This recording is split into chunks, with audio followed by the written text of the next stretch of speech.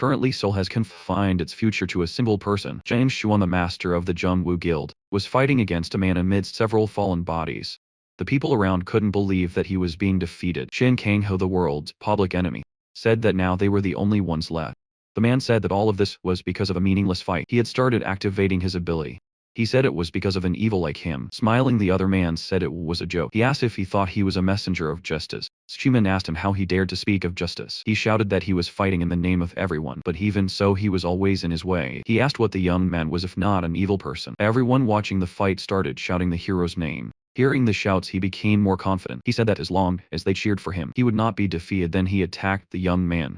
The attack went straight for him. Kangaroo tried to protect himself. The energy ball caused an explosion that frightened everyone. Now kneeling, he saw the hero approaching. Amidst the smoke, only the two of them remained. Shin saw from a distance the silhouettes of the people celebrating his defeat. They shouted that they had always believed in the man. All in unison screamed to kill the enemy. Shuan said that not a single person wished for him to live. Using his ability, he said this would be his end. With speed, he launched a blast of energy at the young man who had not stood up. He was hit and thrown far away, landing on the cracked ground. After that, the hero ascended smiling. He told the people that all his preparations had borne fruit, that now perfect freedom would descend upon the earth. People began to cry with happiness. The hero used his ability to launch a beam into the sky. A large circle formed above everyone. From it, a huge hand descended to take him below. The people began to fear what they were seeing. However, the hero continued to smile. The hand descended with such force that they began to run desperately. He said that since the demon king had descended, there would be peace. But he was interrupted by Shen, who said that all they would have was tyranny. Noticing that he hadn't died, the hero called him an insect and told him to watch, to look at the world that his creation would build. That was how the world appeared. Fingers tapped repeatedly on the keyboard. The writer's expectations must have been crushed since the protagonist, Jian Xiuan, was a supporter of the Demon King. He and the 13 stars were long-standing high-level evils. However, fiction was just a mirror reflecting reality.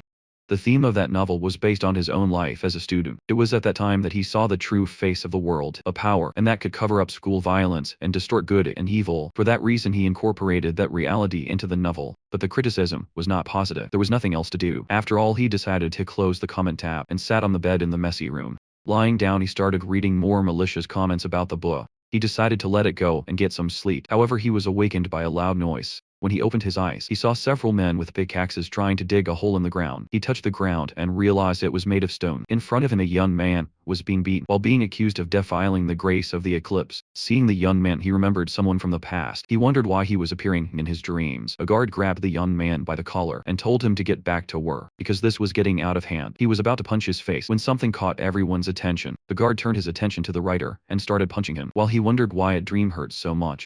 Another guard decided to intervene, and they started arguing. Hearing everything, he wondered if this was really a dream, because everything felt real. Leaving, the guard said he would choose him and give him a beating. In front of him, the boy who had been beaten asked if he was okay, calling him Kangu. Looking at his hands, he started to feel incredulous. He ran away and felt his knees with his hands on the ground. He began to feel mana flowing out of them. A massive amount of energy spread throughout the place. He had the power to absorb mana at will, which was congenital mana hypersensitivity. Placing his hand on his forehead, he saw his reflection mirrored in a puddle in front of him. That meant he was Shin Kang-ho laughing. He wondered why it had to be him with all the characters. If his colleague was alive, it meant he was 5 years before the end of the story. If he had possessed Zhang Chuan, he would have been revered as the hero of that world, but at that pace it would end with the descent of the Demon King.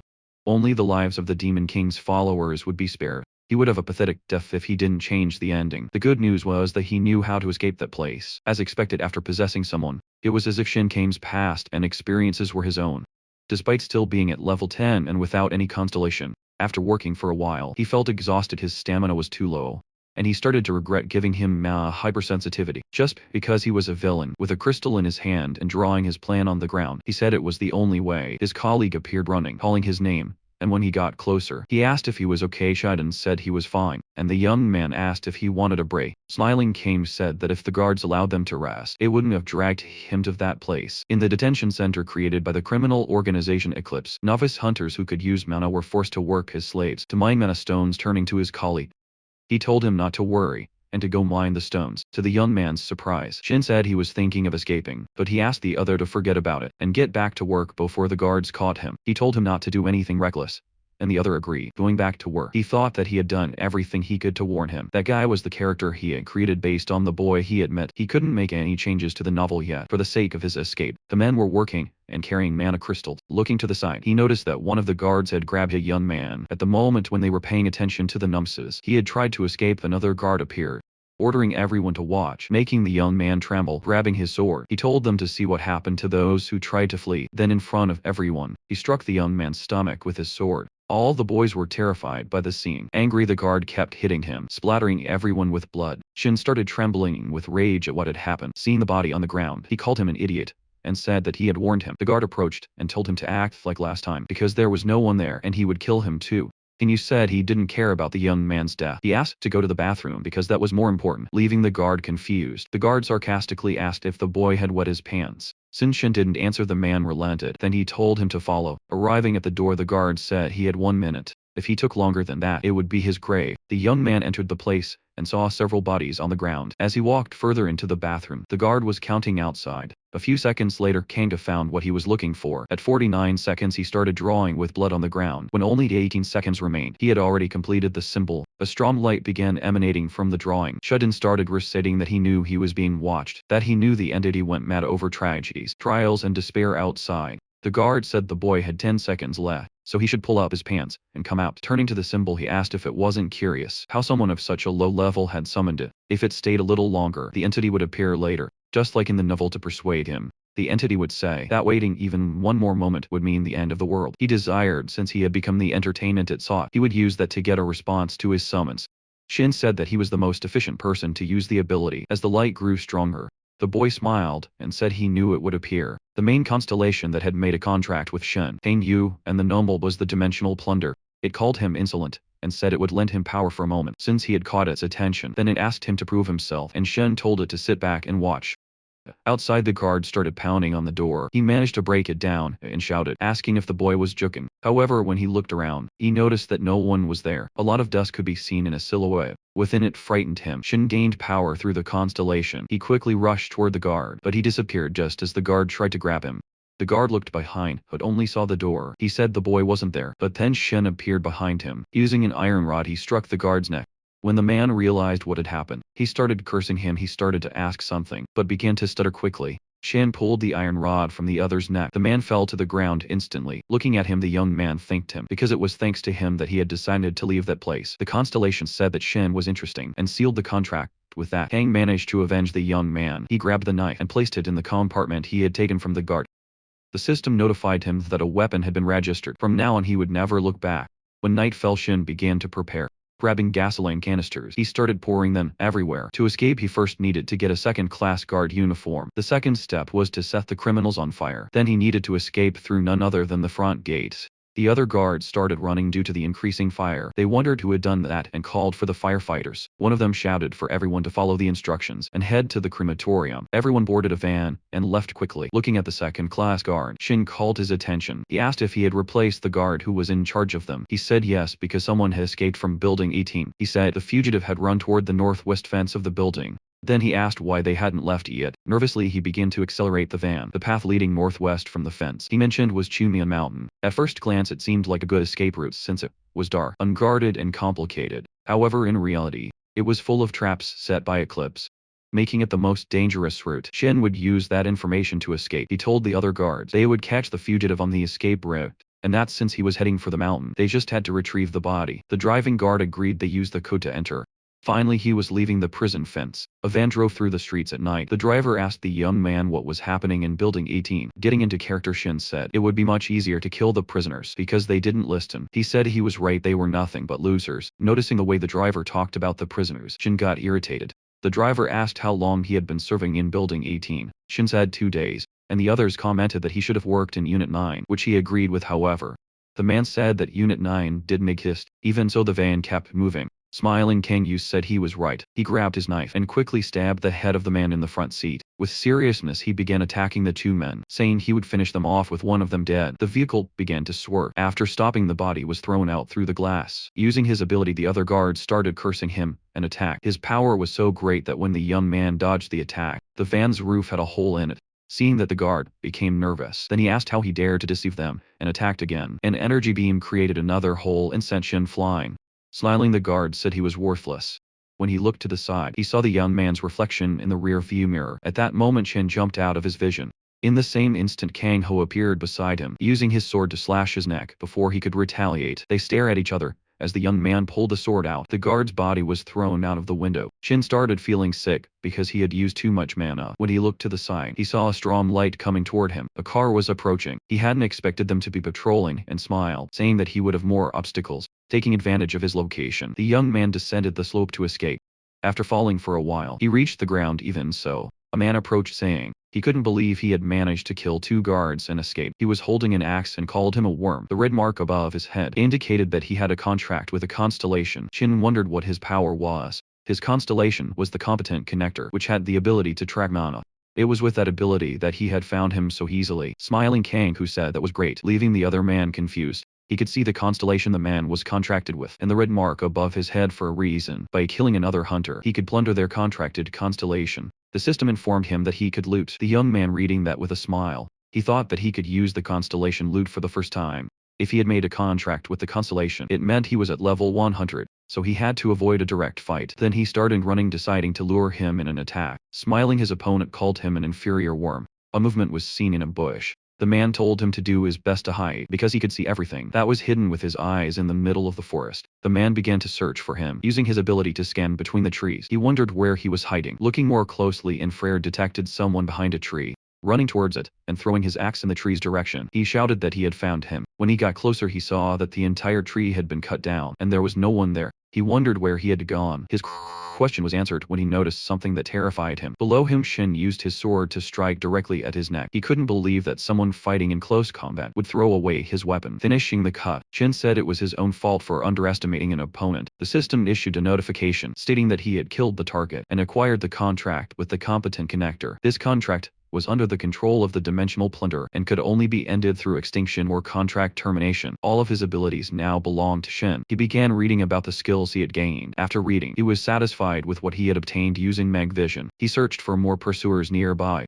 At that moment, he covered his mouth because he started feeling sick. Falling to his knees on the ground, he looked at his hands and saw that he was coughing up blood. Worried, he wondered if it was due to excessive strain. To hide his tracks from the man, he had suppressed his mana hypersensitivity and concealed himself. He had poured all this mana into a stone. If he had left it as it was, it would have explosively absorbed all the surrounding mana. So he had to immediately suppress his mana hypersensitivity and throw the stone away. Thanks to that, he managed to lure him in and kill him. But to get close, he had to use short-distance teleportation. That had put his body in this condition. If he pushed himself any further, he would die, so he needed to find a safe place. Walking a little, he heard a noise from the road. It was the truck transporting the sand that purified mana stones. Running to the edge of a cliff, he jumped onto the road. He quickly landed on top of the sand. Lying on it, he thought about how he had killed 3 men. Something that had never happened in the novel, and to make sure the future wouldn't change, while strengthening himself to use his knowledge. Considering how insignificant his existence was in this world, the future wouldn't change because of that. As the truck moved, Shin began to laugh. More relaxed, he started observing the sky and the view in front of him, which was irritatingly beautiful. At the company, a man said they had plenty of others to extract mana stones and told them to get back to work. Behind him, his subordinate agreed. After he left, the man called the fugitive from the prison clever because he caught them off guard and confidently walked out through the front gate. Shin arrived at his destination exhausted, thinking that this was killing him due to excessive mana use. His stamina wasn't recovering easily. The man commented that he was a level 10 assassin whose stamina couldn't be detected. Yaki had killed a level 45 and a level 55 with a constellation. Kang Ho in a phone booth called someone. He said he was in front of Daejin station leaning against the phone. He asked if he could request a favor at the company. The man commented that this would be an interesting hunt. Shin was at Han So-yeon's house being bandaged. He thanked her for taking care of him when he suddenly asked for help, and she asked what had happened. He told her that Eclipse had captured him, making her nervous. So-yeon asked if he had been taken to the manor mines, and the young man said yes, because they needed low-level hunters like him. Despite that, he trusted the girl and contacted her. He knew she still loved Shin Kyeon-hyu. At that moment, Han started apologizing while crying. The woman said she should have stayed close because after their breakup, she was a novice hunter, although she was now a level 150 veteran with a constellation contract. At that time, if she had been with him, she would have also been dragged into the Cheongmyeon detention center. Standing up, the young man said they shouldn't be near each other because of Eclipse, and the woman said that at her level she was hardly traceable. Turning away, Shin said she didn't mean to worry about him. He asked her to use her power only for herself. so he impacted a bag for him with money and a formatted phone to prevent tracking. Without even looking at her, he commented that her guild had been walking on eggshells back when they were dating, and even now she fit well within a guild. Berezha asked him if he had no plans to join a guild. She started saying that they could do something together, but the young man interrupted her. He asked her not to be stuck in the past. Hearing that, tears began to fall from the girl's face again. Pulling herself together, she said she already expected that answer. Unsaid that she had already taken care of everything. She had a friend who was a leader, and the details were on the phone. Still with teary eyes, she asked him to be careful and stay safe. Smiling, he said the same. Getting into a taxi, he asked to be taken to Daejeon Station. The driver asked if he could turn on the radio, and the young man told him to go ahead. When he turned it on, the news reported that the Jungwoo Guild had massacred everyone in the White Rose Corporation. They also spoke about the arrival of Judgment Day. In the car, a man told his wife that things felt strange because there were no cars on the streets, and he became worried when his wife didn't respond. When he looked at her, he saw that instead of her face, there was only a skull. He was terrified. Looking up, he saw a huge scythe at his neck. Above them in the sky, various entities flew over a burning car. A reporter talked about how the sky was turning purple and worsening every second. Before she could finish speaking, she was dragged away by monsters of unknown identity. Amidst the open dungeons and the chaos of monsters in the streets, those with powers were called Hunter. That inexplicable situation lulled the population to believe that divine judgment had fallen. Hunters who fought against monsters began hunting people in the name of the gods, but later they changed for no particular reason. However, just when it seemed like everything was coming to an end, something happened. A woman was cornered by other men. One of them said he would end it all in a single strike. That was when the savior of the world appeared. Zhang Chuan grabbed the sword with one hand before it could strike the woman, and asked if she was okay. Thus the Jongmu Guild was created, protector and healer of the. Because of that, everyone wanted to go to the supposedly safe soul. Listening to the radio, she knew that the White Rose Corporation was not a terrorist group. The terrorist attacks were also not their doing. In reality, it was an act committed by Jiang Shuan himself. In the car, the taxi driver said his son dreamed of joining the Jungwon Guild. If Shen went against the man and revealed what he had done, he would be turned into a villain. With that, the result would be as clear as day. That was why he had asked to be introduced to the mercenary corporation, because guilds could be within his reach. Minutes later, he arrived at his destination. Being a commission worker who only took jobs from the mercenary company was the best option for him. Li Yuran appeared, greeting him and introducing herself. He considered not revealing his real name yet and introduced himself as Jung Sung-kyu. They shook hands, and she said it was a pleasure to meet him, handing him some papers. She said she got a great collection job for him. Shin said he preferred the difficult ones first, those that offered good rewards. Aaron commented that she had heard he was level 10, and the young man confirmed it. Hearing that, the woman burst into loud laughter. Wiping her tears, she said it was hilarious.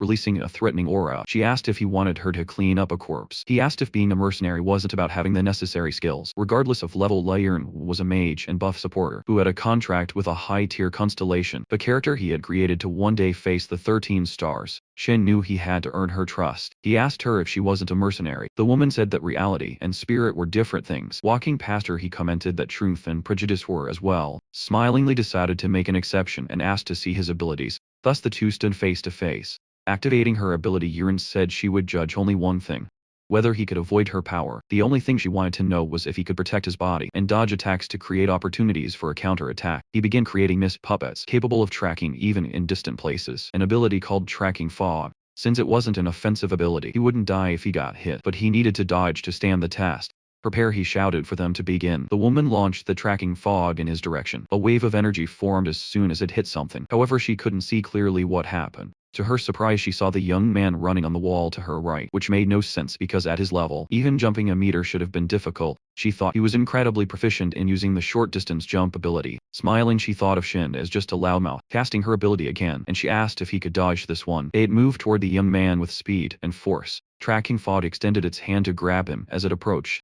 When he looked back and saw her smiling once again, tracking fog closed in, spreading a massive wave of energy until it reached him. Looking up, she noticed that the young man had dodged again. She wondered if what she had seen was transfer's teleportation. When he appeared behind her, to her surprise, a sword was placed right against her neck. Shin asked to end the test there, staying the blade near her. She smiled. She thought the young man was faster than expected. It was no wonder she was a mercenary. Turning around, Yuran asked if he had been trained before. With sincerity, the young man answered no. Placing her fingers on the blade, she said those weren't movements a level 10 would make. Kang Hu asked if he had passed, and the woman said yeah. She could commission him if he were level 50. Sheathing his sword, Shin said that was good at the counter. She looked at the young man through the mirror. She asked if he was interested in bulletproof glass because there was a sniper behind him. When she said she received a lot of love from Eclipse, understood that it was a territorial war unfolding. A paper, she said it was a commission to track down a wanted criminal. She handed it to him saying it would be very useful for him. In the abandoned ruins was Kim Mukyan, a level 50 mage, with a request to retrieve the third-class Vastero shoes.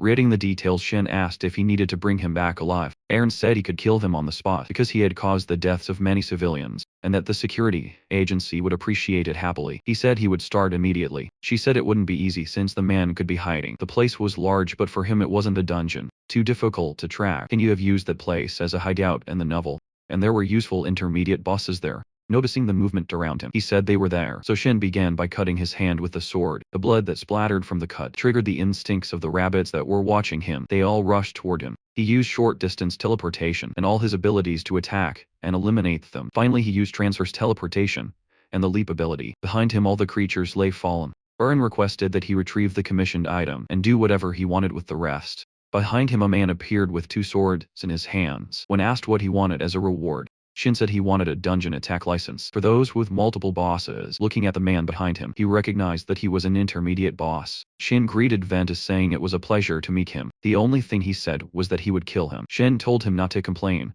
and then Ventus charged at him. Several clones descended with him, making it difficult for Shin to see the original above him. One of them leaped with a sword in hand. With great force he swung it downward, aiming to strike the young man. However, he used transverse teleportation to dodge. It might have seemed like a simple full-power attack, but he could see the real one closing in on him. Using short-distance teleportation, he appeared in front of him and struck his stomach.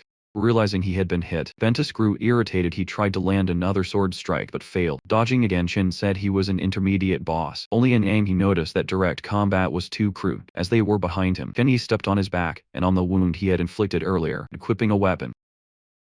The plan worked, and the sword quickly pierced his back. Shin left, leaving his fallen opponent behind. After he disappeared, the system announced that he had looted the target's illusion ability. He was pleased and observed his surroundings for a while. Behind him, a glow caught his attention. He crashed down to see the green light. He realized it was Celestia elsewhere. A young man told Mim that it was difficult to obtain. Young couldn't believe he had seen someone hit Ventus at his weak spot. The girl said she had seen Shin at the market before. She had seen him requesting some items at the counter. It seemed like he was about to hunt monsters in dungeons and farm. While watching him, the young man said he seemed like a skilled assassin and that he had never seen him there before. Another person thought Shin shouldn't be in that dungeon, and the girl said the young man was no match for him. He asked if they could drag him to where they were, but Yeongju said it wasn't necessary. It would be easier to let him do all the work and then loot him. Afterward, smiling, she said that was just what she expected from him and that they only needed to wait. Kang-woo distributed his resistance points, but since controlling mana hypersensitivity was possible, he could put everything into resistance. He was finally starting to feel a little alive. Salation had a calming, an analgesic effect, and was an effervescent suppressant for mana hypersensitivity. It was difficult to find in a normal dungeon, and since it grew naturally, it was hard to mass produce. However, there was only one person in the country who knew how to cultivate it, and she was a ground zero. The place was once considered a demilitarized zone in the past, and was far from there. If his hypersensitivity had gotten the best of him during the fight, he would have died in the blink of an eye, leaving the area. He said that what he needed most at the moment was money. Aaron said that a year ago the calls weren't bad, but they were only getting worse. Person on the other end said they were under Eclipse's influence, and that things could get even worse. Making her anxious, he said. It seemed like she was going through a tough time after getting involved with Eclipse's people. Looking into the car mirror, the woman said she was fine. She had gotten used to always keeping her eyes on her back, accelerating the car as much as she could. She heard the voice ask if she had a hunter to recommend, because they were extremely short on personnel. As Aaron rushed through alleys, the person said they couldn't resist getting in touch with her. She started by saying she didn't know. John heard her say she wasn't sure if she could recommend a hunter who would suit him, but the one she was considering needed a little more time, and she didn't want to make premature conclusions about him. He said her recommendations had never been wrong, that it was unfortunate they had lost so many due to unfortunate incidents. Aaron commented that it was in the past, and he shouldn't worry about it. She would observe the candidate, and if he was approved, she would let him know. Then she asked if the man had any useful information for her. He said he had managed to obtain some insider information about a certain crime syndicate, that soon she would receive a secure email about the case, and she thanked him, smiling. She once said it was nothing, and that he could help her with that kind of information whenever she needed it. The Jongwoo Guild really needed a lot of talent. Looking at the last person she sent tied up, he told her to send someone better. He would treat them the best way possible. She asked God how she could even think about recommending someone who had just received their first commission. Elsewhere, Shin was fighting against a Bria intermediate boss. He threw his sword at the entity, and it got stuck in its leg. His opponent used its claws to attack, trying to grab him using its abduction ability. However, it passed straight through his body and grabbed the stones behind him. Instead, seeing that he wasn't there, Ebrio was surprised. Then it picked up the pile of stones to throw at him. The young man used illusion magic to escape. Since the abduction ability left a large gap, he would take advantage of the opening. The entity hurled the stone at him. It came at him with speed and force in the direction he was running. He threw himself forward to escape. At the same moment, the stone hit the ground and shattered into pieces. Since he had used illusion magic, the person the stone had hit was just one of his clones. Seeing that Ebrio was shocked, he used transverse teleportation to get behind it instantly. He grabbed his sword and plunged it into the entity's back. It was caught off guard by the sudden attack. The young man pulled out his sword, leaving the body to fall after the battle. He looked at the scaffolding in front of him. A man watching him commented about having another guy they could rob. Knocking on the wall, he called the others to come out. Wolf spirits emerged from the area growling, and the man said it was time to eat. The wolves ran in the direction their master commanded. They leaped directly towards Shen. Unbothered, the young man made a piece of meat appear in his hand and held it out for the wolves to see. Noticing what he was trying to do, the man was confused, seeing them all three stay still and eat the meat. He didn't understand why. They weren't the type to get excited over normal meat. Kangaroo took advantage of them being occupied and grabbed his sword. He eliminated the animals one by one. Their master grew nervous at the attack. Looking at him, the young man said there was a reason why the animals had gone crazy over the meat. He had prepared it specifically for their taste. Minutes later, all three animals disintegrated with seriousness. Shin said it was a warning. He told him to give up the stolen items if he valued his life, and the man started cursing Aaron from the top of the scaffolding. He shouted to catch him if he could, and as he ran inside, Shin said he would handle it that way. Smiling, Mugen said he was well prepared, but lacked a brain. He wondered what kind of idiot would enter enemy territory like that. Throwing a bomb, he told him to explode and die. He used mana tracking to see several other bombs scattered on the ground. He used short-distance teleportation to leap between them. Seeing that it was working, the man grew irritated. Shin avoided all the mana traps and jumped between the iron bars. Yukivin couldn't believe what he was seeing. Frustrated, he asked if Shin really thought you would be scared of that. Jim said he was protected by a constellation called the Chaos Combatant. He declared that he would show him the black magic of hell and hurled a wave of magic at him. Shin used transverse teleportation and short-distance jumping to dodge the attack and leap to his position. The man was around level 50 and was a dark mage with a disorienting constellation. Running, he said it was obvious what he would do. He said the young man wouldn't dodge. This time he activated the vision capturing ability, and the entire environment turned dark. Seeing the darkness approach, Shin stood still, thinking it wasn't the time. As it got closer, Kang was told himself to wait, placing his sword to shield his eyes. He said it was time, and advance. Wookie asked how he knew what effect the ability, how to defend against it. The young man said it was obvious, because he was the creator of the ability. In attacking stance, the man told him to stop talking nonsense. Shane used the abduction ability, grabbing him, surprising him. Since it was a monster's ability, he said that ability had an opening, and called it cheating, but Shin said he only used it to cancel his movements quickly.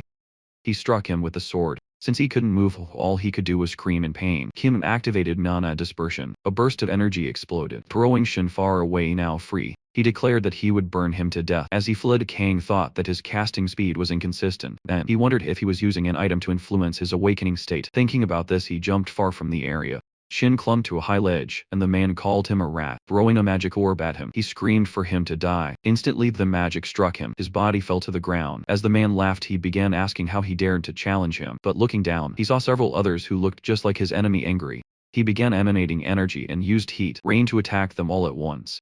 Two of them dodged the attacks and rushed toward him. Hin was confused about what was happening at that moment. Something frightened him. Kang Yu grabbed him by the neck and placed his sword exactly where he had previously wounded him. Screaming, the man said he had been struck in the same spot, and when he was wounded even more severely, he shrieked and collapsed, holding his stomach and cursing. He asked how Shin had managed to deceive him.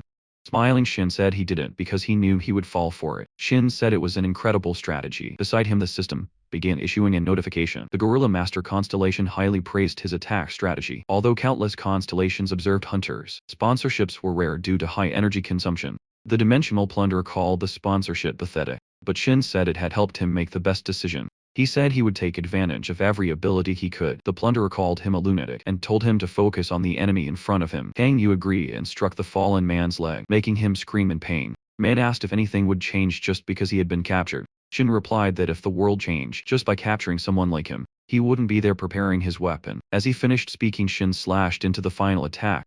Now that he had killed his target and confiscated his contract, he could use new abilities. Shin checked the abilities he had just obtained while sheathing his sword. They were vision capture and superficial chaos, and he wondered if he should take his items as well. Without hesitation, he began searching the enemy's clothes for equipment. After removing the pieces, he thought that his opponent had many good items, despite being only level 50. He said that with the gloves, he could connect a mana thread to his dagger, the armor would enhance his energy, and the ring would boost his resistance. Lastly, he pulled out a talisman of evil god, which granted reduced ability cooldowns at the cost of 1 mana per second. After equipping himself and checking all the items, Hikaru reviewed his status again and noted that the item was the best buff he had. The young man concluded that he had taken everything he needed and should sell all the rank 9 items. It would be perfect if he reached level 20, leaving the area in his new outfit. He thought that this way he could unlock a vital assassin ability. Now on the streets, he found it strange that there were no monsters around, especially since this was the area of clawed rabbits. In the distance, a gleam from a magnifying lens was visible on top of a building. A huntress asked the boss beside her if they could just finish up quickly to take the young man's items, and the boss agreed. The boss signaled to his companions further back with a flash of light. One of them, upon receiving the signal, said they would tire Kang Yu out by releasing monsters to attack him while they prepared to strike.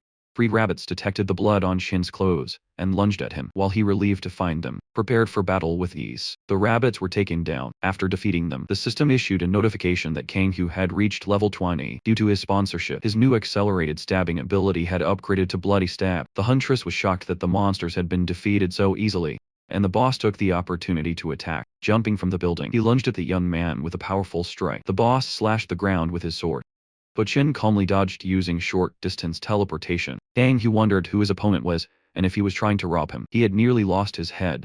Enraged, his opponent questioned whether he had been too slow, and used his charge ability to attack again. However, Shin dodged once more and performed the Bloody Stab attack on him. Since the enemy's recovery ability would be limited after 10 attacks, he figured he just needed to repeat them. But the boss mocked the attack, and the huntress confidently stated that the boss was a berserker.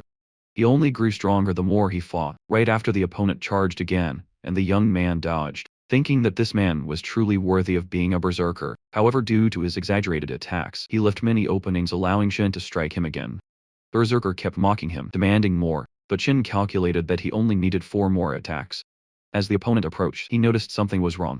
His vision was beginning to blur. Pain got now close to him, activated the vision capture ability, incapacitating him at the same time. He used the superficial chaos ability, leaving him disoriented with all these openings. Shin landed multiple attacks. Even though the berserker couldn't feel the stabs, he swung his sword wildly, saying he couldn't even notice the cuts. Once the effects wore off, he could finally see again, and in rage he asked if Shin had run out of tricks. However, a wave of pain surged through his body, making him wonder when it happened, and why he was losing strength. As both stood still, the huntress became concerned for the boss, and her companion grew nervous. Enraged, the berserker shouted that the more he was hit, the stronger he became. But at that moment, an abduction ability was activated. Kang Yu approached and delivered a fatal stab to the boss's chest, calling him human despite being a berserker. He said that if the boss lost too much blood, he could end up dying instantly. The boss collapsed, shocking the other two.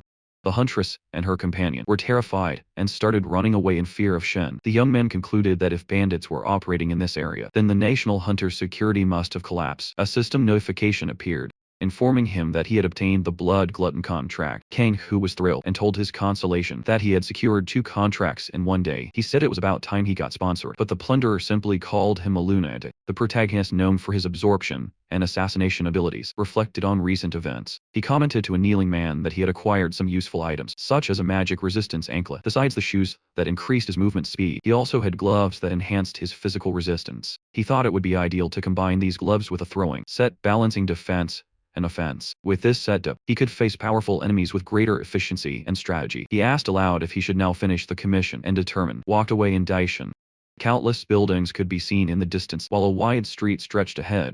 His magical shoes began to glow intensely, drawing the attention of everyone around. A woman was both delighted and surprised that he had managed to find the Vaderos shoes so easily. She received a simple but polite response along with a thank you. That ended their brief interaction. Thank you. Sai informed him that the first commission was usually a small test, and he had performed better than half of the participants. The man concluded that 50 of the people who took on their first commission died, and that thanks to the woman's cold and calculating mind, she had a high success rate in high-rank commissions. As promised, the woman in black gave him an attack pass for a dungeon with many intermediate bosses. She carefully handed him all the necessary information to complete the mission at Howling Winds Hill, located at Gapyeong Station. There were 4 intermediate bosses and 1 final boss. Shin Kang read the paper while she asked if he was enjoying what he was reading. With a slight smile on his face, the protagonist thought that this was a dungeon with 5 abilities he could steal, thus He asked to reserve the item for the next morning, ensuring it would be available at the correct time. Continuing the conversation, the man still questioned whether she really intended to buy it, showing curiosity about her decision. Kim Emskin had indeed taken many items, and soon she saw the opportunity for a good deal. They began discussing the possibility of a new mission, carefully evaluating the details. The protagonist pointed to the image of a man printed on the papers. He had been given his name, was Huang Jiante, and he had committed crimes, such as stealing national artifacts and committing physical assaults. Sun Q-sai stated that it would be difficult to find his base, since the man did not make many public appearances. However, that wasn't a problem since there was a way to track him down. After selling the items he didn't need, he had already earned 250 million won while making a call.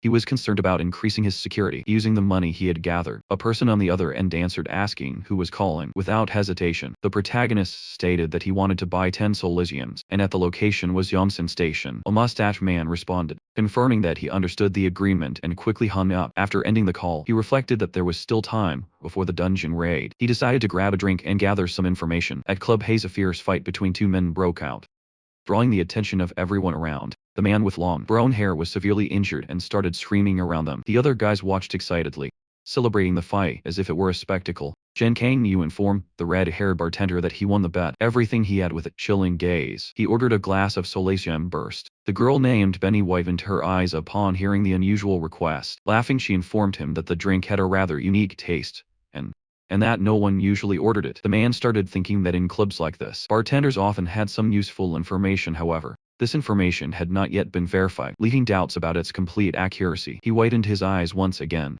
showing surprise at what he had just seen. Fixating his gaze on a new figure in front of him, he was extremely shocked by her unexpected appearance. A woman with short hair and a tight dress sat at the bar. She was the subordinate of Eclipse's executive member, Kang Dongyun, the hunting dog Chaso.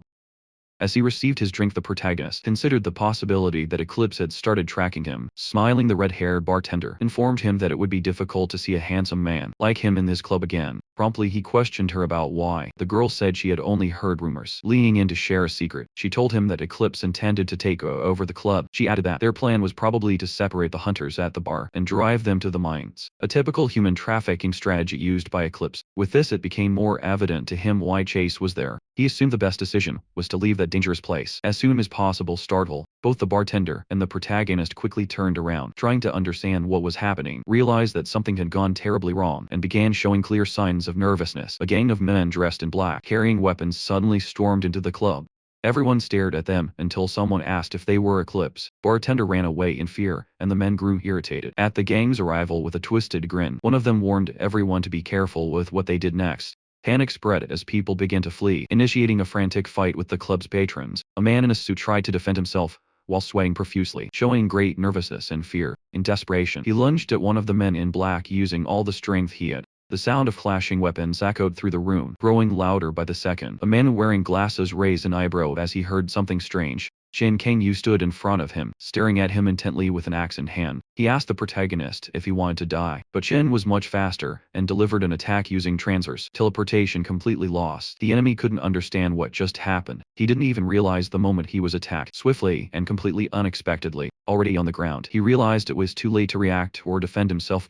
So he was watching the fight intently from a distance, remaining calm and analyzing every move. She carefully observed everything happening in the area, planning her next strategic action, until she stepped out of her hiding place. She approached the protagonist stealthily, making no perceptible sound. Soon he sensed the woman's presence as she slowly moved toward him. She had a sharp knife behind her, ready to strike a fatal blow. With a single motion, she curled the knife toward Shin Kang-ho. The hero had to think and act quickly. In that moment, however, the knife flew toward an enemy who had been trying to attack him from behind, hitting him precisely. Racked with unbearable pain, the man could only look at the woman's face, unable to react properly. Immediately after, she struck another fatal blow, giving him no time to respond. He couldn't understand why she was saying those words, which seemed completely disconnected. Without any explanation, the short-haired woman continued her relentless attack, showing no sign of hesitation. She fought tirelessly against anyone who dared to approach, driven by unshakable determination. Not even a warrior could understand what was happening there. The woman stated that she had never seen him before, but something about him caught her attention, and she asked which guild he belonged to. With a serious tone, he retorted that he didn't like being tied down to any place. Smiling, she asked if they could talk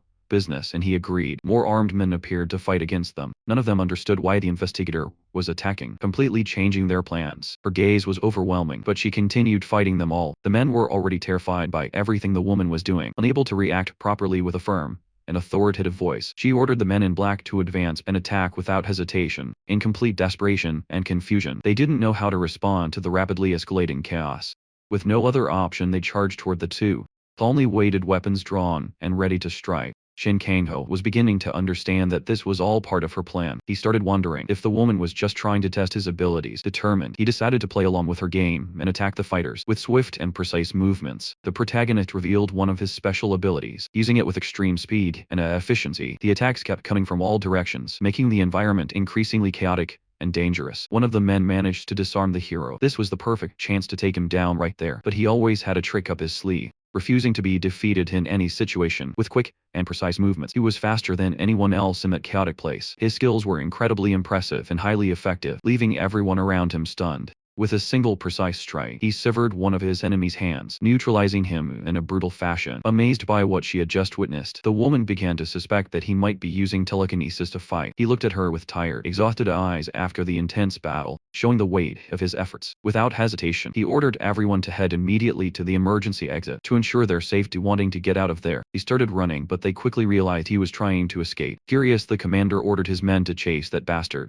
Immediately the pair began fleeing the area, while some men pursued them, and others remained in the main hall. Curious, the woman started asking him a series of questions, wanting to know if he was an assassin, and if he used magic. Showing his artifacts, he answered with a smile. Using his magical glove, he attempted to connect it to his dagger. He simply told her that she could think whatever she wanted. As he ran, the protagonist suddenly encountered a series of enemies. Speeding down the roads, a broadcast message could be heard, announcing that members of the Black Lion were trying to cause a disturbance. Inside the club, meanwhile, the men in the hall continued attacking the customers, who desperately cried for help. The announcement stated that Eclipse was working hard to suppress the situation, quickly targeting the fugitives.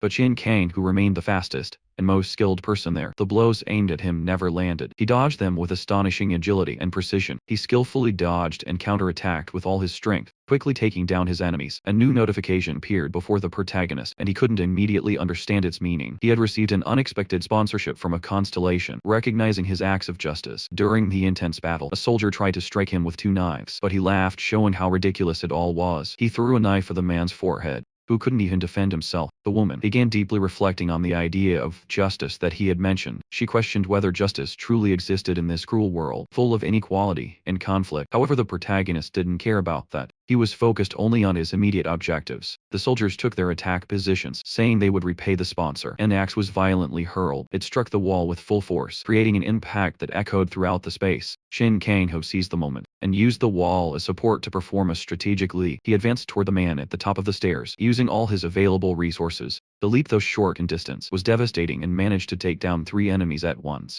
After landing the strike, he dropped to his knees, feeling the weight of his physical exertion. The sound of short-distance jumps echoed nearby. Just so he pulled a knife from one of the fallen men. She had already expected this fatal outcome. Meanwhile, Shin Kang-ho kept running, kicking open every door in his path.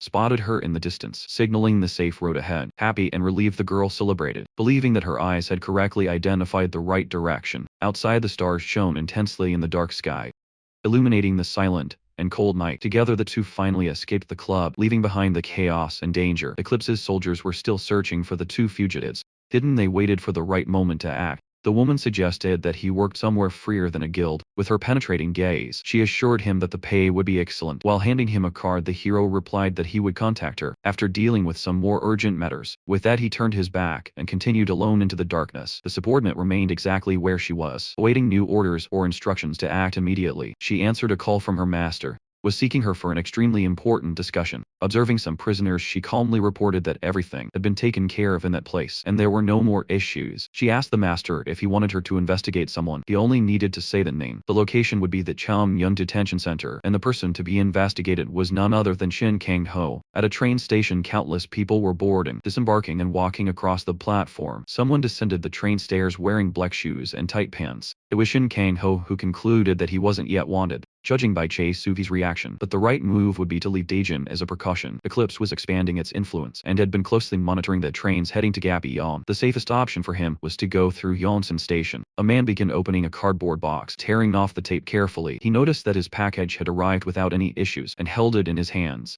He used a hidden space near the station and retrieved the Solusium. As he focused on his surroundings, he overheard a conversation. A man in a fur-lined jacket was speaking to someone over the phone, saying that the person only needed to act. Noticing that he was being watched, the man began shouting frantically, asking what Shin was looking at. All they wanted was for the person on the phone to come to Yonsen Station. A man with gray hair and a long coat controlled fire. Everyone gazed at the image displayed on a massive screen in a building in Seoul. It was the place where Jumbo Guild's smart monopoly over dungeons was maintained under the guise of security, but it was also the only place where the National Security Agency actually did its job. Since it managed to run a market of astonishing scale and constantly kept prices crushingly high, the protagonist realized that he urgently needed to stop relying on practical use data and change his approach. He began reflecting deeply on his unique abilities and the valuable items he had accumulated over time. With determination, he gripped one of those items tightly, feeling the weight of his important decision. Without hesitation, he destroyed the item with one hand, demonstrating his strength and unwavering conviction in that moment. For him, the power he possessed was more than enough to face any challenge that lay ahead. This speed of resistance recovery would be double when out of combat for more than 30 minutes. Unlike other hunters, he didn't have to worry about mana, as he possessed unique and special abilities. Holding a dagger firmly in his hands, the man began walking calmly through the deserted streets of the city. Suddenly he was startled by something unexpected. Stopping immediately to try to understand what was happening, there was a family walking peacefully in front of him. When the child asked to eat chicken at night, mother smiled, affirming that yes, and that the National Security Agency and the Jumwoo Guild would protect them. Shin Kang, who watched that scene unfolding in front of him, he reflected that it was truly the epitome of blind faith. As he walked in the opposite direction of the family, a noise caught his attention, and he turned around. It was criminals who had attacked the family and were trying to capture the child while the father begged them to let him go. The boy was visibly scared, but the hooded man had no intention of satisfying his plea. People around began calling for help from the National Security Agency. Fearing the worst at that moment, Shin Kangwoo was already completely prepared to attack those idiots. Even in broad daylight, he appeared suddenly, stating that he would show sincerity to the hooded man, leaving everyone around surprised. Their eyes widened spontaneously upon seeing someone unexpected approaching, completely changing the course of the situation. The criminals spotted Chi Won-yu in the distance and were visibly frightened, realizing that the situation had changed. Everyone present was incredulous at the appearance of Shin Kang from the Jumgo Guild. His constellation possessed specialized abilities in swordsmanship and spatial separation. The protagonist didn't understand why that man was there, as he wasn't the type to intervene in situations like that. Chub Won-him began his attack on the criminals. He threw a card toward them. One of the men caught it in the air and looked at it suspiciously. The man in the suit informed him that he could withdraw as much as he wanted if he returned the child. The other thug immediately started putting the boy down without hesitation, but the boy was suddenly thrown to the ground and fell unexpectedly. The father rushed to the boy to check if he was okay. While the thieves fled, the job was done, and Chi Won-young could leave. The family was safe and the man went after the criminals. Shin Kang-woo realized how strong and courageous he was. He was a skilled swordsman, specializing in manipulating spatial abilities, making him an unpredictable opponent. Determined, he would not allow the two hooded men to escape so quickly and easily. The swordsman began using all his powers, delivering devastating attacks against the two hooded men. Both men were completely confused, not understanding anything about what was happening. In that chaotic moment, with precise and devastating sword strikes, he attacked the men, leaving them no chance to react. They didn't even have time to respond, because Chi Guanyam was extremely agile. When the mask fell, one of the criminals' faces was revealed. It was the man who had been talking on the phone earlier. At the station, the man couldn't believe that his friend was dead. Begging for his life, he said that he had only done as he was ordered, and that it was supposed to be just an act. None of the people could hear what the two were saying. Desperate, the man kept pleading for his life. He decided to fight against that powerful man who frightened him so much, but no one was a match for his powers. Thus Chi Guanhui finished off the second criminal and walked away, informing the people that they were safe now. It was something the hero had already expected. He used External Hunter to increase public confidence in the Jongwoo Guild and create a pretext to monopolize their rights. People thanked him while the protagonist walked away, thinking that the opportunities attributed to Chae Won-hyun would all be his later. With a notebook in hand, a sincere apology was heard. The man extended a sheet with all the information about the fugitive prisoner mentioned by the woman without missing any details. She began to read the received file. Page by page she devoured all the content in the material. Shin Kang-woo approached two men in a forest. One of them recognized him immediately. The protagonist's file was in Chae Soi's hands. She smiled, saying that the person in the photo looked quite familiar. The hero stated that it was time, and asked to enter the portal. The guard informed that the dungeon initialization was complete. However, the sentinel remembered that Shin Kang-ho had said he was level 20. That was clearly below the recommended level, making the situation more dangerous than initially expected. They asked the protagonist if he would really be okay, considering the difficulties he would face. At that moment, he began to reflect that it was absolutely necessary to level up to achieve his future goals. The minimum goal set was to reach level 50, something that would require a lot of effort and dedication. He needed to level up quickly, even if it meant suffering a lot. At the beginning of his journey, the landscape around him changed completely, transforming to towering mountains that dominated the distant horizon. Shinkane, who walked through the desert facing an extremely strong wind, that made his movements difficult. He could barely see what was in front of him. The only thing that helped him navigate through the emptiness was the trail left by his footprints. He was startled upon reaching a part of the path. It was a huge canyon unseen by him. A man almost fell into the gigantic hole in the earth that was blocking his path. A noise was heard coming from behind the character. Numerous creature eyes began to appear in the middle of the landscape. They were ancient lizards staring directly at him. If everything went well, the hero would be able to reach his goal faster than expected. The lizards moved quickly and came in full force for the attack. Meanwhile, Chase Ode was still analyzing the received information about the fugitive. She wanted to know more about the results of the chase analysis. Men believed that Shinkanga had managed to deceive a level 100 hunter, someone who possessed Manhwa. Even so, he didn't understand his success and subsequent missions. Since he had level 10 abilities, the image began to be carefully analyzed. So we thank the director for the help offered. Additionally, she revealed that she had met the fugitive a few days earlier. She then added that she believed he was at level 100, shocking the director thus. He didn't understand the information he had been given, finding it completely useless. Since the researchers had not even been able to comprehend the character's level back in the mountains, the hero continued using his abilities to defend himself. The lizards attacked, but his powers were more sophisticated. The dagger struck one of them precisely. His aim was at the creature's stomachs. As expected, using the magic glove, he reflected that it would take an eternity to finish them all. He pulled his blood-stained weapon from the animal's belly, preparing to continue the fight without hesitation. With a precise and devastating strike, he destroyed many of them at once, impressing with his strength. Protagonist made quick calculations, analyzing which enemies had not yet been injured, and planning his next move. Only 2 of them remained, so he wasted no time, and attacked them in sequence, finishing them off quickly. The creatures lay on the ground, while he boasted about his achievement. With a confident smile with a flick of his finger, he provoked the remaining creatures, calling them to battle without showing fear. Crawling slowly with eyes as red as shining rubies, the monsters approached ready to attack again. There were many enemies against just one person, but he remained firm, determined to defeat them all without retreating. Something to be careful about when hunting monsters is damage. Even if the monster dies, if you were not able to cause damage, the system considers that the hunter did not hunt the monster. But if you manage to injure the monster, even just a little, it can bring you advantageous results. The protagonist began to flee from the lizards that were relentlessly pursuing him. They jumped and ran after him, but he wasn't afraid. The short-distance jump was used skillfully to cross the Great Canyon with impressive precision. During the crossing, the creatures chasing him began to fall one by one, unable to reach him, but the man completed his passage, successfully reaching the other side while leaving the enemies behind. The lizards that were chasing him fell into the deep pit. There was no chance of survival upon hitting the ground so abruptly. The task was finally completed, and he had defeated an ordinary monster, successfully ending the challenge. With each monster that fell, a message appeared about the new achievement. His plan had worked, and now he was at level 27. Meanwhile, in another room, so he found a drawing on the ground, probably made by Shin Kang-ho. It was a blood ritual, but the woman still didn't know its motivation. She began to consider the possibility that he had summoned a constellation. Her phone rang. It was her master looking for updates on the investigation. The subordinate informed him that the fugitive was not an ordinary guy, and the man nodded. She requested the help of one more person, because she had been annoyed by the information given by the director, and ended up killing him. Returning to the mountains, the warrior observed the desolate scene around him. The defeated animals lay on the ground, evidencing the intensity of the recent battle. He held a stone in his hands, analyzing it carefully as he reflected on the past. Remember the difficult times in mining, when he faced daily challenges to survive and prosper. At that stage of the game chase, so we should already know that he is the fugitive. Even so, he refused to be caught so easily. A gigantic fire-shaped figure appeared behind the protagonist, illuminating the surroundings. Walking calmly, the creature tried to approach him. With long strides and threatening movements, he noticed the monster, and with a confident smile, informed it that he had been expecting it. Wielding his dagger, he emphasized that it was his first ability. The two stood face to face in the middle of the mountains. A hooded man prepared his bow and arrow. The creature was seen defeated in the water. Shin Kanye had achieved another feat in his journey. A notification appeared confirming that he had completed the ability.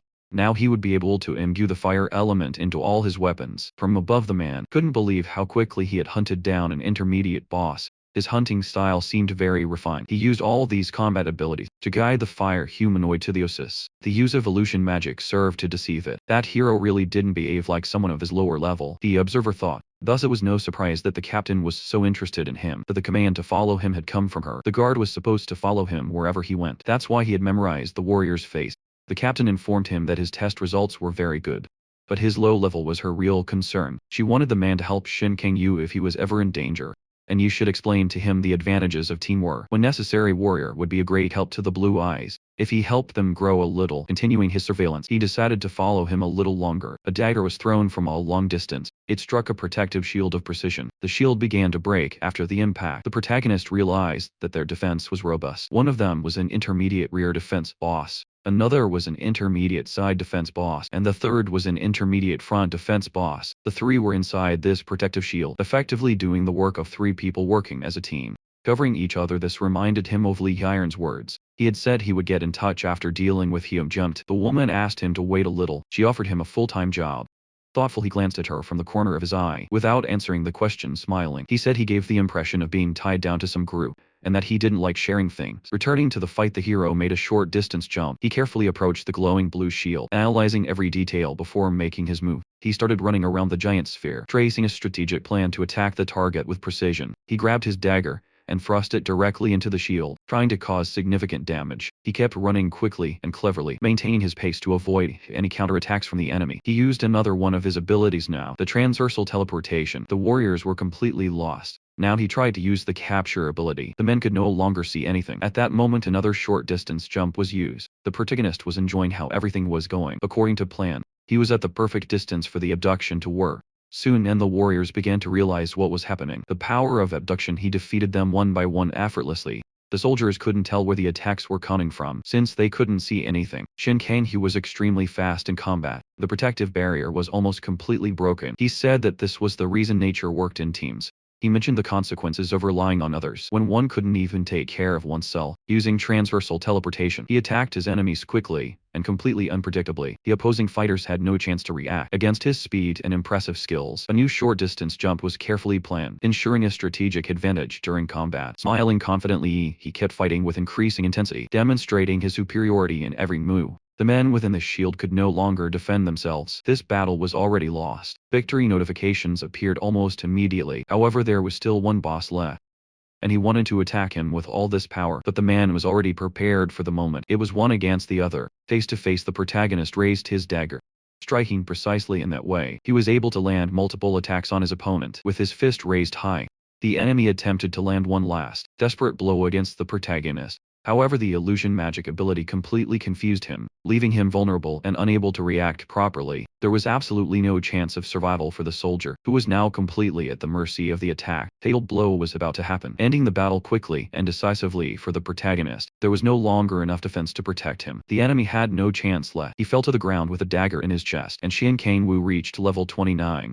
Another achievement for the hero, who remained undefeated. A side rear and front defense abilities were combined to create the protective barrier ability. This combination was very interesting for the hunter, and certainly very useful on his journey. The hooded man was still watching him from afar, fascinated by his abilities, and agreeing that he might not need a team. In reality, it was still too early to determine that. The observer would only be sure of this fact when he saw him attempt to defeat the main boss, Shin Kang, who was already facing his next opponent, and the man following him was there all times, observing him in battle, always keeping a close eye on his every move. The two men were staring at each other, while the protagonist, thrilled at reaching this moment. The white-haired monster was waiting and possessed the blood burn ability, and it was the most sought-after ability by the hero. Since the beginning, the monster began flying, frantically trying to figure out how to launch the first attack. It let out a powerful roar echoing through the surroundings, demonstrating its fury and determination in battle. From its hands, dark purple fireballs emerged, launched directly at the enemy at high speed. The hero dodged, taking about 3 short distance jumps. The creature noticed the man's quick movements. A beam of light spread through the air. It was defensive magic being used using the wind arrow ability. The white-haired creature defended itself. The protagonist noticed how difficult it was to get good angle to attack. It held something green in its mouth that seemed powerful. The fight between the two continued, and the creature managed to strike the object near the hero, slitting it in two. Through front spamming abilities and defensive magic from behind, he could defeat the melee mage using a few strikes to reach him. However, Shin Kang-yu reconsidered his plan, concluding that he would end up bleeding too much, and that Den creature's signature ability, known as Blood Burn, was devastating and mortally dangerous. Besides having the power to kill him instantly and brutally, as the mage flew around him, the hunter tried to find another way to get close for an attack. The mage had already shown all of its abilities, but Shin Kang-ho had only demonstrated his jump, thus it was unaware of the other hidden defensive techniques. Under that red sky the battle continued. The observer made comments about the fight, saying that neither the monster nor the man had managed to land decent blows. He realized that the hero was still looking for his opponent's weakness. The mage's magic was becoming increasingly deadly and dangerous. That creature seemed very irritated with the fight, activating its red, terrifying gaze. Noticing his opponent's irritation, the blue-haired boy started to toy with him. It was the perfect time for his attack. He would show everything he had been holding back. He made several short-distance jumps to get even closer to the mage, flying in the skies with an intimidating gaze. He was already close enough to complete another mission. It was now within the necessary range. The mage didn't even have time to notice the boy beside him. Its white hair stood on end. Upon realizing how this boy could defeat it, and it cast a spell, Shinkanji's plan had not yet been completed. The fight was intensifying, and more power explosions erupted around the observer, who took cover behind the rocks. It was time to use universal teleportation to attack the mage from behind. He glanced to the side and saw that the character was already beside him. Smiling wickedly, the mage wanted to attack the hero with all his magic. An intense explosion of dark purple energy filled the air, but it was too soon for the mage to rejoice in his incredible feats. Protagonist positioned one of his hands, and used the protective barrier ability he had acquired earlier to defend himself from the intense attack. He also made use of the fire imbuing ability, and delivered a devastating strike to the mage's back, making him fall to the ground, while screaming in pain. Shinkanji's gaze was overwhelming as he observed his victory. Burning relentlessly, the mage was engulfed in intense flames. Defeating the enemy, he concluded that the ability wasn't so bad after all. The hooded man couldn't believe it when he saw that the hero had managed to kill Alicia at this level, entirely on his own without help. Now he possessed the blood burn ability he had long desired, and had completed his primary objective. He also noticed that the guy who had been following him throughout his journey had left. His level was already at 32. Now he possessed the basic assassin class ability acceleration. Observing his new and well-earned achievements, he consumed the green objective. He received an unexpected sponsorship, granting him a small amount of constellation power. At his feet lay a shining blue item, emanating a mysterious energy that seemed to pulse intensely. A constellation power was now entirely his, something he had never imagined possessing in his hands, and it would surely be very useful on his journey, helping him overcome the challenges that still lay ahead. Meanwhile, in a dark building in the middle of the street, something sinister happened. Hidden in the shadows of the night, Chursui was informing her master about Shin Kangwoo's journey. She was with a few soldiers who are waiting outside a locked door. Their goal was to enter the room and search for something that could be evidence. A man in black jacket was reporting everything that was happening. Through his phone he was typing a message to his client, informing them that Eclipse was looking for traces of Shinkanju in his home. Upon entering the place, there were no traces left behind. Was completely empty. On the other end of the phone, a man smoked a cigarette. The short-haired girl listened as her master commented that he was becoming more and more interested in the protagonist. He explained that his interest was because the boy did not hesitate when he moved, was careful, and acted with precision. He added that his caution was a useful trait that so he did not possess. Her eyes widened when she heard that her master was interested in the man's work, who would become a direct competitor. He continued to insistently ask if she had found any useful evidence to advance the investigation. Reading through a piece of paper carefully, she stated that she believed she had found something relevant to the case. A woman explained that the owner of the house they were in was, in fact, a skilled and dangerous hunter. A character observed the movement from the other side of the street without approaching, leaving the place in complete disarray. The gang left satisfied with the clues they had found that day. Leaving the mountains, the hero reflected on the blood burn ability he had stolen. Additionally, selling the received green magic stone earned him 50 million won. He also obtained a ring that increased the bleeding effect and a skill book which he decided to keep.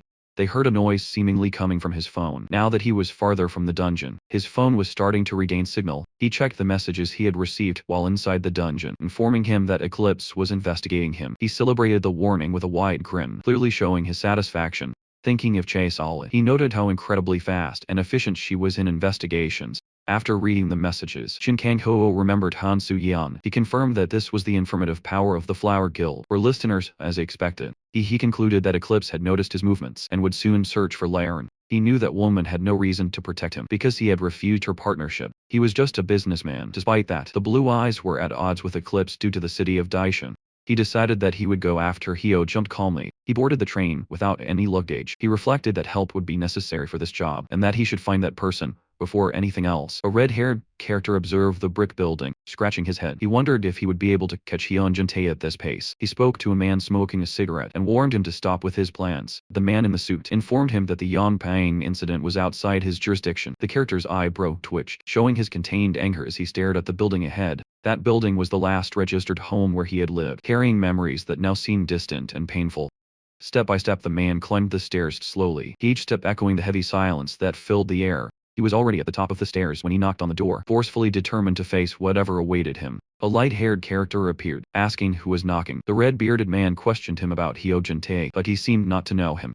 Only one person lived in that apartment, and it was that very boy. Looking inside the house, the man in the coat noticed a weapon on the kitchen counter. Promptly he asked the boy if he was a hunter. The boy turned almost instantly to observe his weapon. He explained that he had a weapon because the current world was very dangerous, and he was sure that everyone had one at home. Shane the character apologizes for the inconvenience, and the boy closes the door. That was not the place he was looking for, but he decided to continue his relentless search. Meanwhile, the gun was quickly grasped by the boy in the apartment. Smiling confidently, he opened the door again, as if he already knew the outcome. Without hesitation, he aimed directly at the redhead's back, ready to attack immediately. The redhead quickly noticed the movement and drew his long sword to defend himself from the imminent danger. Advancing with his skills, the man was much faster. He struck the boy's hand that was holding the pistol. Surprised by the discovery, he realized that the boy was a shooter entering the apartment. He chased after the blonde boy.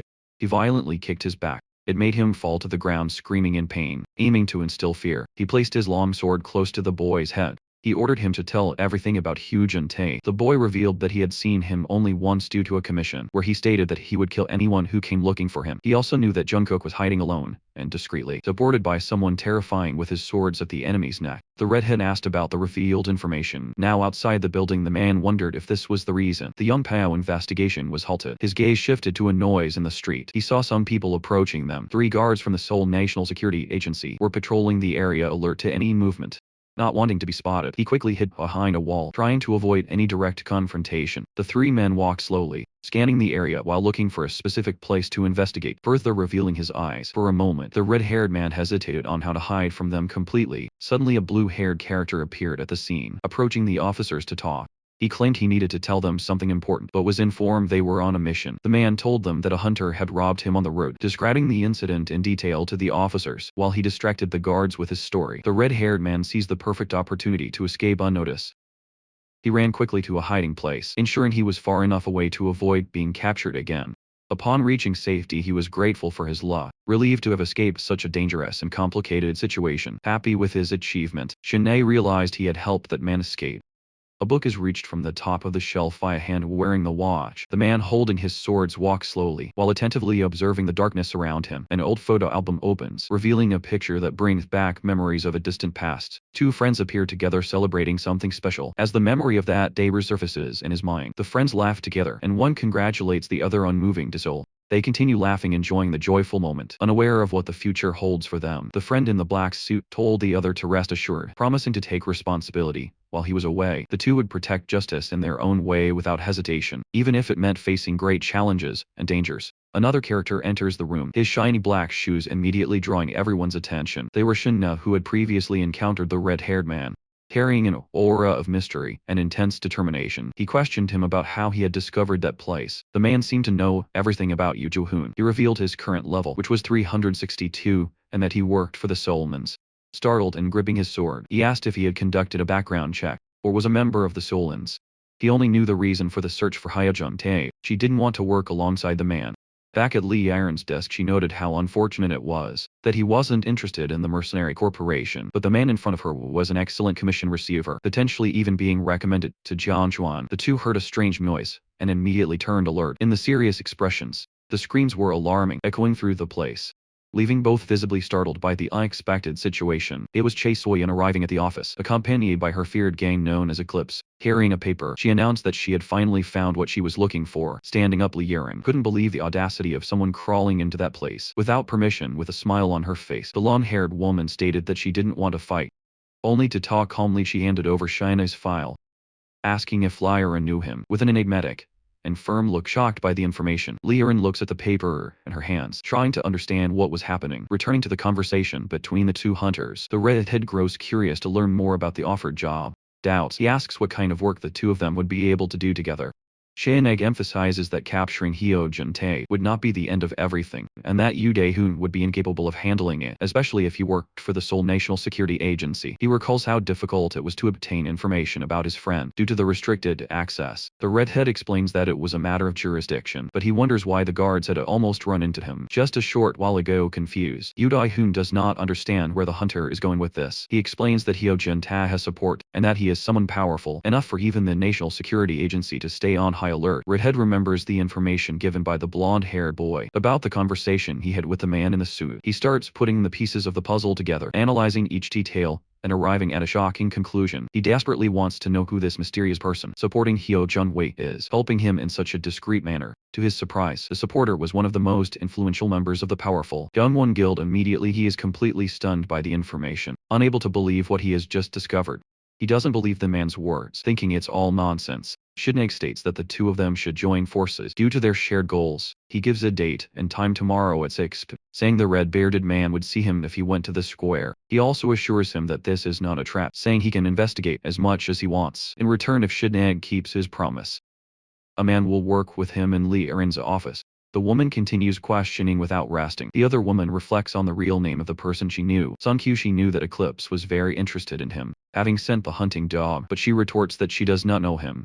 Despite her denial, Chesney grows irritated and states that she has already confirmed that she was recommended to him. With her hands on her head, the short-haired woman confirms the information, but comments that it had been cancelled. Then she orders the woman and her henchman to leave. Very irritated, she bites her lips forcefully and threatens, saying it would be best if she wasn't lying and deceiving her. A woman storms out, stomping her feet heavily on the ground. Shortly after her departure, Liren orders someone to keep an eye on the hunting dog to monitor her movements. She asks if she should inform Shenai about what happened. Seeking to strengthen her relationship with the blue-eyed man, we return to the blue sky near the building where the peaceful atmosphere contrasts with recent events. A message reaches Hyevjin-tae, informing him that someone is persistently looking for him. With a sarcastic smile cursing people as damn fools, he calmly and coldly plans his next move. He puts his phone in his pocket, saying that no one knows he's hiding right under their noses. He continues walking through the streets, humming a random melody, unaware of what is about to happen.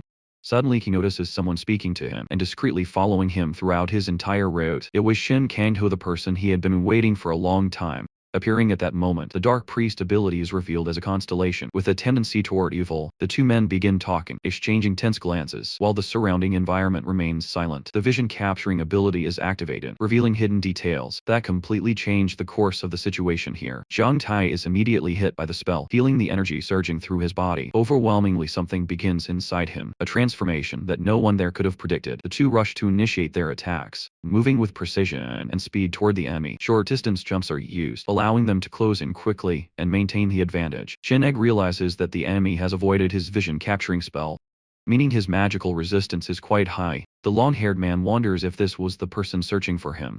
Standing before him, he does not move. Hyojin-tae begins using his abilities since the man had discovered his hiding place and he needed to defend himself. He wanted to end his life and launch all his swords at him. A weapon was fired, striking a man who screamed. Crying desperately, he emphasizes that he knew absolutely nothing, denying any involvement. He firmly states that he does not know any Shin Kang-ho, trying to prove his innocence against the accusations made. Shisovi, however, continued her intense attacks, determined to uncover the truth. Without showing any signs of hesitation, she did not believe the words he had spoken, and as she was tired of lies and manipulations in similar situations, she remembered the day she met Jin-na, who had never contacted her. She also recalled the shock she felt when her master mentioned that he was a strong competitor. She stomped the ground with her sharp heels, using all her strength, while her determination grew with each passing moment. She no longer saw him as anything different from an enemy, someone who needed to be confronted without hesitation or mercy. She knew she could not allow this to happen, that this man would take her favoritism. She had to act immediately, thinking of herself, before the situation spiraled completely out of control. After eliminating the man she was speaking to, she thought her master would understand her actions, even if they were extreme. If she accidentally killed Shin Kang-ho, she believed she would be forgiven.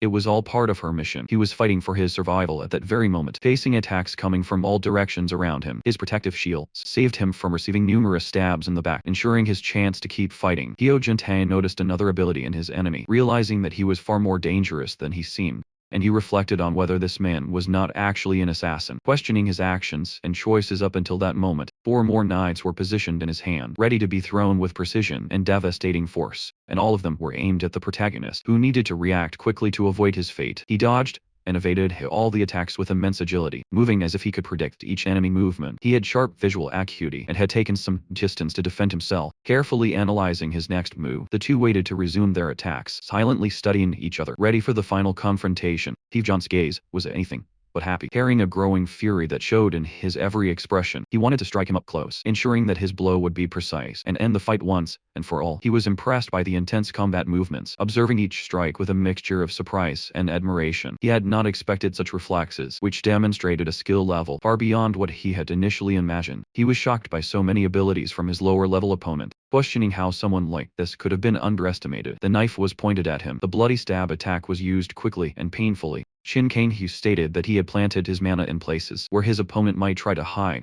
The artifacts were all scattered on the ground. As he calmly walked among them, his presence was noticed, but no one dared to interfere. He explained that every time the long-haired enemy struggled to move, he became more predictable. The protagonist could clearly see the entire route of his opponent, anticipating every movement with precision and confidence. His piercing eyes stared intensely, conveying a sense of superiority and absolute control. The only thing Chunki could think about was the intense pain he was feeling. He would need to retreat at least from now, as the blows he had taken had caused significant damage to his body, but that would not help much, as the protagonist, confident in his victory, was already announcing the outcome. He then used his newest ability, the powerful blood burn, which drastically increased his strength in critical moments.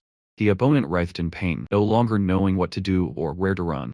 Laying on the ground, he twisted in agony, and the pain did not subside or lessen. Even though he was badly wounded, he still threatened, showing that someone powerful was backing him. However, Shin Kang-ho was not afraid, and already knew that this person was Chi Won-young of the Manhwa Guild. In disbelief, a man lying on the ground could not understand how the other had already known this information. Preparing the fatal blow, he adjusted his stance and focused all his strength, and the enemy, once and for all in a more deserted scene. The red-haired bearded man remained silent, deeply reflecting, thinking about the night before. He recalled the significant events that had led him to his current situation, and everything that Shin Kang-ho had told him that very night. He'd already noticed that the redhead frequently used his watch, too often for it to be merely a keepsake of death. It was the account of his friend that still remained active within that object. For then his agency to deactivate that account, they would have had to process his deceased friend as having died in the line of duty. But he was John's supporter, would not want that due to the involvement of that fallen friend. That's why the man concluded his statement by saying that they would likely want to handle it discreetly, thus they must have chosen to cover up the account instead of following the usual procedure. But a few who could log into the account must have read the investigation details and come to the village. The redhead was deep in thought, paying close attention to the information. Shin Kang-yu stated that it would be necessary for him to cooperate, easing that account. The next day, the red-haired man arrived at the designated location. Even though it was a little late, the protagonist informed him that he had been waiting for him all this time. But the other man was only interested in learning about Huang Juntao, persistently questioning where he might be hiding. All wounded and exhausted, the wanted man finally appeared in the hero's grasp. Unable to resist or escape, Now Yu Dahun finally understood why it had been so difficult to locate him. Recognizing the fugitive's exceptional skills, there were many people nearby watching everything closely, and this was intentional. If he were arrested at that moment, not even his supporter would be able to do anything. He was still given the option of personal revenge against the man, and no one would stop him. He was asked to make a decision as quickly as possible, pressure to choose before it was too late. Thoughtful and unsure of what to choose, he was completely speechless, unable to make an immediate decision. The sun slowly set around the park, painting the environment in orange hues and creating a melancholic atmosphere. A guard suddenly appeared at the scene, ordering everyone to step back. While closely observing what was happening, he moved closer, holding a strange doll that suddenly began opening its face in a frightening manner. He asked Shin Kang-yu if he was the one who had contacted them about Hyo Jun-tae. The protagonist responded affirmatively and presented the captured fugitive, who was widely known for his impressive consummate abilities. The guard asked him to provide his hunter registration number, necessary for the reward to be properly processed. Without hesitation, the protagonist provided this information, demonstrating confidence and ensuring the procedure was carried out efficiently and quickly. The guard thanked him for his cooperation and immediately processed the transaction, delivering the promised reward. He had earned a reward of 300 million won in the dungeon rental. It was already nighttime, and the red-haired man gazed at the horizon. He had refused his personal revenge, but that was not a problem for him, as he was content with his decision made with his friend in mind. Both of them only want a place where they could trust something. In such a difficult world, they wanted the National Security Agency and the Jungle Guild to be like that. Returning to the conversation, he wanted them said to pay for its mistakes.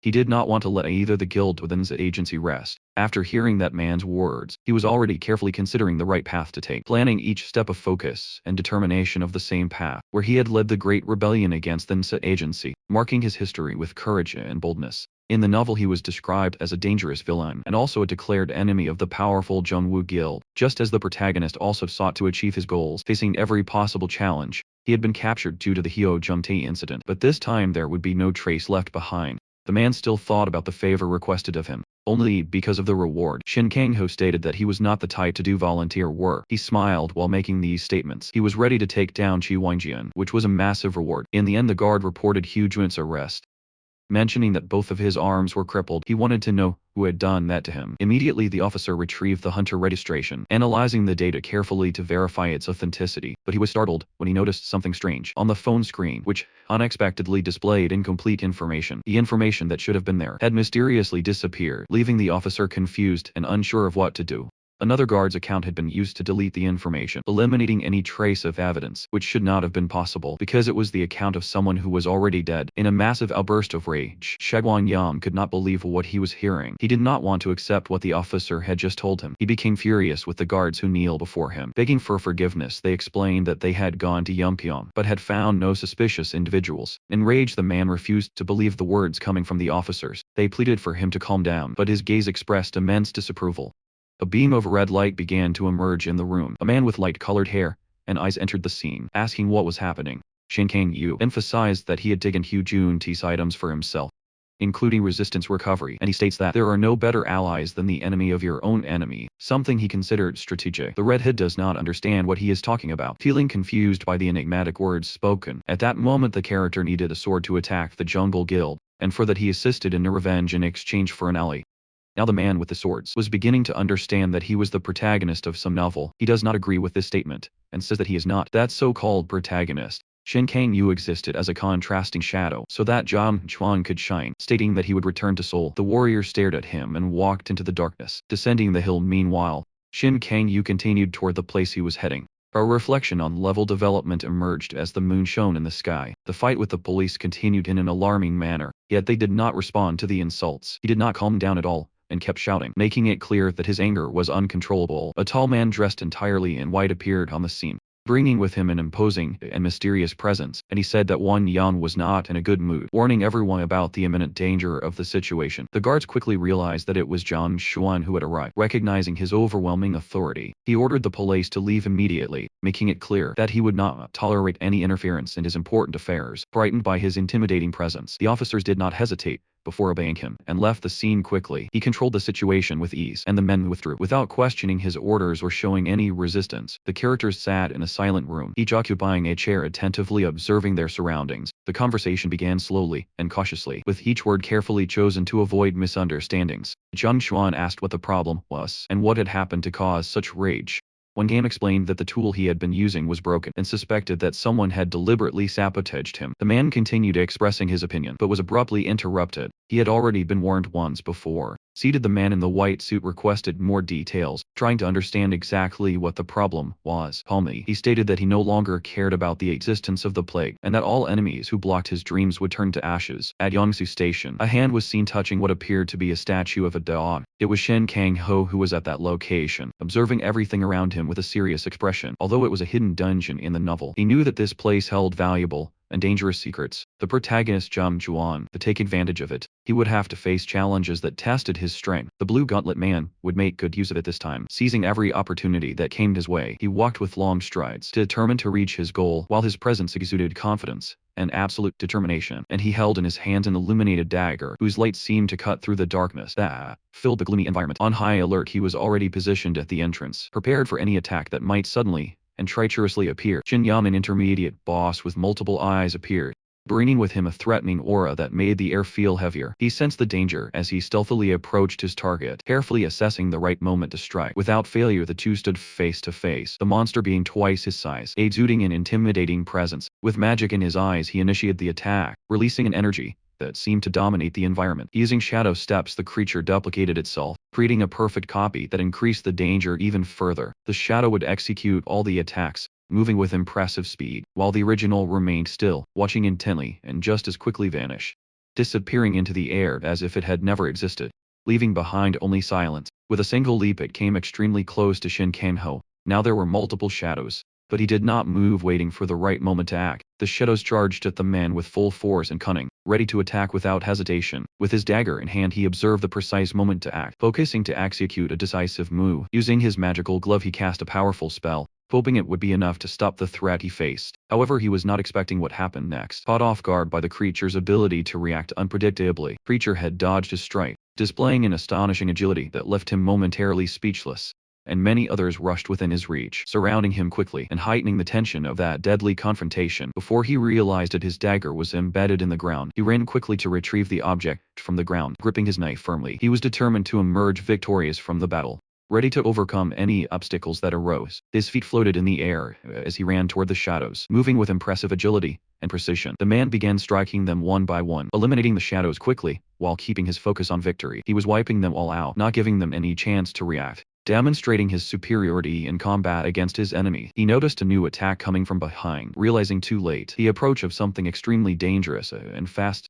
There was a shadow moving with frightening precision, ready to strike without giving any chance for defense. They used illusory magic to confuse him, and delivered a strong punch, hitting him with devastating force. The character felt the impact being thrown backward, while trying to regain his balance and understand what had just happened. He dropped his mic to the ground, unable to hold onto it after the impact. While the situation became even more critical, the shadow noticed that the fighter had disappeared from its vision, found itself alone in that terrain, and was nowhere to be seen. That was when he returned. Using all his power, he struck its head precisely with a dagger. That shadow was no longer a problem for him, as he had found a way to defeat it. Completely oriented, its end was imminent. Powerless to react as the protagonist prepared for the final blow, it collapsed to the ground without any reaction, completely defeated, making it clear that it no longer posed any threat. At that moment, the protagonist had achieved yet another feat, proving once again his strength and ability to overcome seemingly impossible challenges. His enemy had probably never expected that he would use illusions and hide nearby, and even less that he would track its attack and strike at the perfect moment. Now he had defeated an intermediate boss and gained the Shadow Steps ability, told himself that he would make better use of this ability than the fallen enemy. His level had also increased, reaching 33, and completing the first stage smoothly. Returning to the two characters conversing, while seated in the room, both were engaged in a discussion, each defending their own opinion. One of them started to get irritated. The blonde man claimed that the world revolved around him, because he was goodness, justice, and the way. Meanwhile, Shin Kang-yu found himself separated in the middle of the forest. As if in suggestion, the main boss appeared before him. What was strange is that the events were not happening exactly as described in the novel. The man in the black suit began to notice and understand who the true protagonist of this mysterious story was. The man in the white suit with light-colored hair confidently stated that he was the true main character of the plot. Shin Kang, who was already mentally and physically preparing for his next fight, which would be the most challenging yet. This time he would face a version of himself that had become the main and most powerful boss. His weapon was fully prepared for battle, ready to be used against the toughest enemy of all. He started with a short distance leap to get closer to the enemy. He attempted to strike, but failed as the enemy dodged swiftly. His steps were heavy as they hit the ground, pulling through the environment. As he advanced with determination toward the inevitable combat, he attempted another strike with his sword, searching for an opening in his opponent to end the fight quickly. The weapons clashed with precision, producing sparks and an intense metallic sound that echoed across the battlefield. He realized that this would be a close-quarters battle, requiring both physical skill and strategy to overcome his skilled opponent. If he used illusory magic immediately, he could be easily tracked, a fact that would compromise his position, making him lose his initial advantage. And since both of them had the vision-capturing ability, they knew each other's weaknesses. Perhaps if the short-distance leap was combined with the abduction ability, it would be harder to dodge. The best option was to use abilities that required physical contact. He realized that a difficult battle lay ahead. The transversal teleportation was frequently used, and he was prepared, dagger in hand, ready to strike with precision and determination against the enemy in front of him. He began advancing using his special ability, the Bloody Stab, aiming to break through the enemy's defenses with brute force. But the opponent skillfully dodged, using a protective barrier that blocked the attacks and frustrated his attempts at direct advancement. The defensive and offensive movements used by the opponent were excellent, demonstrating great skill and experience in intense battles. He wanted to see exactly how long the enemy could endure before succumbing to the pressure of his continuous attacks, until suddenly the enemy multiplied into several clones, making the battle even more challenging and unpredictable. He became completely lost as he faced the Shadow Steps ability, which confused his senses. In the middle of battle, he couldn't believe what was happening, as the enemy seemed to be in multiple places at once. Deceiving him, he ran to attack him, dagger in hand, determined to land a decisive blow and end the fight. With all his strength, he struck him on the first try. Believing he had finally managed to defeat the skilled opponent, he split the enemy in two, but the latter used the swap ability as a defense. Escaping the fatal blow, he felt a sharp pain within himself. The sword was already preparing for a new attack. It was the Bloody Stab ability, but the protective shield was there to defend him. However, cracks began to appear due to the extreme force use. assumed that protective barrier broke, exposing the man with all this fear. The other immediately began striking him. He started running desperately from that place, trying to escape once again. The full bloody stab ability was used. Several punchers hit their final target, noticing something coming from behind. It was the short-distance lead, but the man quickly launched the protective barrier again. To defend himself, the shadows attacked him constantly, destroying his protection. With wide eyes, the attack continued, fleeing from everything and everyone. He only tried to hide. He was terrified of the strength with which he was fighting. He tried another spell. He struck the shadow, but it dodged everything. He no longer knew how to defend himself, or what to do to win that fight. Another shield began to form. He tried at all costs to protect himself from the shadows. While someone shouted at him to keep trying, they moved closer for a hand-to-hand battle. The swap ability was used again, and quite frequently. He didn't know which spell to use, so he kept using his protective barrier, but soon it broke under so many attacks. He had reached his limit and was desperate. He no longer had mana to keep using his abilities. He had not been able to replicate the hypersensitivity of man. In the same way with the bloody stab, defeat was certain. He was already badly wounded from so many attacks. He could no longer react. He felt immense pain all over his body. With a short distance lead, he tried to retreat, but the enemy called him back to the fight. He was not satisfied. He wanted more. Thus he made his final move. With blood burn, it was the end of the line for him. Lying on the ground, he no longer had any chances. Shinkanhu realized that his hypersensitivity to mana was incredibly useful, and had improved his ability. He was already aiming to reach the hidden dungeon. Keeping that in mind as he carefully planned his next steps, he decided to choose from the abilities listed in the book, and after analyzing them all, he finally selected the most powerful one available. Now at the maximum level, he believed that nothing could defeat him, as he had achieved absolute power. He entertained his first, ultimate ability, something that represented the peak of his strength and set him apart from other fighters. He was extremely pleased with his journey so far, recalling the challenges he had overcome and the victories he had achieved. He was a true champion, a victor who had conquered all adversities and become a living legend. With that, he blocked one of Jaime Joan's chances of obtaining an ultimate ability. However, he had never thought he would obtain a red crystal and a skill book. Red crystals were rare ingredients used to upgrade items or abilities. He said he would have been jealous if Jaime Joan had gotten them, and decided to keep the items. First, he would use the Assassin's Skill Book, which contained advanced techniques and essential secrets for deadly combat. He quickly flipped through the entire book, absorbing its contents with focus, determined to apply what he had learned in future battles. He had learned everything he knew from the book and would see its practical effects in the upcoming, challenging fights. Thus, he decided to move forward with his journey, ready to deal with the threat posed by Huang Juntao. The next day near Pyeongtaek Station, Lee Aaron stated that she had never seen anything like that outside of the dungeon before. He nodded silently, agreeing with the woman's words, who seemed to have some important questions for him, who already had some interesting questions to ask. Pointing to the land, she questioned why he had deposited 100 million won into her account. He explained that he knew Choi Su was after him, so if his information had leaked, she would have appeared in Yongkyong immediately. Apparently she was looking for him by burning hunters who did not have relevant information. The woman says that protecting the information of her commissioners is obvious, and he highlights another detail. He mentions capturing Hyojin Tae while the woman stares at him intently. That was the reason he did not reveal his true identity to her. Disbelieving what she had just heard, Lee Iron could not understand how he had captured the fugitive without leaving any trace. She deeply believed in that boy's potential, as he continued to surprise everyone with his incredible skills. Curious, she asked how he would like to be called from now on, respecting his personal decision. After all, she already knew his real name. Due to an unexpected accident, he stated that for security reasons, she should continue calling him by his pseudonym. Making a joke, she replied that with him she agreed with some, and they returned to discussing commissions at a bus stop. The commissioner herself would be guiding people today, and said she wanted to see their skills. Her name was Yoon Simon, and she was delighted to meet Sung-kyu. The protagonist returned the greeting with a friendly smile, saying it was a pleasure. They were standing in front of a security bus, personally protected by fully armed hunters with magic bullets. Even though operating such a service was expensive, people's sake he was guaranteed. The hero boarded the bus and decided to sleep a little until he reached his destination in Ulsan. People inside the bus were talking about topics like hunting and plans. Shin Kang-yu awoke from his deep sleep upon hearing the loud and incessant conversation of the other passengers. On the bus he was very irritated, as he just wanted to rest a bit. During the long and exhausting journey he was on, suddenly his sword began glowing incessantly. Drawing attention, he saw the reflection of a guard position beside him, but remained calm, showing no reaction. With a suspicious look, the guard observed attentively. Unaware of any threat coming from Shin Kang, an officer began walking slowly down the aisle of the bus, analyzing each passenger with a careful and watchful gaze. He scrutinized every person on the bus, looking for any suspicious behavior, found nothing that stood out. He had a gun pointed at the protagonist's head. While he sat calmly in his seat, a gunshot was heard inside the packed bus. But even the attacker himself did not understand the situation. The man was no longer sitting when the shot had been fired. He had vanished using transversal teleportation. Kang, who was quick enough to attack the guard from behind. With his sword in hand, he wounded him severely, dealing 33 more damage to the enemy than before. He was very pleased with his new ability, which was extremely powerful and useful in intense combat situations.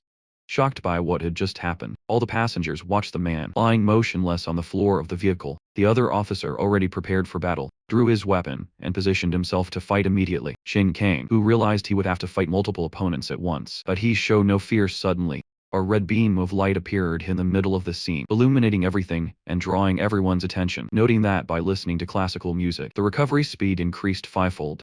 Simon was already prepared to defend her friend and fight alongside him, but he did not want help. Thinking that the two of them might get in each other's way in the middle of combat with her bright green eyes, she agreed with the idea because she only wanted to observe his abilities. The man began positioning himself for the fight. There were many people against him, but the hero would prove to be more cunning and intelligent. He possessed numerous abilities to use, such as vision capture and surface chaos. Soon to use multiple shadows to confuse his enemies and attack them quickly. The police officer, now furious, no longer wanted to play these games, but nothing he did was enough to capture or injure Kang-ho. Even while fighting multiple enemies at once, Kang-ho struck the guard, who screamed in intense pain. He used his swap ability at just the right moment, ensuring he was not hit by the bullets fired at him.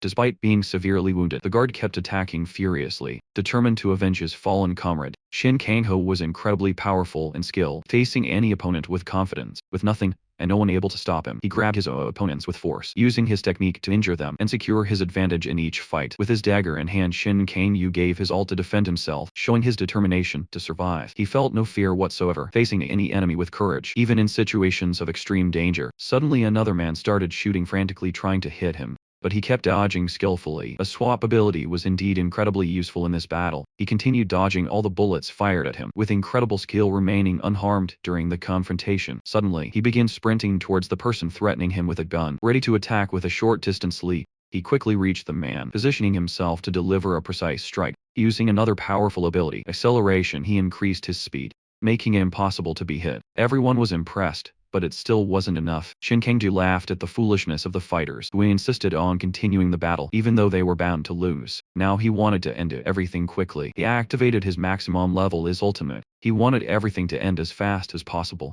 Because those people had no idea of his power, they were risking everything by facing him, and would inevitably learn a hard lesson they would never forget. The enemies began receiving harsh and intense blows across their bodies, unable to defend against any attack. The blood burn ability was devastating, draining the adversary's energy and leaving them completely vulnerable. At that moment, the men no longer had the strength to keep fighting, succumbing to his overwhelming power. All that remained were their lifeless bodies, scattered across the vehicle's floor. A testament to the battle, one by one the enemies collapsed on the floor of the vehicle. With no chance of surviving the brutal confrontation, only one man remained standing, trying to resist, but he was visibly exhausted and too weak to continue. Two girls hiding behind the seats watched the entire fight unfold before their eyes. The man listening to music began coughing up blood, showing the impact of the blows he had taken earlier. Kang-ho, with a sarcastic tone, asked the man if he was enjoying the sound of the music. He was listening to the man, determined to keep fighting, prepared for an attack, raising his weapon with the intention of firing. With a devastating smile on his face, the passenger did not hesitate and started shooting, desperately trying to hit Kang-ho. At that moment, Simon stepped forward, stumping down with full force on the man's foot. The gesture was simple but effective, because it sent him directly toward the enemy, who was waiting with his sharp sword. With a precise and lethal strike, the man fell with no chance to defend himself, ending his last moments of life. These were his final moments, and there was nothing that could be done to save him. From that situation, the protagonist triumphed in yet another battle, and it seemed impossible, demonstrating his unmatched strength and skill against his enemies. Next to the driver, the two girls watched in silence, eagerly waiting for the conclusion of the battle they had just witnessed. Simon observed all the abilities the protagonist used with great attention. With a thumbs up, invisibly amazed, she informed him that he had passed. After killing his target, he confiscated his contract with the father of music and acquired an increased recovery speed. He commented to himself that he should start listening to classical music when resting now. He laughed to himself while rummaging through the pockets of the lifeless man. He found a resistance item proportional to his level, a new glove. He also discovered a new, special pair of shoes that would grant him a high agility stat, something extremely valuable. All the remaining items he had would be sold immediately, without hesitation, to finance his future acquisitions. Intrigued by the situation, the girl directly asked if he wouldn't give her any praise for her help since she had provided crucial assistance during the fight. She expected some recognition, but he seemed completely indifferent to it. Smiling, she said she would like to officially commission him as the captain of the Tower River. The organizations in Ulsan were a side story in the novel, and the Tower River was an example. As she unwrapped the lollipop, she mentioned that the commission's payment would be 2.5 billion won. She declared him the sovereign Ulsan and requested that he bring the left arm of Gong Tae-soo. Despite the proposal, the man still insisted on adding a condition that was entirely unexpected and unconventional. He wanted to ensure that the Tower River would have full control over Ulsan, something that surprised everyone present, and instead he demanded the unique opportunity to meet in person with the feared leader of the mysterious abyss. Shocked by the absurd request, the girl nearly choked on her lollipop, unable to believe what she had just heard. The abyss, after all, was known as one of the most powerful and feared forces within the Jungle Guild at present, and they were the military organization with the highest level of cohesion and the strongest organizational power, even as they were collapsing due to internal conflicts. To defeat the Jungle Guild, Shin Kang-ho would have to interact with them soon, as he needed a force equal to theirs. The girl reflected on the request made by the man. The Taewan River was one of the Abyss's satellite organizations, making it an opportunity to get closer. Laughing, she found the condition quite interesting, and suggested they discuss the details. After seeing his results walking side by side down the street, Shin Kang-yu and Yoon Sang-hoon continued. Wherever they passed, strange rumors began to arise as people gathered around. She introduced him to the dungeon that Gong Tae-soo frequented, a very strange and complex place full of power. Judging by the atmosphere of a location, he concluded that they were not there to invade the dungeon, but rather to capture Gong Tae-soo. The girl asked if the warrior knew about fireworks. He looked at her seriously, thinking before responding. The term was used when several mercenaries worked together to capture a strong target. People were bound to die if this method was used, but in exchange for the sacrifice of others, the one who survived would achieve their goals. Shin Kang, who was familiar with Gong Tae-soo's constellation and battle habits, she could use to his advantage. The girl informed him that he had many enemies, leading to around 100 commission being placed on him. At the same time, Gong Tae-soo was the leader of the Scarlet Blood and an Ulsan. Just seeing his name made many people consider him a nuisance.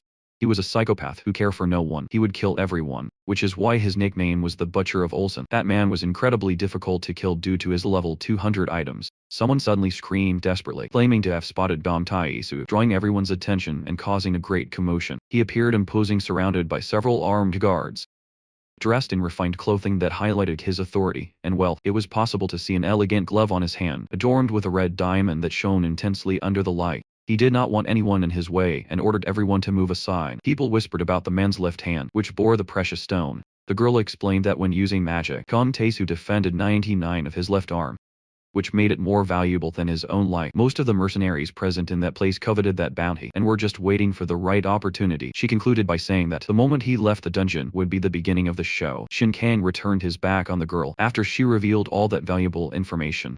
Finding his sudden change in behavior strange, she questioned whether he would not stay by her side, as all the people from the river were waiting nearby. But the man disagreed, saying that she should go ahead, because there was a place he needed to visit. Inside an art shop, visitors spread out, examining each item in detail. At the counter, Shin Kang-yu asked about the price of an item, which cost 500 million won. He decided to sell absolutely everything he owned without hesitation to purchase that highly desired item. He only wanted to keep whatever remained after the purchase, even if it was just the bare minimum to survive. That ring guaranteed a pain reduction effect and a high resistance status. He understood that it would be extremely difficult to find a fourth-rank composition like this anywhere else. Carefully placing the item hidden in his pocket, he left the shop without drawing anyone's attention. He was searching for an item that would be truly useful for his journey and future goals, but what he really sought seemed to be nowhere to be found, as if it had completely disappeared.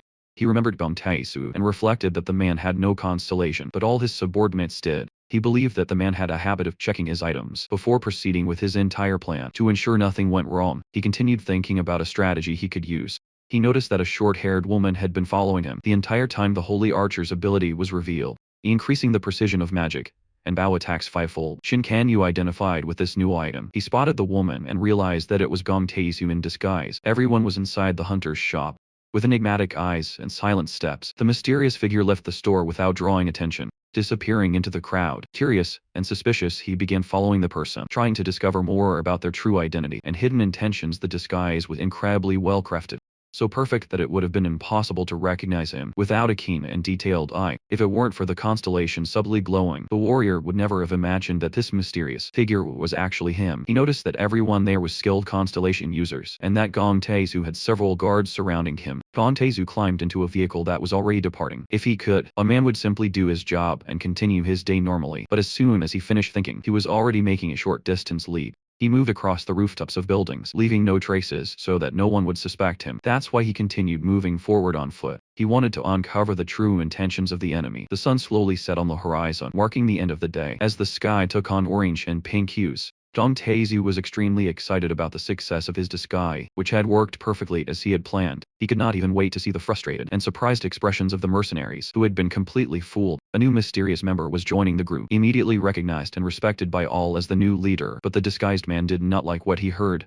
and narrowed his eyes. He cast one of his powers on one of the henchmen, and he did not understand what was happening. When he suddenly found himself alone in the area, he did not know how to react to everything that was happening around him. He began to suspect that his intuition was wrong. Shin Kang-ho understood why he had survived. The fireworks in the novel frightened the man.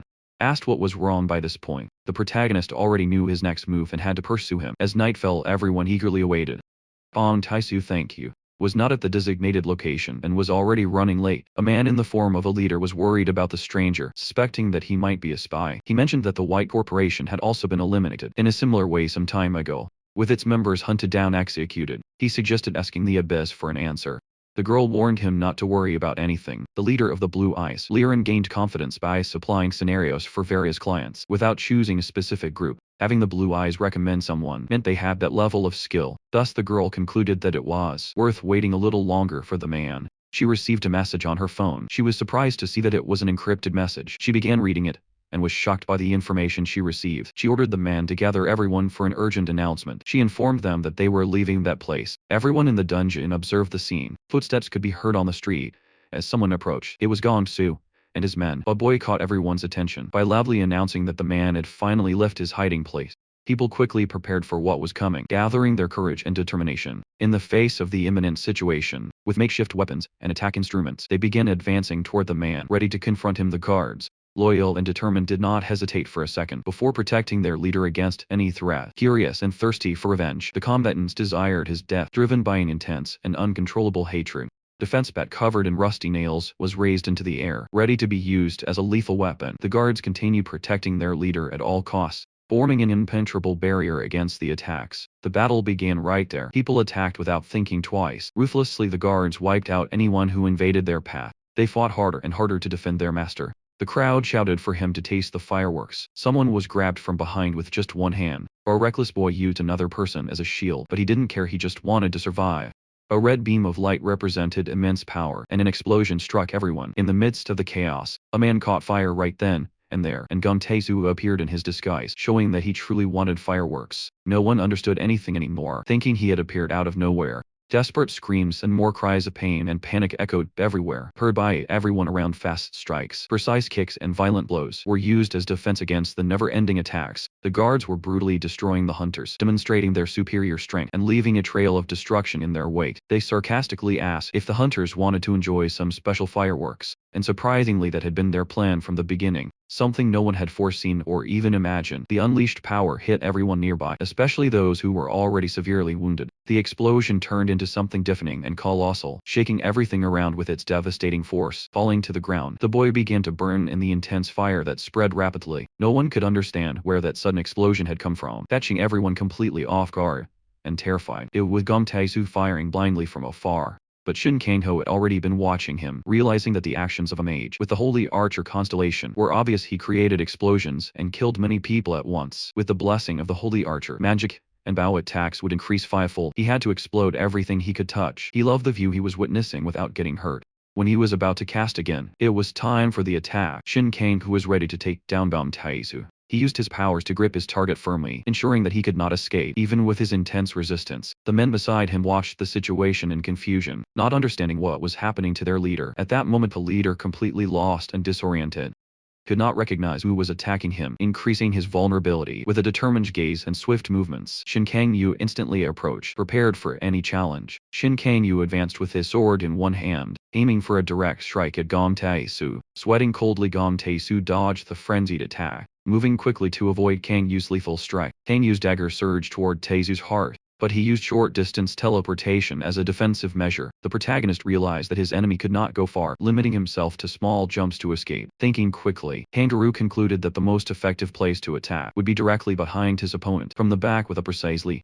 He appeared behind Taesu, preparing a surprise attack with his special ability. The Bloody Stab ability was activated, granting Kang Yu a devastating attack that caught Taesu completely off guard. Screams echoed from all directions as Kang Yu's attack struck Taesu, who was unable to defend himself properly. Gong Taesu had not expected such a furious assault. He no longer knew how to react. A massive explosion occurred above the building, spreading flames throughout the area and causing widespread destruction. The fire spread across the entire location. The destruction caused by the battle was significant and extremely dangerous, spreading chaos everywhere. Chunks of the ground began to crumble slowly as the fire rapidly consumed the walls.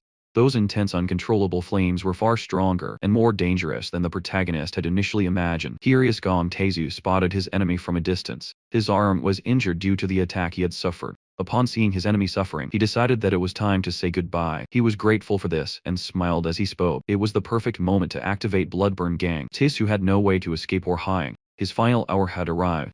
Screaming in agony, he could no longer endure the suffering. He cried amidst the fire and ashes, declaring that he would kill Shin Kang-ho. Consumed by overwhelming rage, he continued shouting that he would kill him. He realized that his opponent was no longer in the room. He wanted to cast a spell, but could not find him. That was when he noticed something strange. His left arm had been severed from his body and lay on the ground. This was his worst nightmare becoming reality. Shin Kang grabbed the mage's arm and held it tightly. He thought to himself that it was impossible for this to be happening before his very eyes. Uttering furious and hate-filled curses, he ran after his enemy despite being extremely weak and exhausted. The protagonist, far stronger and fearless, remained calm, demonstrating his superiority in every movement and confident expression. He continued threatening his opponent, shouting angrily that he would tear him to pieces, trying to intimidate him with desperate words. He searched for him everywhere, demanding that he come out of hiding. He ran while holding his open wound. Soon he noticed that some people were approaching. He could sense their presence, and others realized he was trying to hide. He looked intently at someone standing in front of him. That person had wiped out all of his henchmen in one go mercilessly. More people were approaching. Now that the mage had lost much of his power, the girl appeared pleased to see Gong Taesu's condition. She had discovered that the Gong Taesu who entered the dungeon was merely a decoy, and his plan had been to surround the mercenaries and attack them. According to the messages, the real one was hiding from afar, supporting his allies once they exited the portal. Thus, everyone was to hide and move to the building in sequence. By following those instructions, the girl would find Gong Taesu without his left arm. Utterly enraged, Shin Kanyo had known everything and had provided the hints. A girl spawned her long sword with mastery, eliminating all enemies around her, leaving a trail of destruction. The men were thrown into the air and crashed to the ground, with their bodies covered in wounds caused by her brutal strength. A bright blue beam of light shone intensely, reflecting the extraordinary ability she displayed in every movement. Kang Taesu, completely defeated, had no hope left of leaving that place alive, or escaping his dreaded fate outside. The battle raged on fiercely, with screams and the sounds of weapons echoing through the chaotic environment. The decoy, confused and disoriented, could not understand the sudden abandonment amid that devastating scene, and he wondered why the boss had stopped supporting them. The attacks continued, and the people had no idea that he was just a decoy. They wanted to finish him off once and for all. As he fell to the ground, the men realized they had been deceived by the mage. They searched for the real man, who was nowhere to be found. The others appeared quickly, engaging in battle against the henchmen, fighting with determination and impressive skills. The girl watched in fascination, completely captivated by this world filled with action, mysteries and dangers surrounding her. With her sword in hand, she walked confidently through every corner, exploring every detail and facing any threat. Irritated, the men finally realized they had lost this fight, unable to overcome their skilled opponents, but they still had enough strength to resist. Even after facing so many difficulties, the guards, completely unprepared, were beaten by the enraged people who fought bravely and the imposed oppression.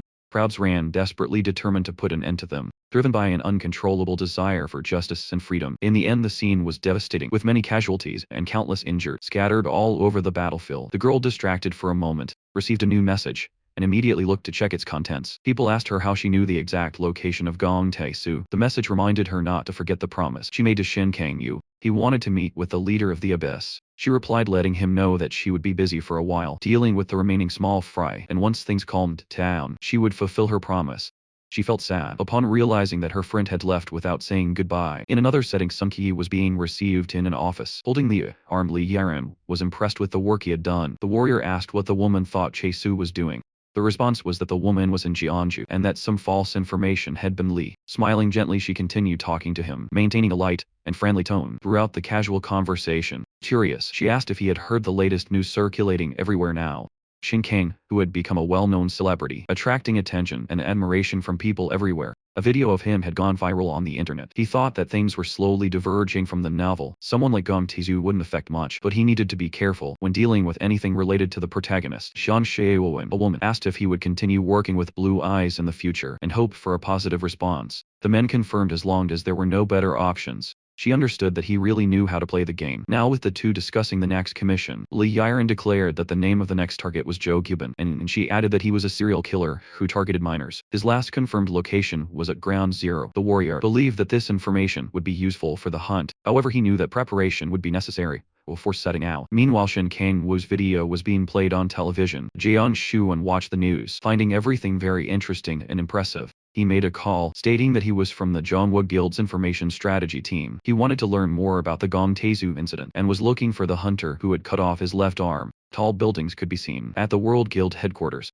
A man stated that he did not know the one sitting in front of him. Han Sang-yoon was the general manager of the dungeon management team. Jang Shuan wanted the Baltman dungeon license for 1 billion. Faced with the request, the manager was left speechless. Using shadow steps, he advanced close to the door.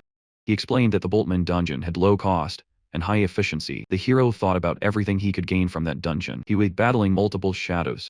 Using all his knowledge and advanced combat tactics, the debris could be seen scattered along all the walls. His level had risen once again, now reaching 37. He decided to allocate all his stats into resistance again. The fire began making the entire environment hotter, and it kept increasing more and more. The main boss of Boltman was a large and ferocious wolf. It had already warned that if one valued their life, they should turn back and go home. For Shin Kang-kyu, it was just an insignificant creature standing before him. With a short distance leap, he landed atop a tower. The boss could not comprehend how the boy had no fear of anything. It decided that it would burn him completely, and began launching its spells at him. The lava was chasing after him, but he used his acceleration ability to escape. His gaze was threatening. He used shadow steps to keep evading. The wolf could already smell the approaching meal. He was ready for the battle that would follow. He unleashed his flame on the man running toward him. Everything began to be completely incinerated. With immense force, the chief increased his spell. More and more he spewed fire in all directions. He burned the man completely, and afterward would devour him whole, exactly as Shin Kang had planned. Everything happened exactly as the warrior expected, with each detail unfolding according to his plan. Now a special and unique meal would be offered to him as a reward for his victory and impeccable strategy after capturing Alicia. The warrior had saved something for this moment. Upon obtaining his skill book, he learned about the ability to scorch. Combined with acceleration, the warrior awaited the next steps. And you began to use many shadow steps, the wolf attentive to every movement around him. Watch everything carefully, waiting for the right moment to act. Still hungry, he saw his food slowly approaching. Smelling it and anticipating the taste of his prey, he began to prepare his devastating attack, a powerful strike that would burn everything, leaving only destruction in its wake. As he unleashed his alarming and destructive fire, the wolf displayed all his strength, spreading intense flames everywhere.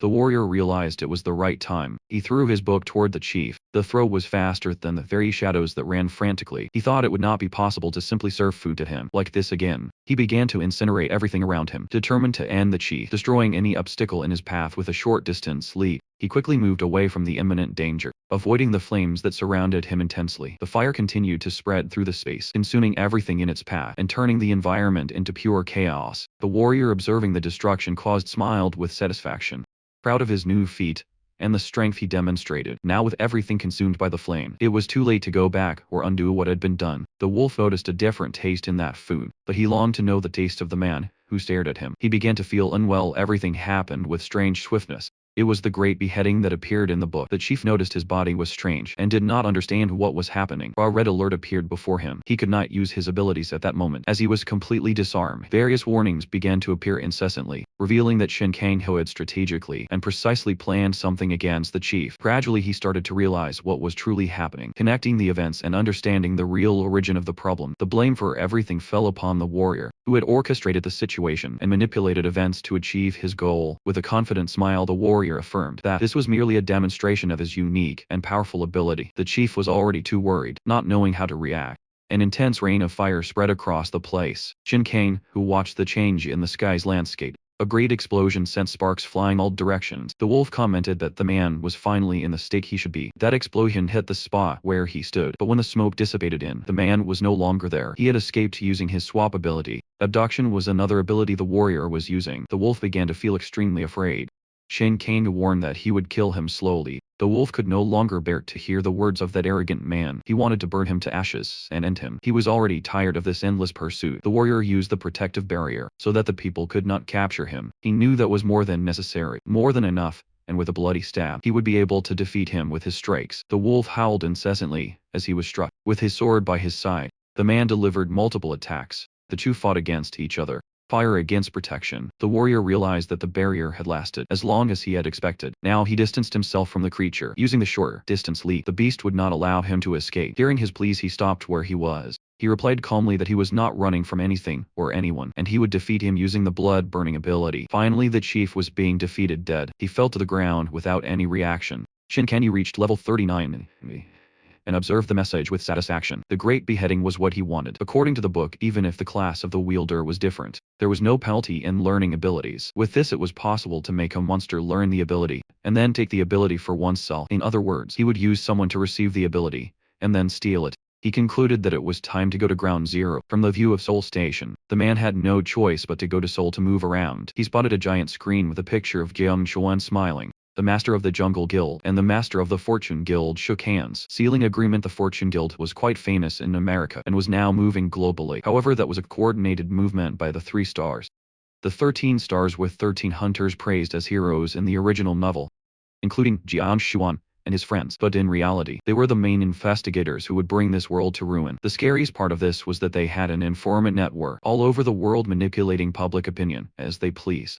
As soon as they started moving as one, people would revere them as great believers. The hero found himself in that crowded place. Due to karma for writing such a novel, a woman approached him saying that Seoul was very boring. He turned around when she called him. She continued saying that the prices were mercenary and that only those with advantages kept benefiting. Her eyes were blood red, and her hair was dark. The man did not understand why such a beautiful woman was striking up a conversation with him until he noticed something different about her. Suddenly the two were sitting at a table, using his phone, and she working on a computer. She paused for a second to observe the warrior. I only understood everything. The woman had a mental ability. In a black and white scene, some thugs watched a woman who was on the ground. A girl sat in her chair in front of 2 enormous screens. A man observed his wounded companion, and the scene shifted to Shin Kang. She reflected that to be able to nullify her mental cleansing, his level must have been higher than hers. The man immediately warned her to stop with those futile attempts. He did not like nosy and prying people. Looking at the woman's constellation, the enchanted fox, he was sure of one thing. She was one of Yushimo's 13 stars. Soon he started finding all of this quite interesting. There was nothing he could do about it, but there was a method to defend against mental abilities. That type of mental ability made the victim lower their mental barrier willingly by thinking of good memories. So if one thought of painful memories, that could create a temporary barrier. The woman became very interested in the boy, who managed to block her abilities. She handed him a business card that was only given to those who had blocked her ability at least once. If you wanted better support, you could seek her out. It was a card from the Shundo Guild, one of the best in China. The young man said he would keep the card, hoping they would meet again. The woman then left. However, to face the 3 stars, he knew he would need allies. Now he was in a completely arid and dry place, where the intense heat made the environment almost unbearable. His footsteps light and silent, did not even leave marks on the ground, disappearing quickly in the dust that covered everything. Finally, after a long journey, he found himself at Ground Zero, the starting point for something grand. Carefully analyzing the map, he wondered whether he should go after the treasure first, or deal with the commission beforehand. He heard some noises coming from a little further away. A completely black figure began to appear, foreshadowing a shadow. A cloud of blue spells appeared in the environment. It was congenital mana hypersensitivity, which despite being incredible, could be fatal to his body. This would cause a massive status loss, meaning instant death in the middle of a battle. He knew he had to learn to control it, as his next battles would be even fiercer. He needed to obtain some mad solicium, another type of plant Shin Kang, who had previously used it, to achieve a much more remarkable effect than standard solicium. After consumption, one would be free from mana hypersensitivity for 30 minutes, although it had some rather complicated side effects. It was truly useful in battle. The problem was that this plant did not grow in Ground Zero, and was also highly protected by a high-level beast. He knew there were 6 areas where this plant was predominant, and observed the markings on the map. The best thing to do now would be to reach at least level 40, so he could acquire a new ability. Now the warrior was fighting what appeared to be a carnivorous plant. He had defeated that common monster with a single blow. He was much calmer after another victory. But more monsters appeared, showing that Ground Zero was literally a wild region. In that dangerous place, various mutant monsters were scattered everywhere, making the environment full of constant threats. The place was filled with unpredictable variables, with every movement requiring attention and strategy. To avoid the dangers that arose, he used his long-distance leap, and he further added that above all that had already been mentioned, a single moment of carelessness could lead to death. That was when he found a man leaning against a rock, but his body was not decomposing. That body was still very clean, which was strange. He began using mana tracking to understand more about what happened. Just as he had imagined there was no way mana could come from a corpse, he noticed that the man was holding a weapon in his hands, and he believed it was a trap set by the Dark Guild, which lured hunters using an item that revealed their actual location. He realized that the plan was to use bait to catch prey. Apparently he saw something about the corpse in front of him. It was a quiet and calm boy, who was constantly mocked by his classmates, who chased and played pranks on the boy. The vision was not very clear, but it was possible to understand Shin Kang, who turned his back and left the place, leaving the body where he had last seen it. That was when he spotted at the very top of the peak the plant he had been searching for. He was on a steep and treacherous cliff, which made everything even more difficult and dangerous for him. Determined to finish this quickly, he needed to find an effective way to reach the desired item. With a powerful thrust, he planted his feet firmly on the ground. Preparing to make a risky leap, he jumped with all his strength toward the cliff, desperately trying to reach that rare and essential plant. The dry tree stood still with no wind at all, when suddenly a monster awoke from its slumber. He grabbed that plant with all his strength and did not let go. He managed to pull it out from where it grew, but he still had to be careful not to fall off that cliff and end up like the corpse. The character hung from the mountain, holding his entire weight with just one hand. Now he could see the monster he had mentioned earlier. It was the Maniformer with its fluorescent green eyes. The creature was eager to grab Shinkangu. It launched his branches in his direction. The man began pushing against the tree trunk so that he could jump and escape from that place. He made a short distance leap, saying it was a pleasure to meet the famous monster. Irritated, the Madformer tried to strike him with his branches as the boy fled, but he was incredibly fast, skillfully dodging every attack the monster attempted against him. With universal teleportation, he constantly confused the monster, moving unpredictably and avoiding being hit by any attack. He decided to use one of his special abilities, imbuing his sword with the fire element to increase its destructive power. With lethal precision, he plunged his flaming sword into the creature's back, delivering a devastating and decisive blow. The fire started to spread, and the damage was increased by 33. With this attack mode, the man watched everything attentively. As the creature was now completely engulfed in flames and destroyed, he calmly observed the outcome of his brutal victory. Falling hard to the ground, the defeated creature lay motionless, while he remained atop the cliff analyzing the scene. Another difficult task was completed, and now he could finally sheath his dagger and rest for a moment. Yet another common monster had been defeated by him, once again proving his strength and skill in combat against any threat. Finally, after so much effort and intense battles, he had reached the long-awaited level 40, attaining a new milestone. Additionally, he gained a quick dodge ability, and was surprised by the system. Thus, after acquiring his new ability, he had to greet the unwanted guests, climbing the trees. He made a short distance leap to reach the one who was pursuing him. He was already on one of the branches when the black smoke continued to swirl. He wanted to understand why he was being followed by that mysterious person. Seemed determined to accompany him. The unwanted guest, confused and speechless, did not know how to respond to the questions asked by the hero. At that moment, it was a curious girl, trying to understand at what moment the hero had noticed that she had been following him so discreetly he could not fully grasp the image he was seeing. Feeling intrigued by the unexpected presence, the woman standing right in front of him seemed to be hiding something important, making him even more suspicious. She was the same girl from the school images he had seen not long ago. Her name was Jong Yuri. She had a very wealthy businessman father, and was the model of a hard-working freshman student. Although she was famous for being close to Choi Won-hyun, who was the vice president of the school, he abandoned her after her father's business failed, and they fell into poverty. The character concluded his train of thought by saying that, in the novel, she was an opponent who harbored resentment toward Won-hyun. The woman began to apologize for the inconvenience of having followed him. Smiling, she said he was really impressive for reaching Ground Zero, being able to handle the shadow guides, and she recalled that he had also defeated the Mad Farmer. The man held his dagger in his hands and made an attacking gesture toward the woman. Frightened and unsure of what to do, she could only protect herself, trying to avoid any threat that might arise. She began to fear for her life, believing she was in great danger, with no chance of escaping that situation. However, he had no intention of attacking her, as his true objective was to eliminate the monster behind her. It was just a giant and dangerous insect, and all he wanted was to protect her from any harm or threat. The girl thanked him for his kind and concerned gesture. Even so, he ordered her to stop following him, and the man silently descended from the top of the tree, moving swiftly as he continued on his path. He moved forward without hesitation, leaving behind everything that had happened, carrying a feeling of sadness, sad that they no longer had time together.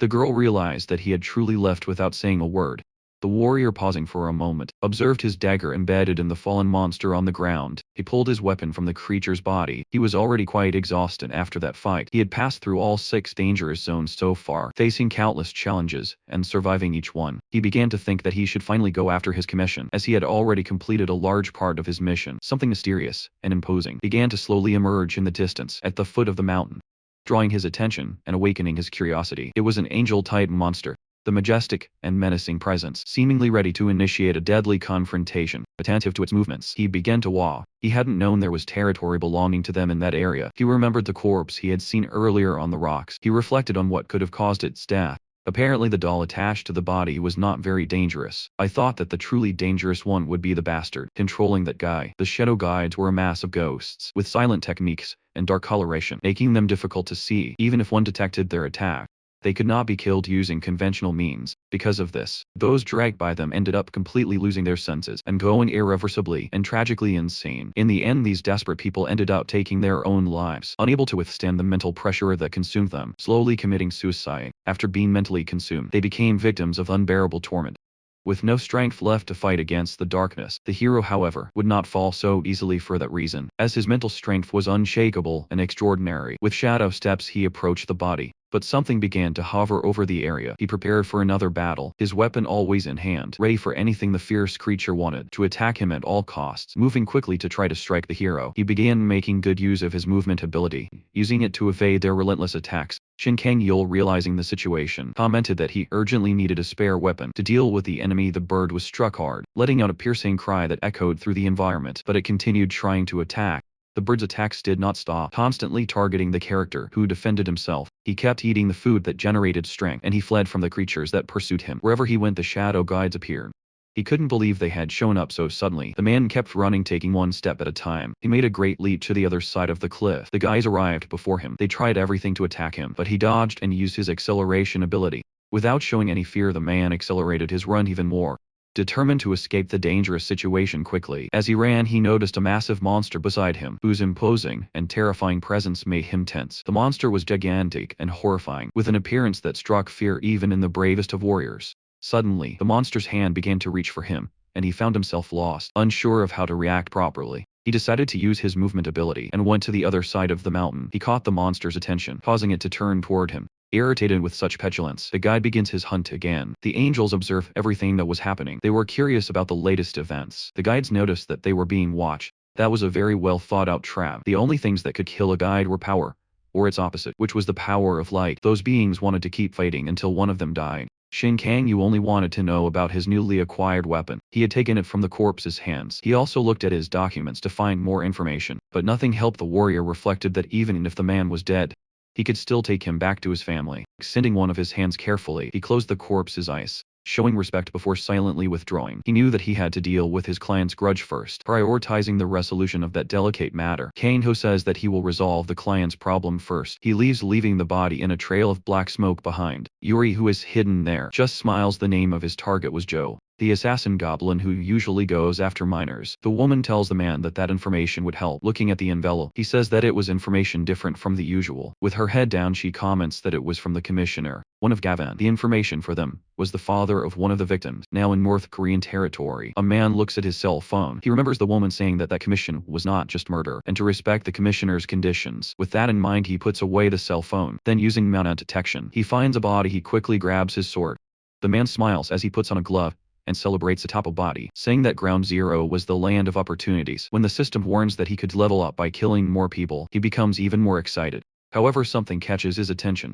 Before he can react, he is attacked. He dons his armor and throws aside the sword that had injured him. Quickly, he uses his ice armor ability to protect himself. The assassin asks who the man was who simply pulled the sword back. Staring at him, Kang-ho says that he wouldn't tell. Seeing that the man becomes even more irritated, then he uses the wizard ability of Jiro to cover himself and forge a spear. Using all his power, the assassin threatens him. He says that if he didn't tell, he would force him to, and he throws the spear in his direction, which he dodges, causing it to hit a stone. He throws several spears, but the man continues dodging very quickly and gets closer. Chit notices that he was a mage. His level was something because of the constellation, and he had a magical resistance different from Jumtae's, so capturing his vision, wouldn't work. But first he needed to deal with his armor. After dodging all the attacks, the man approaches his opponent. Seeing him approach, the man begins to invoke another spell. Thus the blood from the body begins to rise from the ground. The man was able to form blood spears, and the other had no chance to dodge. Kanyu activates the resistant shield that protects him from the attack. Both were surprised by what just happened. He thought he would take some damage when he used that ability. The ability was Quick Dodge, which has the effect of a resistant shield. Several warnings begin to appear, stating that his dodge has been updated to Quick Dodge. It was the first time he used it since he obtained it, and he found the effect very useful. The assassin says that that one came close. Then he makes another ice spear. Grabbing it, he says that he could have killed him in one go, but since it wasn't fun to toy with him, he would kill him and take his items. Shin stops and asks why he was going after children. However, the man doesn't understand the question.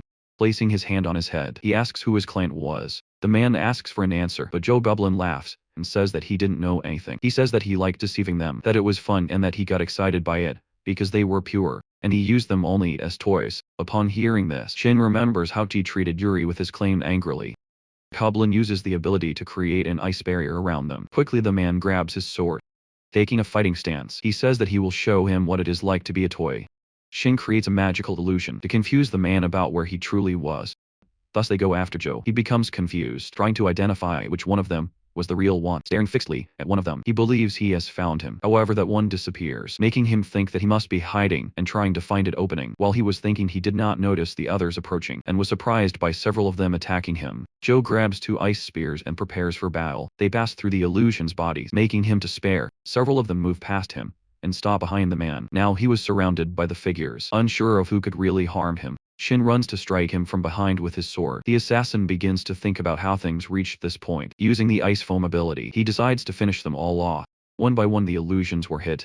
But the real one was not found. Realizing he had been deceived, he becomes worried, but soon sees the real one coming toward him.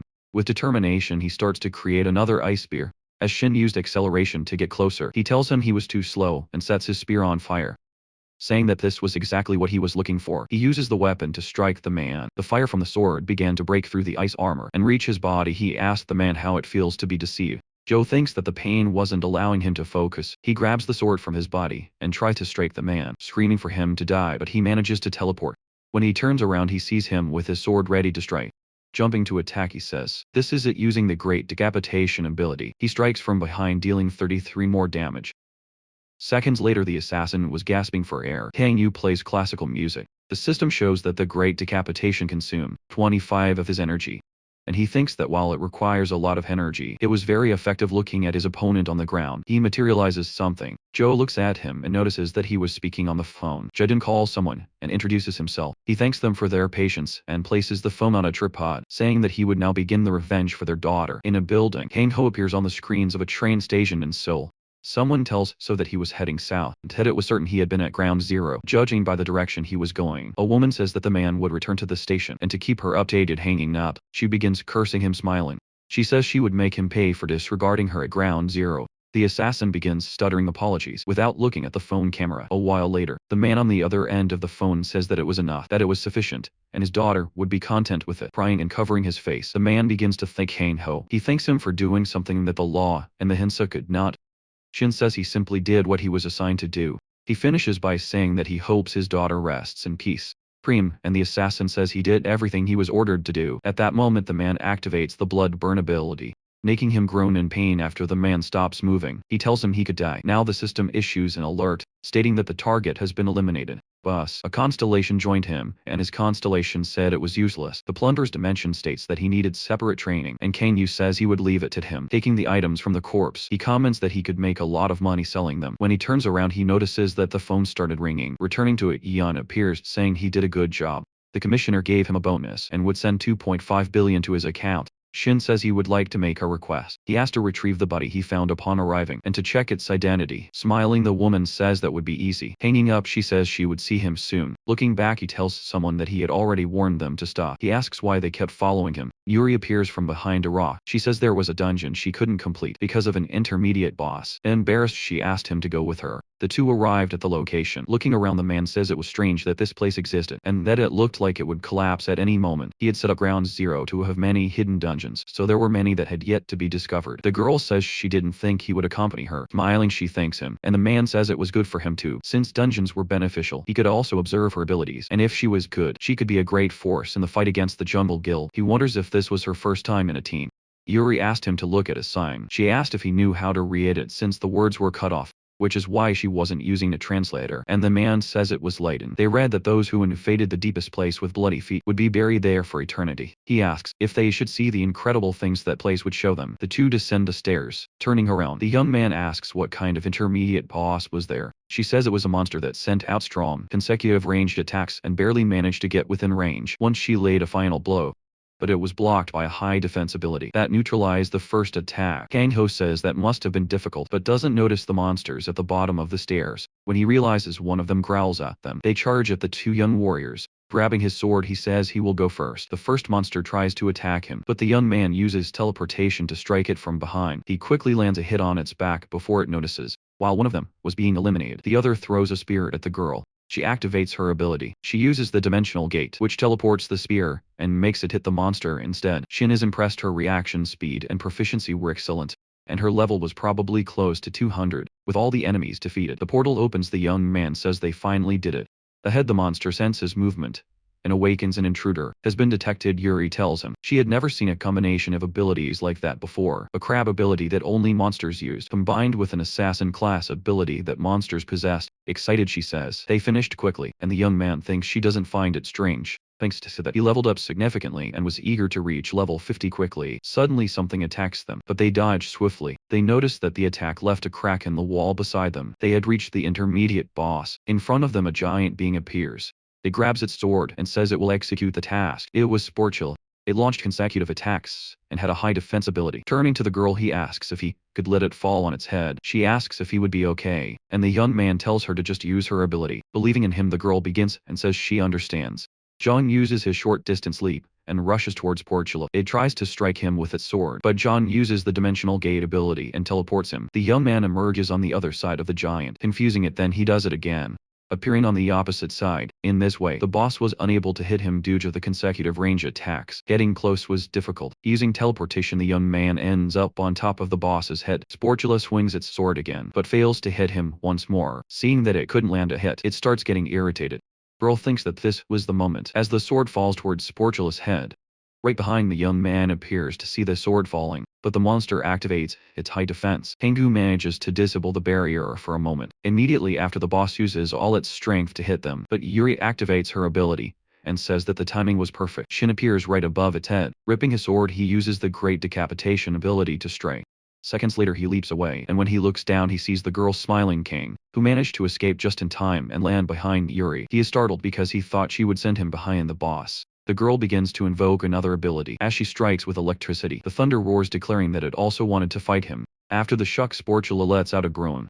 Seconds later, it falls backward without resistance. Shin wonders what she was planning. He believes she didn't want to simply wait, and congratulates her. Deeper inside, they find a person kneeling under a beam of light. He thinks the girl is progressing well, and at this pace she would be very useful. When they fought against Jun-woo, she draws his attention to the kneeling man. Both prepare for an attack. The man had his hands together. Praying Kangaroo asks if that was the boss, since he looked like a person, and approaches. Looking closer, he can see that the man was crying blood before them. His entire body becomes covered in the red liquid, and at that moment the beam of light changes color and intensifies. The girl, confused, asks what was happening. Quickly, he throws his sword, which strikes the man. He begins to crack, and as he shatters, the system announces that they have killed the main boss. There were no abilities to loot, and around them a strange energy began to rise.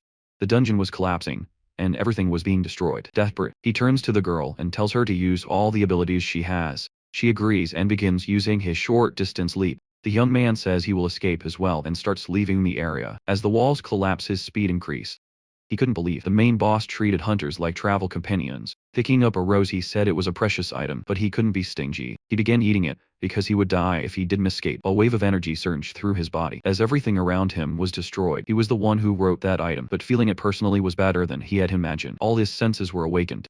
Smiling, he said he would escape. In another room, the girl kept running. She had spent too much mana on Sportula. Because of that, she was weak and ended up collapsing from exhaustion. When she looked ahead, she saw the young man running. She tried to shout for him to wait for her. Her memories took her back to when she had made the same plea to she. Seeing that she wasn't hurt, she closed her eyes in resignation. However, the young man asked what she was doing, and if she was hurt. The girl was surprised to see him extending his hand above her head. A rock began to fall, Yuri warned him. But nothing happened. Then the young man activated a protective field. She tried to speak, but before she realized it, she was being carried by the warrior holding her. He said this would be his final push, running as fast as he could. He told her to hold on behind them. The dungeon completely collapsed. When they were at a safe distance, they stopped to rest, and the young man said they had survived. The ability he obtained from the intermediate boss would be very useful by maximizing its proficiency. The cooldown time would also decrease, making it useful in the future. While looking at what he had gained, a screen appeared beside him, saying he had received a skill enhancement. He thought it wasn't a bad reward for putting his life at risk. Yuri thanked him. She said she wouldn't have been able to get out alone. Looking down, she admitted that she didn't move because the situation reminded her of her past. She used to be a guide for the Jungo Guild. She was a mercenary guide for other hunters. One day she came looking for her. They said they always did their best to ensure the safety of Jungo's team members. That was the best guild in the country, so she trusted him and joined the team. But one day she was seriously injured in a dungeon attack. After hearing that it was severe enough that she wouldn't be able to enter dungeons for a while, she asked everyone to leave her behind because they couldn't waste time on useless things. Syria asked if it was a lie, that he would do everything to keep her safe. She said that was only true when she had value. Then she asked if she was an idiot for believing in that. In the end, she said it was a shame, because for a toy she wasn't so bad. Shin said that was an assassination attempt. The girl said it was a miracle she escaped, and if she hadn't contracted a constellation that dealt with space, she would have died. Smiling, she said she was lucky. But the young man told her it wasn't just that. Constellations don't contract hunters without a goal. He said hers must have seen her potential. Excited, the girl asked if that was a compliment, and he thought it was just the truth. Looking down, Yuri said she felt better after talking about it. That was the reason she was at ground zero. She didn't have difficulties because of the people there, but at the same time it was lonely. She admitted that she must have secretly wished to find trust in people. Suddenly Kane felt unwell and started falling toward the girl. She panicked when she felt his hand on her shoulder. Moments later his body collapsed backward. The girl saw him gasping for air and asked if he was okay. Shiden told her not to worry. It was just the side effect of the improper use of Solicium. He just needed to rest, and then he would get better. Placing her hand on his forehead, Yuri smiled and thanked him once more. The young man simply smiled back in response. At Imjin Station, Hanho thought that if Jun Yuri stayed at ground zero, she would grow well. It would meet again. Since there was still time before the train arrived, he decided to check Huntergram. It was the sense exclusively for hunters, generally used for advertising or sharing information. Child of Jonwoo, the largest guild in the country. The central point of the dungeon invasion strategy is safety and teamwork. Looking at his phone, he thought it was a lot of nonsense. He noticed that the Tower River was gaining supremacy over Ulsan. Smiling, he said they would handle the rest properly. He would be able to meet the leader of the Abyss soon. When Sammy fulfilled the promise, a message from the plunderer's dimension appeared, saying it was incredible. It said that although it was a shame they couldn't plunder the constellation, they wanted to ask him something, then asked what was the meaning of having constellations. Hinyu says that since it was a mutualistic relationship, it should go well for him to do well. The dimension says that it was interesting, but that the boy was not a normal hunter. He knew something was happening when he called him back. When he was level 10, he says that soon he would test him. If he passed, their destinies would become one, and he would have even greater abilities. Smiling, the boy says that he accepted. He asked if the constellation had no complaints about the contract, but it does not understand.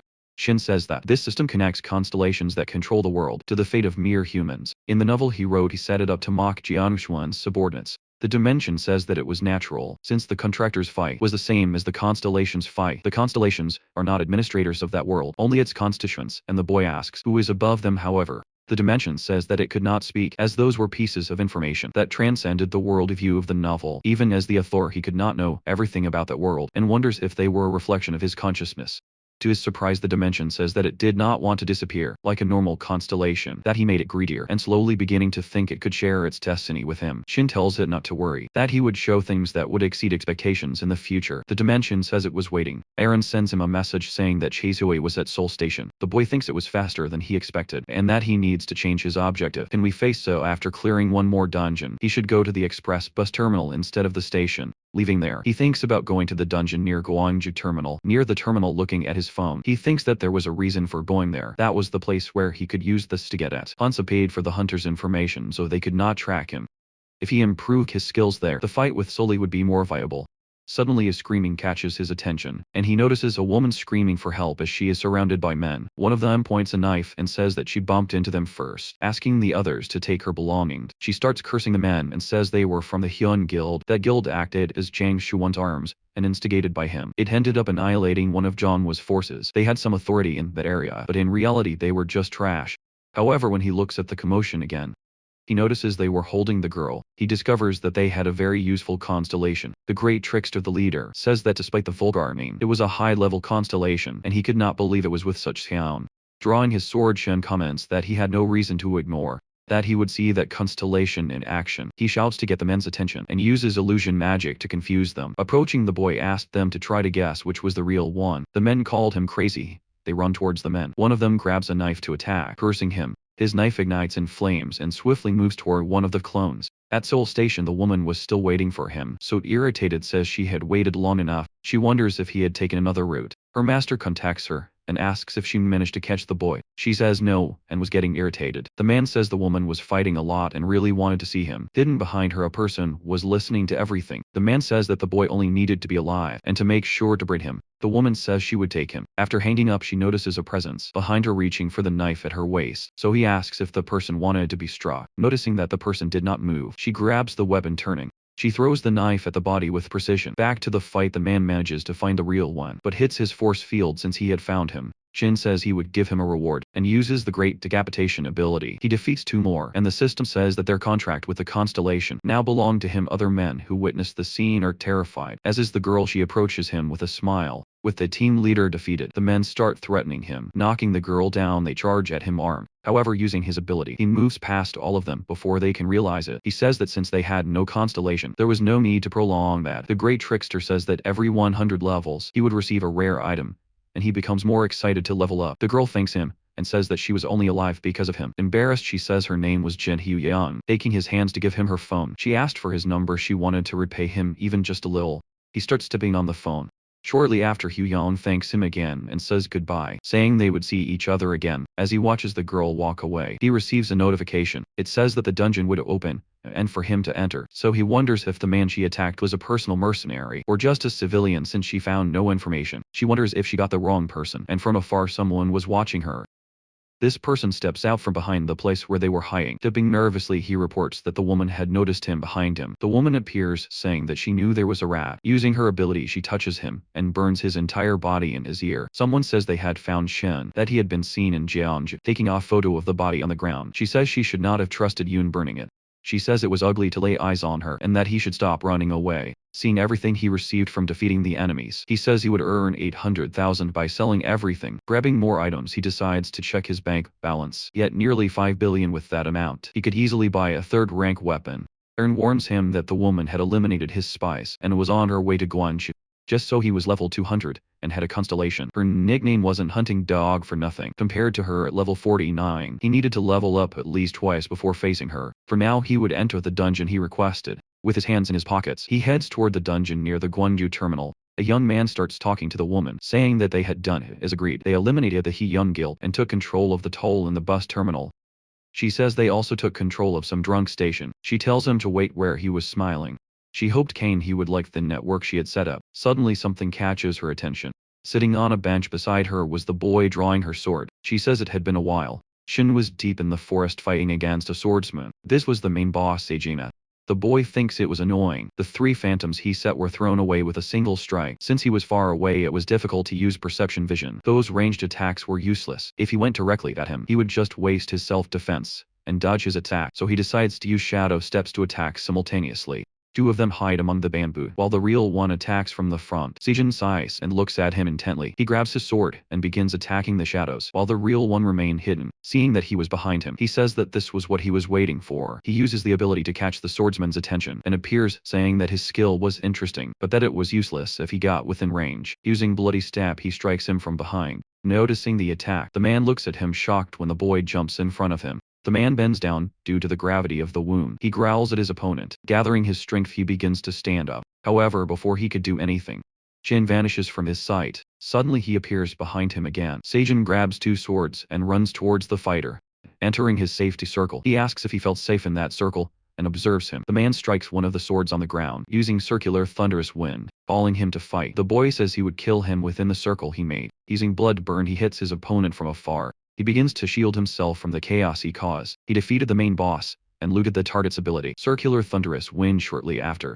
The system reports that he has leveled up, reaching level 51, and obtained the stealth ability. Even with this skill at maximum level, he could not use it simultaneously with an attack ability. The boy thinks it was a shame, but if it worked would be surreal.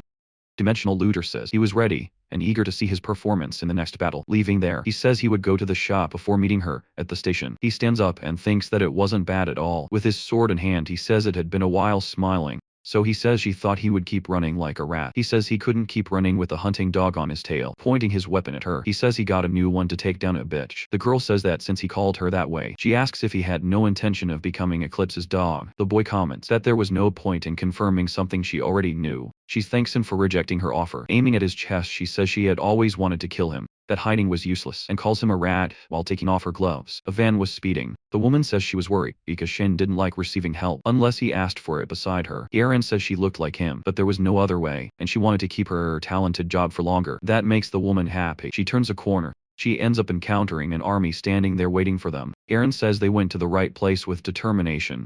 The woman starts accelerating the van and runs over all of them at once. At the station, Kang Yu dodges So's attacks.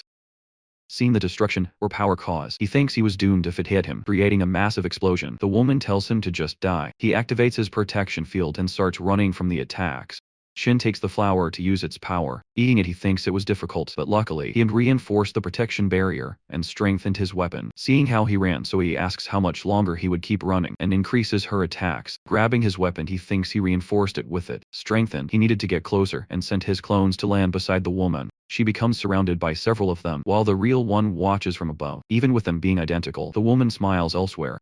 The girl was fighting against the men and defeated them with little effort. When she knocks them all down, she finds herself surrounded by bodies. Turning around, she sees Yurin opening a door and stepping out, running to her. She says she got rid of the rest and asked about Kang Ho. She says she couldn't find him anywhere. He was busy because all of his clones were being burned at once. Looking up, he says that everything he tried was useless. Seeing him, she says it was over. She knows that hand-to-hand combat wouldn't work. He throws his sword, which lands on the ground in front of the woman. She steps on the object. She asks if it slipped from his hand because he was afraid to run, summoning 3 flaming dragons against him. She says that was how one should aim. He becomes frightened and is unable to dodge the attack. Amidst the flames, Shin appears from above saying that things weren't going well. The woman wonders what he was trying to do. Kang Ho activates the thunderous wind whirlwind. The wind was so strong that it started to destroy the flaming dragons. Seconds later, they disappear.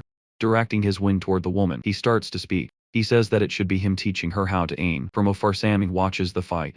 She comments that it was very interesting, that it was good she didn't interfere at the time of the fight, and never thought you would make things difficult. For Zo, however, it was quite fascinating. After going to Seijina's dungeon, he was using the same ability as the main boss. Her master contacts her, and a girl says she was watching his ordered king, who was in the middle of his whirlwind, which was hurting the woman. He uses the abduction ability to grab her with a giant hand. Realizing what was happening, the woman is surprised using acceleration. He points his weapon at her with bloody stab. He strikes her abdomen, making her scream in pain. But she grabs her knife from her thigh, so he manages to intercept the attack with a knife. She asks if he thought he had won, but was blood burn. He makes her stop talking and scream once more. Sammy hears the master asking about the situation. She tells him not to be shy. Then she reports that she was losing. He says that maybe the woman wasn't as good as she used to be anymore. Noticing what was happening, she wonders if she would lose like that. She remembers when she burned a man who asked why she was doing that. She says it was to teach him not to play with fire anymore, but he doesn't understand. Remembering that she set fire to a house, she asks if the woman was the child who was there. He shouts that killing him wouldn't bring her parents back, but right after a wave of fire engulfs him.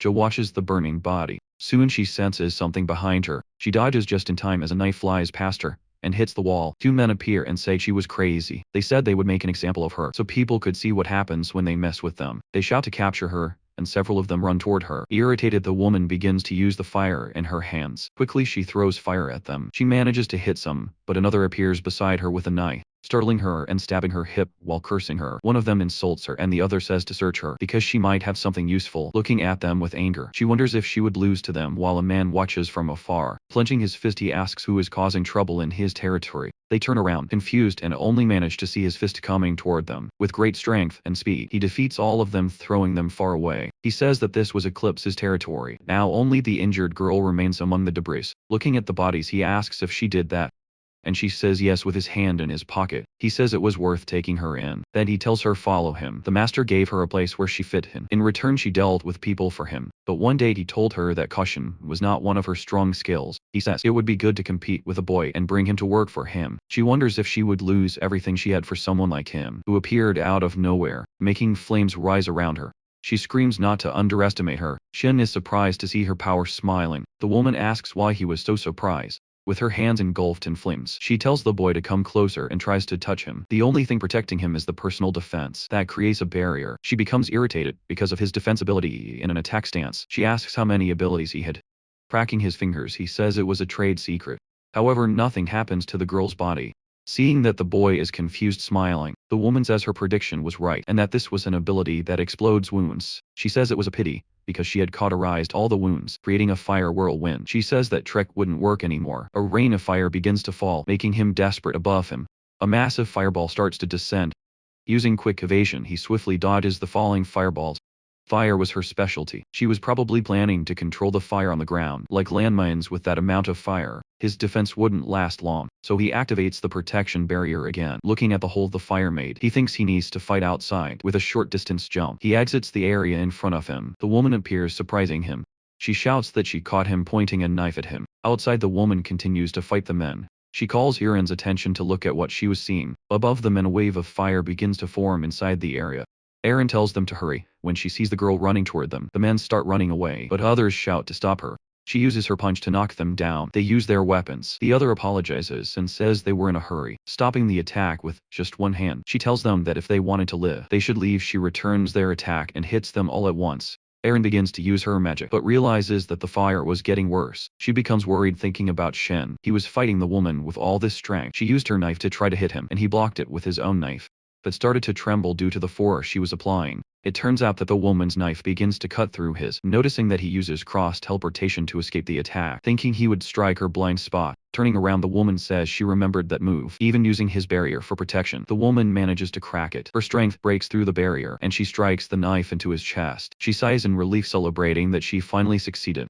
Pushing the knife deeper, she smiles at the boy. Looking down, he notices that he was also pointing a knife at her abdomen. Using great decapitation, Kang Ho manages to remove the knife from his chest and cuts her arm, throwing the knife to the ground. She grabs her arm, screaming from the wound. Sammy feels sad and wonders if it was over. When she looks to the side, she notices someone running toward the two. The boy steps back. He thinks that the girl made quick decisions, that she sacrificed her arm in exchange for her life while cauterizing her lost arm. So he screams that she would kill him and sends whirlwinds back at him. Using the protection barrier, he says he was getting tired and that the effects of mansolation would wear off soon. Throwing fireballs, the woman says she would break that barrier as many times as needed. He tries to protect himself, but someone protects him first. Realizes it was wind magic.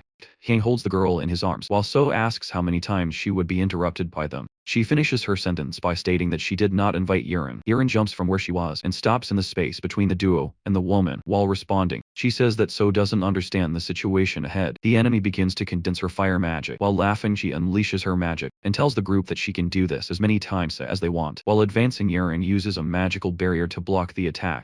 After the block, she realizes that her opponent has disappeared. The girl raises her arms and asks where she went. Gasping, Kang Yu reveals that they don't need to stay on alert. Eren asks what he means, and in his thoughts, he says he was worried about So's last constellation. He thinks that the opponent's ability is very strong, and using his mana tracking ability, he detects that the opponent copy his stealth ability and fled. Because of that, she would no longer attack. He reveals to the group that Sudi has escaped, and his ally says that they should pursue her immediately. But at that moment, the boy weakens and faints before he falls to the ground. The girl catches him and asks if he is okay. Eren eases the situation by saying that the boy was breathing, that in any case they should take him to the hospital. The opponent, now some distance away, curses Eren for interrupting. She wonders about the secret Kang who was hiding. She notices that the boy has many abilities, and several of them are boss abilities. This makes her question whether he can copy the abilities of monsters, and for that reason she needs to warn the master. But someone was nearby. Hyun steps out from a corner and strikes the woman. Seo barely manages to dodge the attack. Hyo-yeon asks where she was going in such a hurry, and the woman asks what Jin was doing. She replies that she was letting Soo see the sad situation she was in. In a flashback, Hyo-yeon's on a call with the master and asks what she should do with Chak. He simply responds to discard her, because a hunting dog that fails to hunt deserves to die. With that, Jin reveals that the master had abandoned Siu. This leaves her very surprised, but her opponent promptly advances for another attack. Later, Kang-ho wakes up and adjusts himself in bed, realizing he is in a hospital beside him. The girl that stayed until she fell asleep, calling his name while dreaming. He gets up, gets dressed, and leaves the room, taking out his phone to play classical music. While enjoying it, he receives a notification on his phone. The message was from Jun Yuri, leaving him surprised in the chat. The woman poses beside a flower while tipping Tana, and the boy wonders if finding the flower was just a coincidence. Another message is sent by her saying that she now has a grandmother, but he puts his phone away without paying attention, wondering what she was talking about. Turning to leave where he was, the boy is caught off guard and becomes nervous.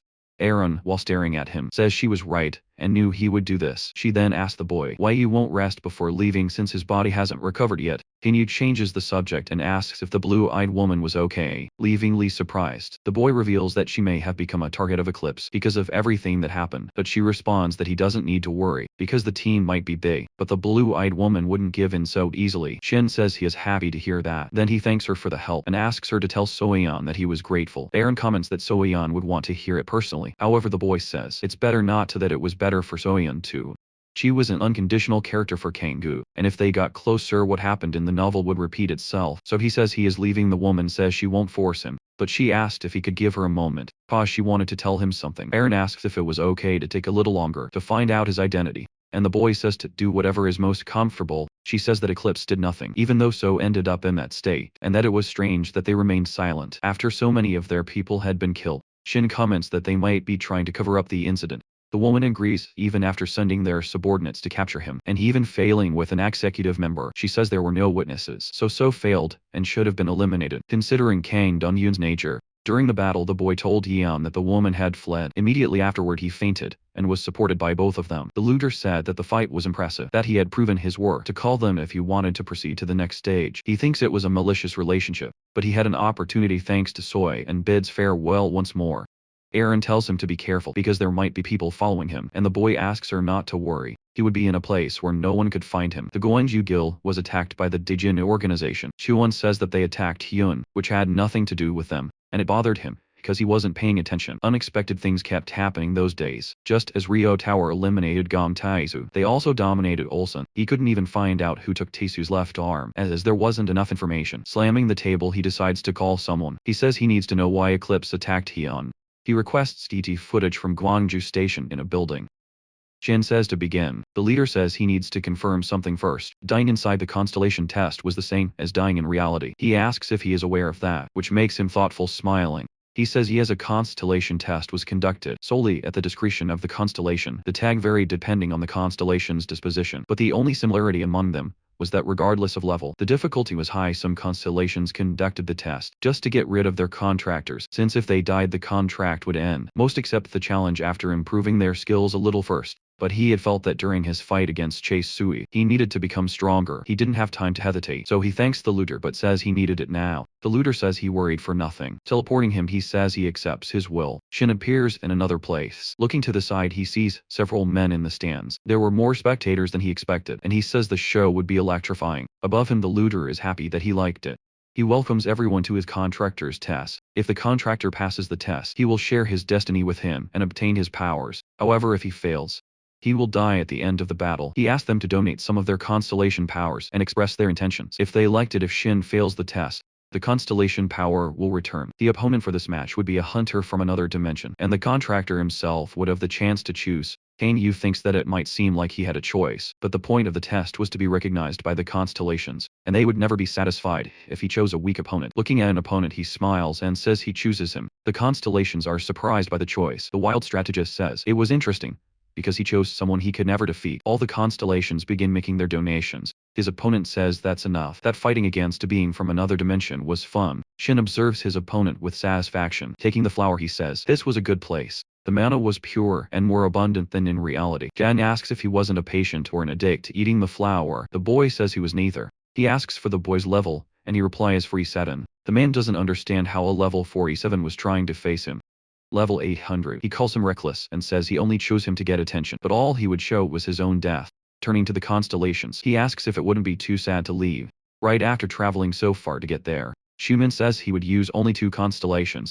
Shin thinks that as expected, the boy was drawing the spectator's attention. Normally high-level constellations want the main position, so they wouldn't want to contract someone with such a quantity. The intelligent morning man is impressed, and the mad mathematician says it was a great opportunity to see what he was capable of, but in a place with so many constellations, at least one would like his abilities, and things wouldn't go as planned. A man appears before Shiwan in his office, handing him the documents he requested. He asks if it was about the Eclipse case, and the boy says it was about the Abyss case. Looking at their latest news, he says they were an organization truly difficult to understand. He asks why they were so obsessed with the truth. He says the public would see things and believe whatever they wanted anyway. He asked the man if his work was reliable, and the other comments that he also agreed with, that Shi-won would hire the Black Skeleton Troop. Lee Hansuk, the captain of Abyss, and Park Dong-ji is blood relative.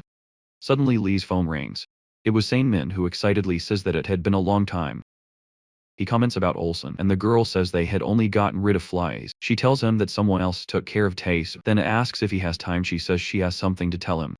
But the man replies that he doesn't have time. He couldn't get in touch with Donj and didn't know he was in a dungeon again. The warrant asks if he was avoiding him again. The man says that Yuzuk went looking for him, so everything would be fine. Then he asked if the girl could go there. They would see each other for the first time in a long time and make their next plans. Smiling, the girl says it was perfect. The fight between Kanye and Shiwon was intense. His personal defense was already breaking. The man tells him not to be scared because it was just a signal. His speed was as insane as in the novel. It would be dangerous even with just his body. Shiwon asks how long the barrier would last, throwing purple dark as fireballs. He tells him to run if he wants to survive, smiling.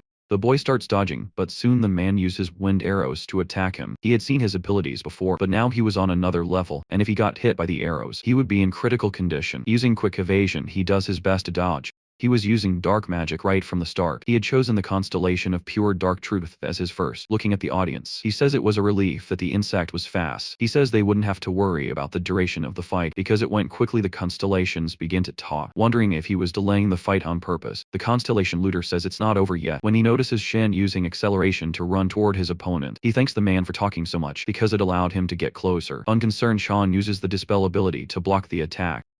Seeing that, the boy becomes worried, and the man comments on his ability. He says he would have to adjust his evaluations, and at that moment, Shin uses illusion magic so that all of them attack at once, all surround their opponent, but he uses space manipulation to throw them away. Using his sword, he grabs onto the wall in front of him to avoid falling. The second constellation he was using was the special guide. Gaining momentum to the man's surprise, Shin jumps directly at him. He and his clones jump at the boy again. Shiwon thinks that it was just a cloning technique, that he would deal with the original body first, so he uses purple darkness fireballs to attack. However, he ends up hitting the clone, and the real one moves behind him. When the man realizes it, he only sees the knife approaching. Shin throws it with speed, and the other tries to intercept it with space manipulation. Seeing that he succeeded it, Shin jumps to attack him from the front, but something grabs him elsewhere. Dong-ji is grabbed by his shirt. Aesop was trying to hold on to him, panting. He asks what had happened, but the man only asked him to stay quiet. He whispers, asking for his attention. They had discovered that the Jonah Guild was after him. Nervous, the boy asks if it was true. Leaving the place, the man says there was no time for explanations. He thinks it was good that he made contact. The man who was following them notices the escape. He becomes irritated, and the other asks what happened. He shouts that the target moved back to Shin. His protection barrier was having issues. Was lying on the ground, and his clones returned to his side. He soon notices a green energy surrounding him. Sean says he doesn't know his place. He asks how he dares to aim at his back. He uses the oxidation ability, but the boy manages to escape in time using space manipulation. He says it's useless. Man was using both space magic and dark magic at the same time. All his clones were being hit while he did everything he could to dodge the attacks. However, one of them was still following him. Even hitting the others, he couldn't track him with his eyes, and because of that, it didn't take long for him to be hit in the back. That attack makes him scream, and where he was, a massive explosion occurs. One of the men tells Yusak to stay there if he doesn't want to see the hostage die. Irritated, the man curses them. Hearing that one of them hits him from behind, smiling, Donjo desperately calls his name. Upon seeing him on the ground taking the boy, they start to leave even without strength. He shouts the boy's name, which catches the attention of others passing by. They run in the direction of the scream. Reaching Yusak, they kneel, and he apologizes. He says that the boy was kidnapped, leaving everyone in panic. He laments, saying he should have been more careful. One of them says they should search a bit more and asks which direction they went. Pointing to the left, the man says they went that way. Say to leave it to them, and the two run off to try and rescue Dronzer. However, he starts smiling strangely, thanking them in the battle. Shuan waits for the smoke to dissipate. Once again he begins speaking with the constellations. He asks if they enjoyed the show. He says that even if only for a short time, it was an honor to meet them. Looking up, he notices that the donations are still coming in. Seeing the smoke clear, he becomes confused. Shin emerges without a scratch, thanking Jang, because thanks to his talking with the spectators, he was able to recover hearing the music playing. He is impressed, putting his phone away, and the boy says nothing would change even if he looked in that way, since his attacks wouldn't work anymore using his ability. The man says he wouldn't be able to say that after he destroyed him. Looking at the power of the magic, the boy thinks that if he got hit, he would die instantly, but if he couldn't overcome it, he would never be able to block Xuan. Xuan thinks that it's just a bluff. Then he launches a black lightning bolt at his opponent. Doesn't move when the ball gets close to him. The boy uses quick evasion to dodge. Noticing this, the man becomes alert. He wonders how that was possible. While Shin smiles at him, Hinsek starts shouting, asking if it was true that Donji had been kidnapped. Yusuk bows, apologizing and saying it was his fault. The man says there's no reason it wasn't his fault. Sitting down, he asks the other to do the same and tell them everything about who they were. He says they were elite hunters.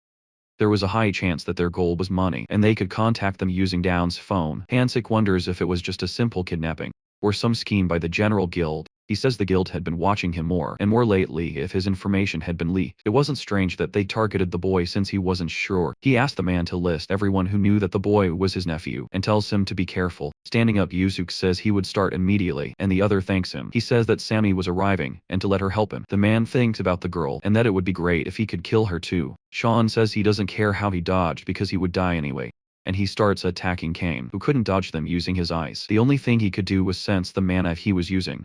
Since the mana there was much more abundant and pure, it was possible to do that, so he begins dodging the magic projectiles quickly. He was finally seeing the benefits of his mana hypersensitivity. The constellations start praising him, saying they should keep an eye on him, and wondering how the match would end. Seeing that the constellations were paying attention to him, Sure One becomes irritated. Using black lightning again, he asks how he dares to ruin his stage. However, when he looks at the ground, he notices the boy is no longer there. While searching for him, Shin appears behind him again. Using great decapitation, he aims his knife at his opponent's neck. Elsewhere, Danja is thrown. Tied up against the wall, a man tells him to stay there and behave. If he irritated him, he would cut his fingers off. Then he leaves, slamming the door. Danja wonders how that happened, since Yusak had told him that the Jungle Guild was after him, but those were obviously not their members. The man calls someone and says that he captured the boy. On the other end of the line, another man smiles and says it was easier than expected, that in 2 hours it would come to pick him up. In the battle, Shuowen uses chains to restrain Shin before he can cut him. He says that the other gave up his disadvantage, since he was now using his third constellation, the suppressor of nature's course, bringing the knife closer to the other's neck. He says that this was his victory. However, he is thrown back and asks if the other was backing out. The Ruined Prophet says it was impressive, that no one would have imagined he could use an ability that had previously been blocked. The King of Drugs asks if that wasn't the monster's ability, and the other says it was surprising that he used it so skillfully. The martial god of the Iron Mace says he was looking forward to seeing his evolution. Irritated, the man asks what kind of trick he used. Shin says he just used stealth. The other said that ability should only be obtained by assassins at level 50. Kane Yu says he is right, and asks if he really believed what he said. The constellation asks if he had been hiding his level from the beginning. They comment that there really was no need to reveal everything to the opponent. Irritated, Sean begins to summon a massive firestorm. He acknowledges that he underestimated him. He says he will now show his sincerity. Sammy is excited because she will finally see the captain and Dunga. After such a long time, she can finally fulfill her promise. She sends a message to Sunkyu telling him about it, that she will see him in 2 days if he is busy in the battle. Shin calls him crazy for using so much power there. The constellations start praising Shuwen's ability, controlling the massive weight. He says he should have done that a long time ago, that he would turn him to dust. Then he unleashes everything into the arena in the boy's direction. It was grand crimson flames that covered the entire stadium. An explosion occurs. Looking down, Dang says it's absurd. He asks if this isn't a violation of the rules. Shin is standing on a rock, surrounded by flames that destroyed everything around him, and asks why a constellation is interfering. The constellation Luther says he cannot allow a human to act undisciplined in his dimension, that his contractor has already passed the test. He tells Schumann that his role is over. Opening a portal, he orders the man to return. Schumann explodes in rage, telling him not to make him laugh, but soon he is pulled into the portal. Leaving them alone, the looter erased his memories and sent him back to his original dimension. To avoid a headache, Shin says that was close, but it considered the possibility of it happening. It was obvious if one stopped to observe. Throughout the constellation test, even when he was at a disadvantage, he continued receiving donations, which meant he had passed. Lowering his head, he asks if he can receive his reward. The constellation agrees. He tells the others that he understands their intentions. The test results were clear. They looked at the amount of power the constellations had gathered. One of them says it was an interesting fight, and another comments that the boy suited him, which irritates the looter. The darkness of the apocalypse says he is also interested and will continue watching. He tells the boy to remember him, which makes Shin happy since he was getting noticed. The constellation looter says they are too interested in his contractor, but he will allow it just for today. He begins converting the constellation power into XP. He congratulates him for passing the test and tells him he will gain a new power. Then he is sent back because the sweet taste of evolution is waiting for him. He arrives at his apartment. Since he leveled up quickly, he reached level 101. Seeing the message, he is very happy because he achieved his goal, but soon he becomes anxious as several other messages start flooding in. Shin has obtained the basic skill of the assassin class, soul imprint. After reading that he can imprint items, he is pleased. It was annoying to have to take care of weapons while fighting Chisodi. He should imprint all his important weapons. Looking at the panel, he sees his new trait. He says it's useful, but won't use it immediately. Among the numerous messages he received, he sees that the Trickster Master Constellation has given him 3 cards to choose from. He remembers this, and that he once mixed items that didn't suit his character, which caused problems. He decides to choose the middle card. Constellation congratulates him for picking one of the best items. Seeing what it is, he is delighted. He could copy Jianshuan's ability, but he thinks it would be good to acquire an assassin class skill. He already knew someone who fit what he was looking for, but this person was quite famous in China. His phone starts ringing. Aaron is relieved that he answered, and asks how he is. He says there's no need to worry. He's fine. The woman says that things with Eclipse have calmed down, so he doesn't need to be concerned. Then she asks if you could accept a request. She says the mining commission discovered a natural crystal mine near Hongshan. Mining them requires mana, and since there aren't many mines, this was quite rare, thinking the payment would be good. He tells the woman he will go the next day. The next day, near the Hong Kong Dungeon Liberation area, the miners are impressed to see Shin mining. After that, he needed to meet with Sammy. They wanted to meet with Abyss soon because due to their strict security, finding them without an intermediary would be impossible. The boy uses mana to locate the crystals. Grabbing an axe, he strikes the ground, revealing several of them. He says that should be enough, and the others are shocked by his speed. Behind him, Shin hears someone grumbling, stepping on a man. He asks if they think the cutting wind game is a joke. Then he turns to the boy and wonders who he is. He asks how he dares to take all the stones for himself. Grabbing his sword, he moves closer to where Shin is standing. He says there was a better way than mining on his own. Remembering his past, he thinks they were always the same. Grabbing his knife, he thinks it's good that they're bothering him. However, someone activates an ability, striking the man running toward him. Without understanding what happened, he sees several of them on the ground, and others shielding themselves from the light that it formed. He wonders where they came from. When an archer fires an arrow at the group, the leader becomes furious upon seeing his men fall. He shouts, asking who did that. A masked man says they should be the ones asking. Shin recognizes the demon mask, and the others are startled. The girl aims her weapon again. She shoots another man who collapses while the leader orders them to scatter. He tells them to surround and destroy them. They rush toward the girl, but soon one of them is struck before he can reach her. Kangwoo runs toward her with his weapon in hand. Using short distance jump, he takes down more of them. Seeing this, the masked man begins to observe him. The leader appears, cursing him. He says he will kill him and charges at the boy. The girl shouts for him to be careful. Using his ability to retrieve his item, he grabs his knife again and prepares himself. As the man passes by, the boy strikes him in the stomach. Noticing the other trembling, he says it's convenient, thus all of them fall to the ground. The girl is impressed that he did all that in such a short time. Soon the man appears and tells Shin that he is as impressive as he had heard, that he never thought he would find him in a place like that. Stick Yak approaches and while removing his mask, says he didn't expect to find him there. Then he calls the boy by his name. A team member interrupts the interaction and thanks him for saving them. The leader tells everyone they can relax. John's objective was to free exploited hunters, and he would kill anyone for that cause. That's why he received the title Judge of Silence. But to gain recognition from Eclipse, it was written that he would die at the hands of Kang Daniel. Kangwoo asks how he knows his name, and Seok realizes he hasn't explained. He then reveals that he sent a spy from Eclipse to gather his information, leaving the boy surprised. Sia continues saying he was also surprised that he punished Safi with his own hands, but Kadi asked them not to call them by his real name and thinks that the rumors have already reached the guild. He also asked the 2 team members to give him their numbers. They're surprised and thank him, saying it's an honor. The girl next to Siyuk introduces herself as Ban Siyum, and Kang Ho praises her for her support abilities. The leader reveals that according to Eclipse, they still hadn't given up on the boy. For this reason, you should be careful. The next day in Hong Kong province, Kangwon notices that the mission's commission and fee were very good. He remembers Yurin saying she would add 5 billion as a bonus. As he looks at his phone, remembering that only one thing was missing, a woman approaches and catches his attention. Ian Sammy from Abyss asks the boy how he has been. She takes him to the Abyss hideout in northern Jeonju province. She approaches a guard and asks them to inform the captain of her arrival and her guest while the boy takes note of the location security. However, Hansuk appears and notices Sam is there. He greets her and stares at the boy. Then he asks who he is, and the woman responds that he is a guest she brought. Kanyu introduces himself. The captain cordially responds that it is a pleasure to meet him. After entering, the guards ask the boy to wait a moment. In the meantime, he thinks that the security is excessive, even though he came with Yoon. Because of that, there was only one reason for the captain to be so cautious. He thinks he arrived at the right time. With this, he would be able to earn Hansuk's trust and save Abyss. In the meeting room, Sami Shock stands up and asks if Donju was kidnapped. The captain apologizes for treating Kanju this way, but it was an emergency and she understands. She asks if the mission could be given to the boy and says she is sure of his talent, but Hansuk asks if that is the right thing to do.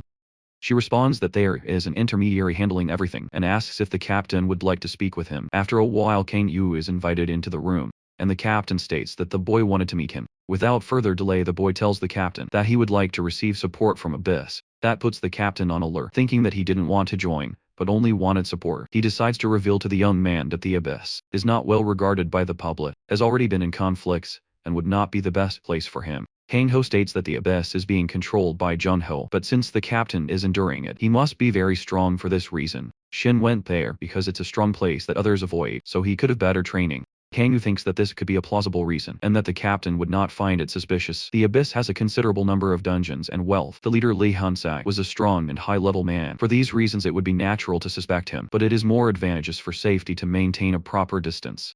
With this is the best scenario to create a commercial relationship based on trust. Kang Yu says he does not intend to be an opportunist, and depending on the support, he would help accordingly. The captain says that the young man is someone who does not let himself be swayed by others and praises his honesty. However, the Abyss is an organization with a shared objective, and as a captain it was difficult to trust Kang Ho. In a hideout, a guard pushes the hostage and asks why he's being taken to the inner room. Second guard reveals that the hostage's uncle was someone important, and that this would raise the stakes for later. The first guard finds it suspicious and asks how they would pay, given that the value was already high. But the second guard reveals that the Jungle Guild is the one who will pay the commission. This excites both of them, and they say the threats will work very well. Reaching the end of the corridor, the guard opens a heavy door. Upon fully opening it, he kicks the hostage inside, calling him an idiot. Something approaches, and this scares the two guards. It informs that if the hostage wants to live, he must not leave the room. While closing the door, he informs that a monster will stand guard. After some time, a giant and strong man stands in front of the door. Donja wonders who leaked the information and regrets trying to stay away from his uncle. It was obvious that the Jungle Guild had kidnapped him because they intended to blackmail his uncle, which would put the Abyss in danger. As he limits, the young man wonders why he is so weak. He then starts repeating that he only needs one person. Kang Min drives his car while Yoon explains the request. The objective was to find Park and save him, and he would only be rewarded if he found him. With target information to be sent, Shuden ends the call, saying he will get in touch after completing the mission. In his memories, he recalls the captain rejecting the proposal as the captain of the Abyss, but considering it because of the rescue mission. Kendo thinks that Hansuk would reconsider the support proposal after the mission and resolve the Abyss's internal conflict. In the free area of Bongshan, a young man uses an ability and says he will finally use the power he gained during the test. During the night at the base, a guard approaches another and says it is time for the shift change. As the door opens and the guard passes, Kang Yu sneaks in. While invisible, the guard warns not to let their guard down because the contractor is arriving. Kang Yu thinks they will deliver Park. The novel was written from Jung Showon's perspective, so it was thought he would be taught a lesson by the captain for spreading rumor. Even without knowing the details of the kidnapping, there was an order for Taziet to secretly kidnap him. He was the one who was supposed to retrieve Dange. A car arrives in front of the base. The car door opens and a guard goes to receive the contractor. He informs that the leader was waiting for the man. Shin watches from inside the building. He praises the contractor's punctuality and realizes he needs to hurry. While passing through the corridor heading to the underground level, he notices that there are few guards while searching for the hostage. While investigating, he thinks he should search the lower floor, but the monster is just in the next corridor. Hang-ho then gets scared by the monstrosity. In another room, the leader of the Black Skeleton Troops says he is surprised by the contractor's visit, and he extends his hand to greet him. He introduces himself as Shin Juno, and the leader comments that there were many expenses in the mission. Juno comments that he gave the group an assistant, so it should have been easy to kidnap him, but the leader responds that big plans cost a lot of money, and given Shin's position in the guild, he should be aware of that. The contractor asks how much he wants, and the leader responds that he knew he would understand. asks if it's possible to double the initial payment, but Geo thinks the man is overstepping his limits. However, if the plan succeeds, most of the Abyss's funds will go to Jung-woo. Firmly he responds that he will agree, but must confirm if the hostage is the right person. The leader promptly says there is no need to worry about that. They can personally go and check. Jono comments that the leader seems very confident about the security level. He responds that the commission involves a lot of money, and regardless of who tries to invade, the hostage will be completely protected. He then proceeds to ask if Shuno knows Bijime. Kang Hyo on the lower floor dodges the giant's attack while evading. He thinks that Bijumai is a Russian hunter, enhanced with drugs to be a human weapon. He basically lost his rationality during training, and is a killing weapon that only recognizes its owner. The monster senses the young man's invisible presence, and prepares for another attack. Shin wonders if the giant detecting by scent, because it was created to have highly refined senses. Bijumai charges forward, and the young man realizes the beast's sense of smell is on another level.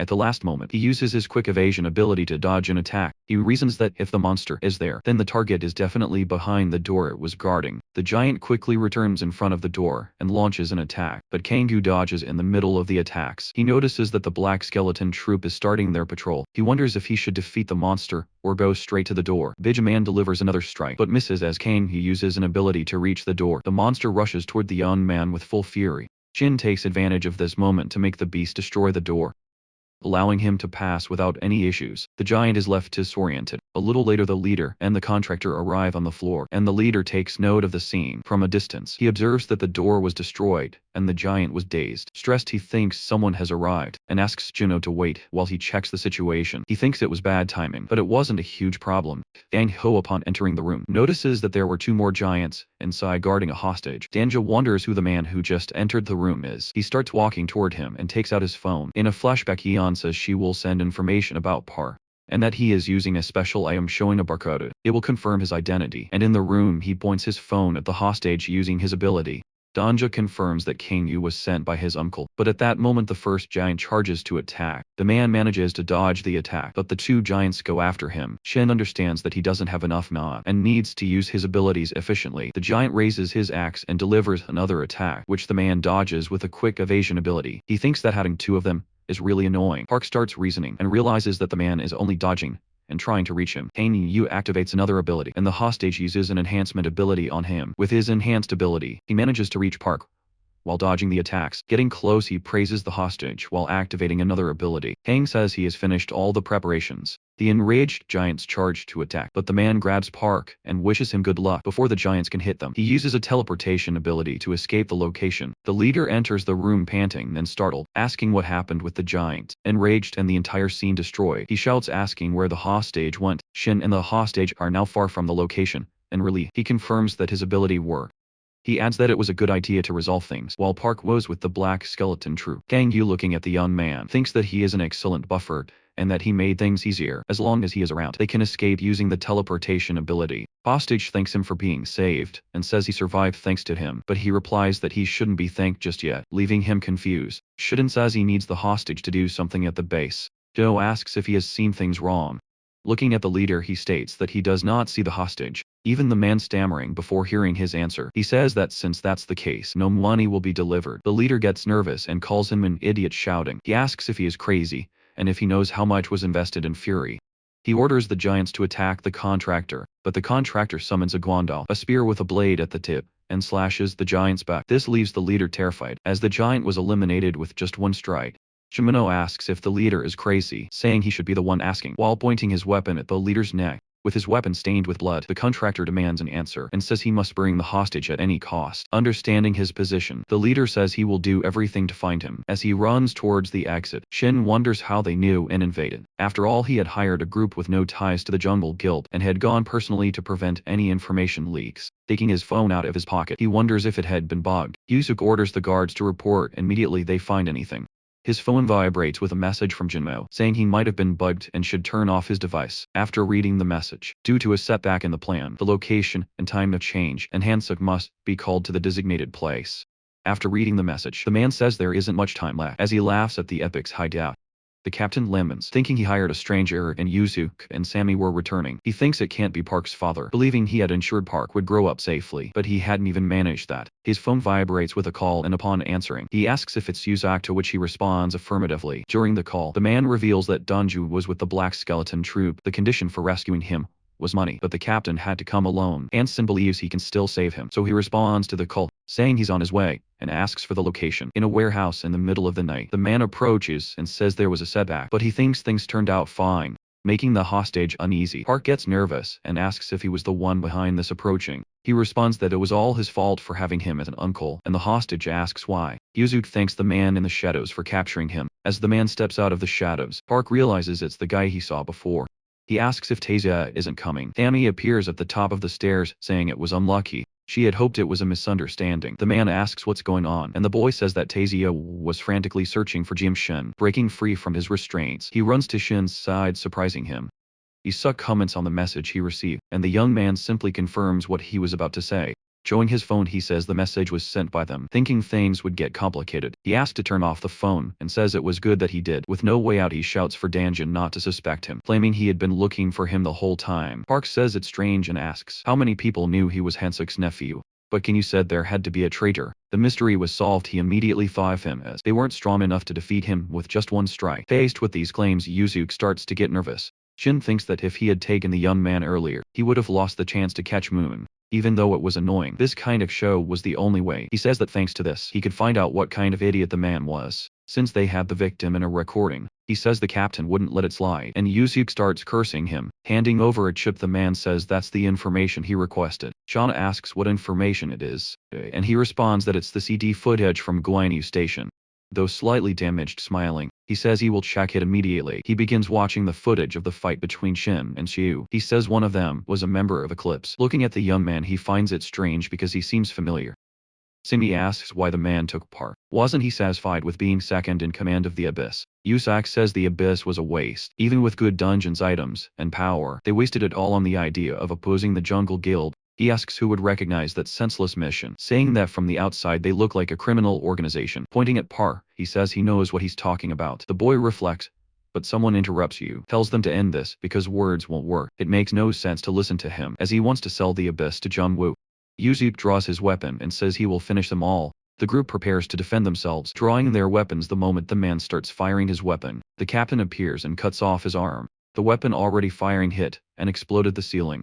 The group is surprised by what they see. Hansi drives his sword through the man. He finishes him off while looking at him mercilessly. With a single movement, he withdraws the sword from his chest, causing Yuseji to collapse to the ground. The warehouse falls into silence as the captain sheathes his weapon. He looks at his former comrade's lifeless body. Relieved, Park calls for his uncle, who approaches. Happy that he is safe, he asks the young man what he thinks about returning to the headquarters. He replies that there was nothing else to do and that he understands. Tang Yu thinks things have become simpler, while Segui praises the captain for his performance. Tinsuk asks Shin if it's okay for him to come along. He wants to properly thank him for saving Donj. The young man sees this as an opportunity to talk to the captain and accepts the request. Please. He says he will get the car. Sammy goes with the captain, saying she will check the area and that they should rest. After everyone leaves Park's size, he asks Hansuk if he's a bad person, and the latter asks what he is talking about. Donja says he thinks about what the young man said, as if his uncle wasn't doing a good job, but he couldn't live like him and didn't like being negatively affected by it. Like Hyusuk, Shin replies that he feels the same. Leaving the young man surprised, he adds that he doesn't plan to sacrifice his own safety to save the world, that it's fair for Park to live as he wants, but from what he sees, there was no need to reject what his family could offer him. In an office, she went on the phone and asks if Donji has disappeared, and if Hyusa cannot be contacted. Shumo, on the other end of the call, replies that he has nothing to say about it. Shin continues, saying they made a mistake choosing someone of a low level and that he won't use them again. They should think about getting rid of the trash and killing everyone, but Shin responds that they already did. After eliminating the entire Black Skeleton troop, the leader, crawling among the bodies of his fallen comrades, begs them not to come any closer. Shunil kicks him in the back and prepares his weapon. Ruthlessly, he drives the Guandao through the leader's chest, killing him with a single blow. Shin orders them to incinerate all the bodies, that they should make a proper statement for the press in the office. Chuan says he wants to destroy Jim Shin entirely, but will have other opportunities for attack the Abyss. He will focus on that and thinks he will find answers in an unexpected place. While looking at the images on his computer with great interest, he wonders if the person responsible for sending it was Jisodi, and that he should look into it first. At the Abyss hideout in northern Byamedu, lying on the bed, Dongju says he can finally rest. Sammy says he was a good actor and asks when he planned all of that. The young man says it was all thanks to Sunki. Since he knew Yusuk's number, he told them to send a message with a traceable number. Now that he has returned safely, he wants to talk to his uncle for the first time, and the girl says that's a good idea. She comments that he should also get some sleep. Saying goodbye, she wishes him a good rest. Kang Ho and Hyun Suk sit face to face. He bows, thanking him for saving his nephew. Shin says he only accepted the request like anyone else would. Lee says he trusted him because he had been his subordinate for a long time, and that if it weren't for him, it would have been a disaster. He says it was shameful and asks if he could change his previous offer, to which the young man agrees, but he comments that he would like to confirm something. He asks if Shin really went to the abyss solely out of self-interest. Surprised by the question, the young man doesn't understand. Hemsley says he sensed an inconsistency when Shin helped them, because it felt like he was doing it for them. Kang Yu says he wanted the abyss to remain intact. That as an opponent of the Jungle Guild, that was all it was. He says he wouldn't want to compromise his safety, and thought it was best to maintain an appropriate distance. The man says that makes sense. Smiling, he comments that the answer was fitting, and that Shin could count on them if he ever needed it. He hands him a token, saying he can use it whenever he wants to meet him. Shin takes it and thanks him. Hansuk says it's good that he's aware of the Jungle Guild. Currently Shuwon and Guanyam seem to have formed a secret network. Even though he doesn't know their objective, their actions are suspicious, and he asks Shin to keep his distance. Shin says he is talented because he noticed the existence of the 13th star. The man tells him to sleep there since it's late, and the young man says he will. Now he has eliminated the greatest threat looming over the abyss. He will slowly put pressure on. Shuon Danja gets irritated with his uncle, saying that he himself had said that just keeping in touch was enough.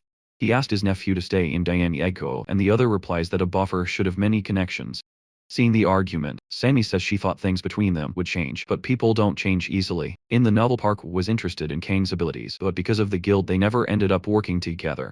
The young man turns to Shin and apologizes for his behavior. Shin asks him to speak more casually, since they will be seeing each other more often. Park was a rare buffer, and had many uses. Beyond that, getting closer to them was a good idea, so he asked for the young man's number, which he readily accepts. Turning to his uncle, he says he is leaving. A girl asked them to have a meal together, while the man extends his hand and tells him to come back whenever he wants. Shaking his hand, Shin says he will look forward to the day they meet again. With that, Shin departs for another place. While walking, he notices his phone ringing, and answers as Aaron says they have identified the corpse he requested. Sean was looking at Sue's file and what she had done. He wonders why she did all that for a fugitive prisoner. He asks the man where she is, and he replies that they are searching for her. It seems they were purged by an investigator named Juan, who was in charge of a special unit and was after Sue. He wonders if the woman was abandoned because she failed her job. She pursued the target and fought him, so she must have a lot of information. He orders them to find her and check her bank account, then asks if there is any other information. The man mentions a rumor that the leader of Blue Eyes helped the target that day. Surprised, he asks if Yuri was close to him, since there was a hunter he wanted to recommend. He wonders if they were the same person.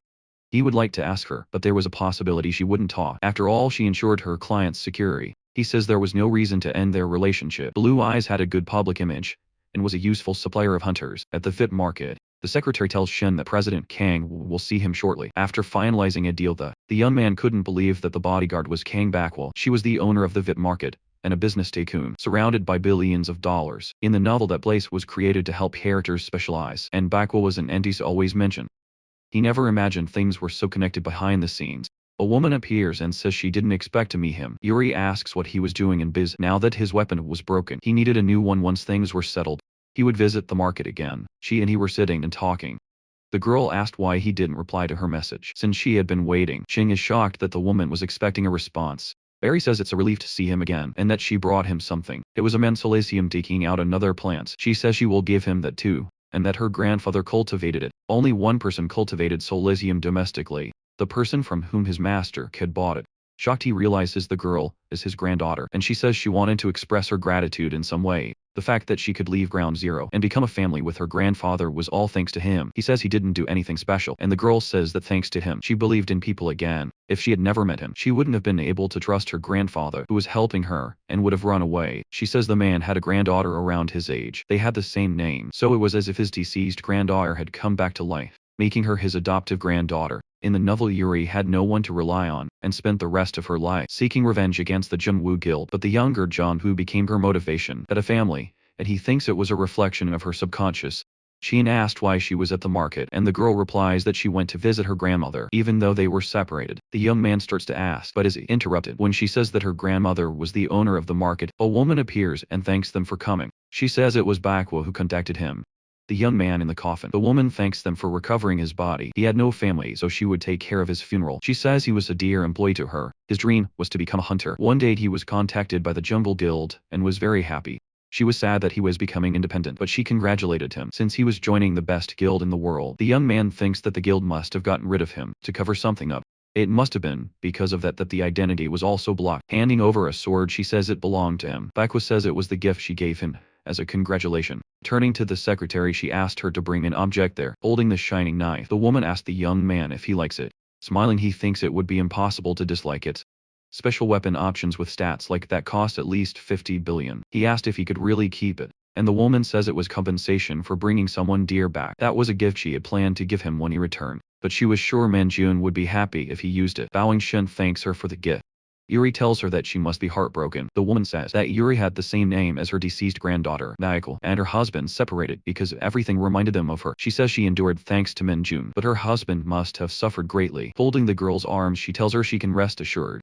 Smiling, she asks Yuri to visit her again, and slightly embarrassed, she agrees. Now the two are walking down the market stairs. The girl says that the Jungwoo Guild was responsible for this, with a threatening aura. She says she hopes they pay for all their sins one day. Even though her situation had changed, her hatred for the guild remained the same. Shin says they should go separate ways, and the girl agrees. He thinks that perhaps Master K has some information about mana hypersensitivity, so he asked if he could go with her, leaving her surprised, smiling with excitement. She asks if it was true in a warehouse at night. Sue wonders how much longer she will suffer from this wound, bandaging her arm. She says it was all Jin's fault for continuing to pursue her. When Jin said that her master had abandoned her, she thought it was nonsense, but the fact that she still hadn't been able to contact him was suspicious. She thinks it was impossible because she had done her best for him. At that moment, something catches her attention. Sue grabs her knife and shouts for the person to leave, throwing it in their direction. She asked how long they will keep chasing her. Jin said as she is reckless that she was going to kill her slowly because she thought about being nice, but since she didn't want that, there was nothing she could do, so she lunges at her with her claws. Jin and Yuri arrive at her grandfather's house. He says it's fascinating to have a place like this in Ground Zero, and the young man comments that this is where he cultivates Stolicium. He knows that Master K, Bakwa, and Yuri are things from his subconscious, but he is curious about how everything will unfold behind them. A man says he has heard a lot about Shin through his granddaughter. The young man becomes anxious about finally seeing the man. Master K smiles at them and invites them in. Now the two are sitting on the couch. He was able to meet someone difficult to reach thanks to the girl. He says he wanted to thank the young man for helping his wife and granddaughter. He tells him that he saw the young man Shin found and that he was involved in an accident. The young man asks if Minjun passed through there and says yes, his guild needed herbs. So they went there, but since there were some he wouldn't sell, he refused since he was recruited. Suddenly Shin wonders if they used him and then abandoned him. He then asks if he could tell him which herbs they were looking for. Master K says he wants to know why Shin came to see him first. Shin says the man must have extensive medical knowledge. Then he extends his arm and asks if he could check his condition. The man who begins to examine him. However, he notices something that leaves him surprised. In the warehouse, the women were still fighting. Sue used the power of fire to defend herself. Because of that, a large explosion occurs in the area, and Jin disappears. Doubts the woman is dead, but doesn't realize she's behind her. When she turns around, she sees the claws coming toward her, and only has time to dodge. The woman asks if she plans to fight until the end, trying to hit her. She says it's disgraceful protecting herself with fire. She says she will fight as much as she wants, until she boils and turns to ashes. Her strength was so great that it caused another explosion, right where the woman was, making both of them fly. With the impact, she stopped and watches in shock. Even Burnjin continues to smile. Emerging from the flames, she says this will be difficult. Her injury weakened her firepower, and she doesn't think she can break through Jin's defense. Jin asks how much longer she will steal another ability to escape. She tells her to do her best chasing after her. She says it's no fun hunting her if it's too easy. Sue was sitting recovering, irritated. She calls the woman crazy. Suddenly a commotion catches her attention. Master K tells Shun that he has been suffering for a long time, and even after studying his illness, he has never seen someone like him. He sincerely says that it will not be easy to resolve. The side effects of mana hypersensitivity were a limitation, designed to prevent him from surpassing a protagonist. Since it was difficult to treat, the young man asks if he could buy Solatium instead, and the man agrees. He usually only sold them in high-risk situations, and the young man thanks him. Yuri Content begins to serve them food. She asked him to try a little, but the young man thinks it's too much. She waits expectantly as he starts eating. Shin says it tastes good, and she replies that it's a relief. Master K says he has some information that might be useful. He asks if Shin could go to the limited mana dungeon. Shin is surprised that it has appeared. The girl gets excited about going with him, but the old man says that won't be possible. That dungeon is a club operated by Eclipse, and they take a lot of mana as an entrance fee. Shin couldn't believe that such a thing actually existed and was under Eclipse's control, but he didn't want to let this opportunity slip away. Dungeons with entrance restrictions had a great reward, but a limited number of raids. Standing up from the table, Master says he will excuse himself. First he needs to check the stock of Mad Celestium. After he leaves, the young man calls Yuri's attention. He tells her there's a high possibility that the guild caused Minjun's death. Hearing that, the girl turns serious. Shin says that her grandfather knows the answer to the incident, and she looks surprised. He tells her that Minjun came there, asked for herbs, and then it was obvious how he was led to his death. If he found out which herbs they were, he could understand why they killed him, so he asked for Yuri's help with this. Remembering the young man, she becomes thoughtful. The young man says he won't force her, but he needs her help. Someone appears holding a card. They ask Sue if she is from Eclipse. Smiling, they say they are there to invite her to join the Jumble Guild. At Master's house, he hands pills to the young man, saying that the effect is severe, but to use them when necessary. Then the young man says goodbye. He tells Yuri that he will see her later, and she asks him to be careful. The old man tells his granddaughter to go inside first, because he is going to check the plantation, and she agrees. He watches the girl enter, yawning, and smiles. Master asks another man what he thinks of Sun Yu. The man says he seems promising despite having a long way to go, and the other replies that he would see anyone that way. He says that as an assassin, he was admired more than anyone else, enough to earn the nickname Master of 1,000 Deaths. Man says he never wanted that title. He says the young man is interesting with his unique illness, and also for trying to use his granddaughter in his own house. He comments that if it were his daughter, he would have killed him on the spot, and corresponds that Shin truly helped his wife, and Yuri. He will continue to observe him for now, to see if he is someone he can share information about the Jumble Guild with. The next day, Shin was at the club Master had told him about. That floor was operated like a normal club. Hyun Young approaches him and asks if he is the man who helped her in Gwangju.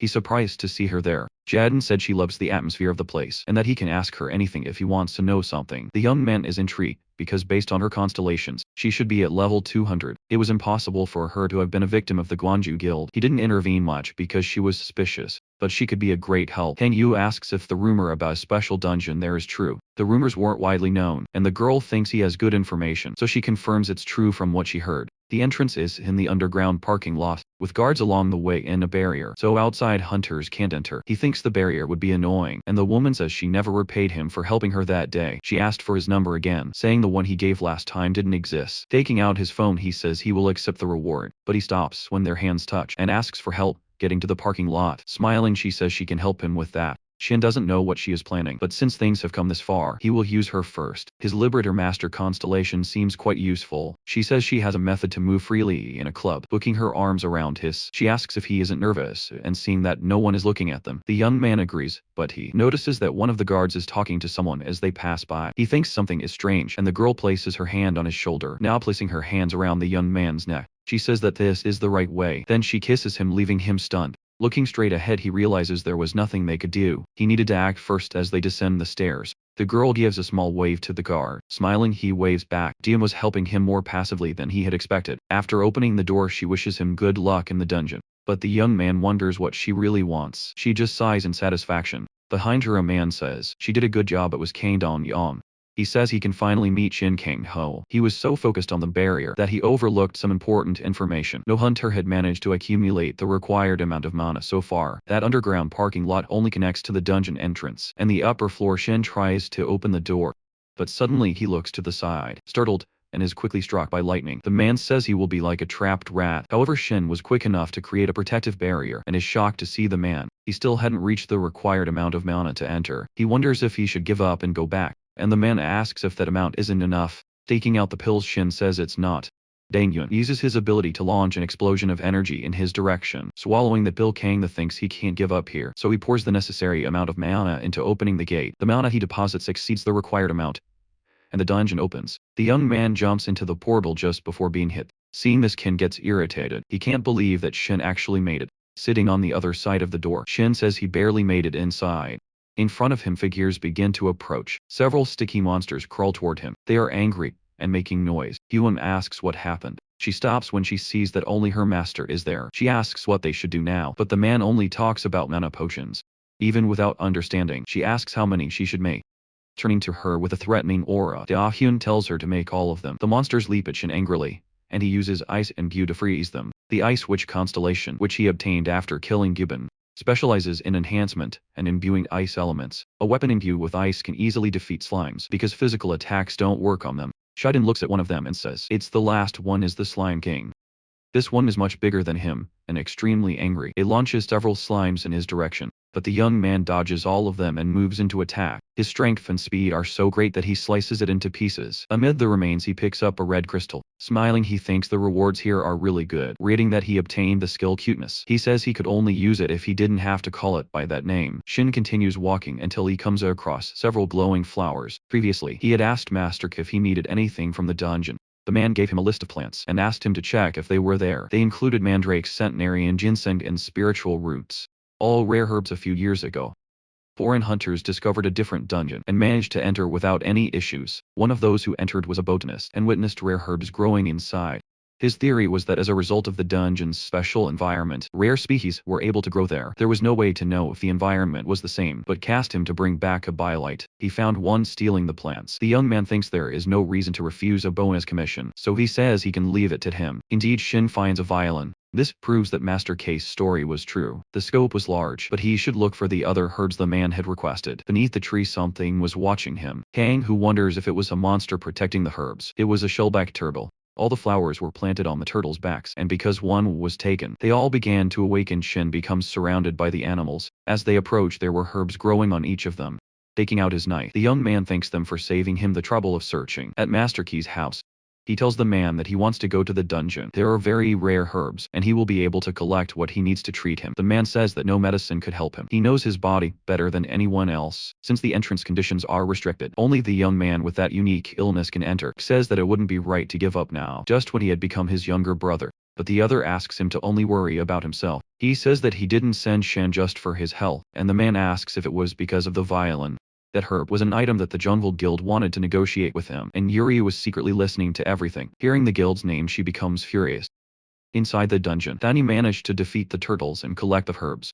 He obtained almost everything on the list, but a few were still missing. Perhaps they would appear as he progressed through the dungeon. Suddenly something moved and charged at him, forcing him to dodge quickly.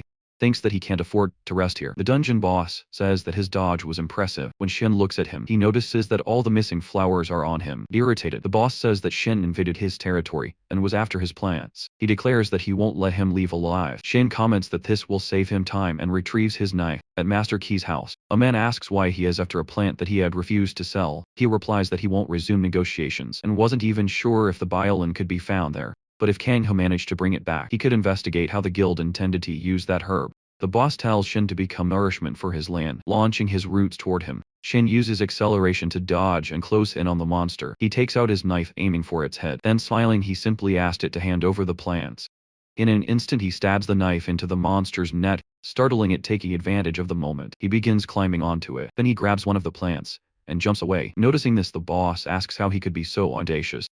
Curious, he uses his roots to attack the young man. Shin quickly uses fast evasion to dodge. Just in time, the boss challenges him to try stabbing him again, saying he would never be able to break through his scales. The effects of the mad Celestium would wear off soon, and the side effect would start to appear. Using his roots to form a drill, the boss declares that he will shred him to pieces. Shin says they should finish this quickly. Master says that if Kang Yu manages to bring the herb, we will investigate how the guild intends to use it. The man replies that many others would like to destroy the guild and asks why no one knew about this. He explains that they hire people under the pretense of making deals, but kill them when they are no longer needed. His granddaughter hears him say that this must be an important item. Shiwon and Guan Yun were the masterminds behind the guild, and the girl knew they were connected. Suddenly the man starts coughing violently. When he looks at his hands, he realizes they are stained with blood. Concerned, Master asks if he is alright, and he replies that his fever has risen because of their conversation. He says that the other men came here for treatment, yet he tired him out with all this talking. Taking his medicine, he comments that even though the young man is talented, this won't be easy, and says he's aware of that.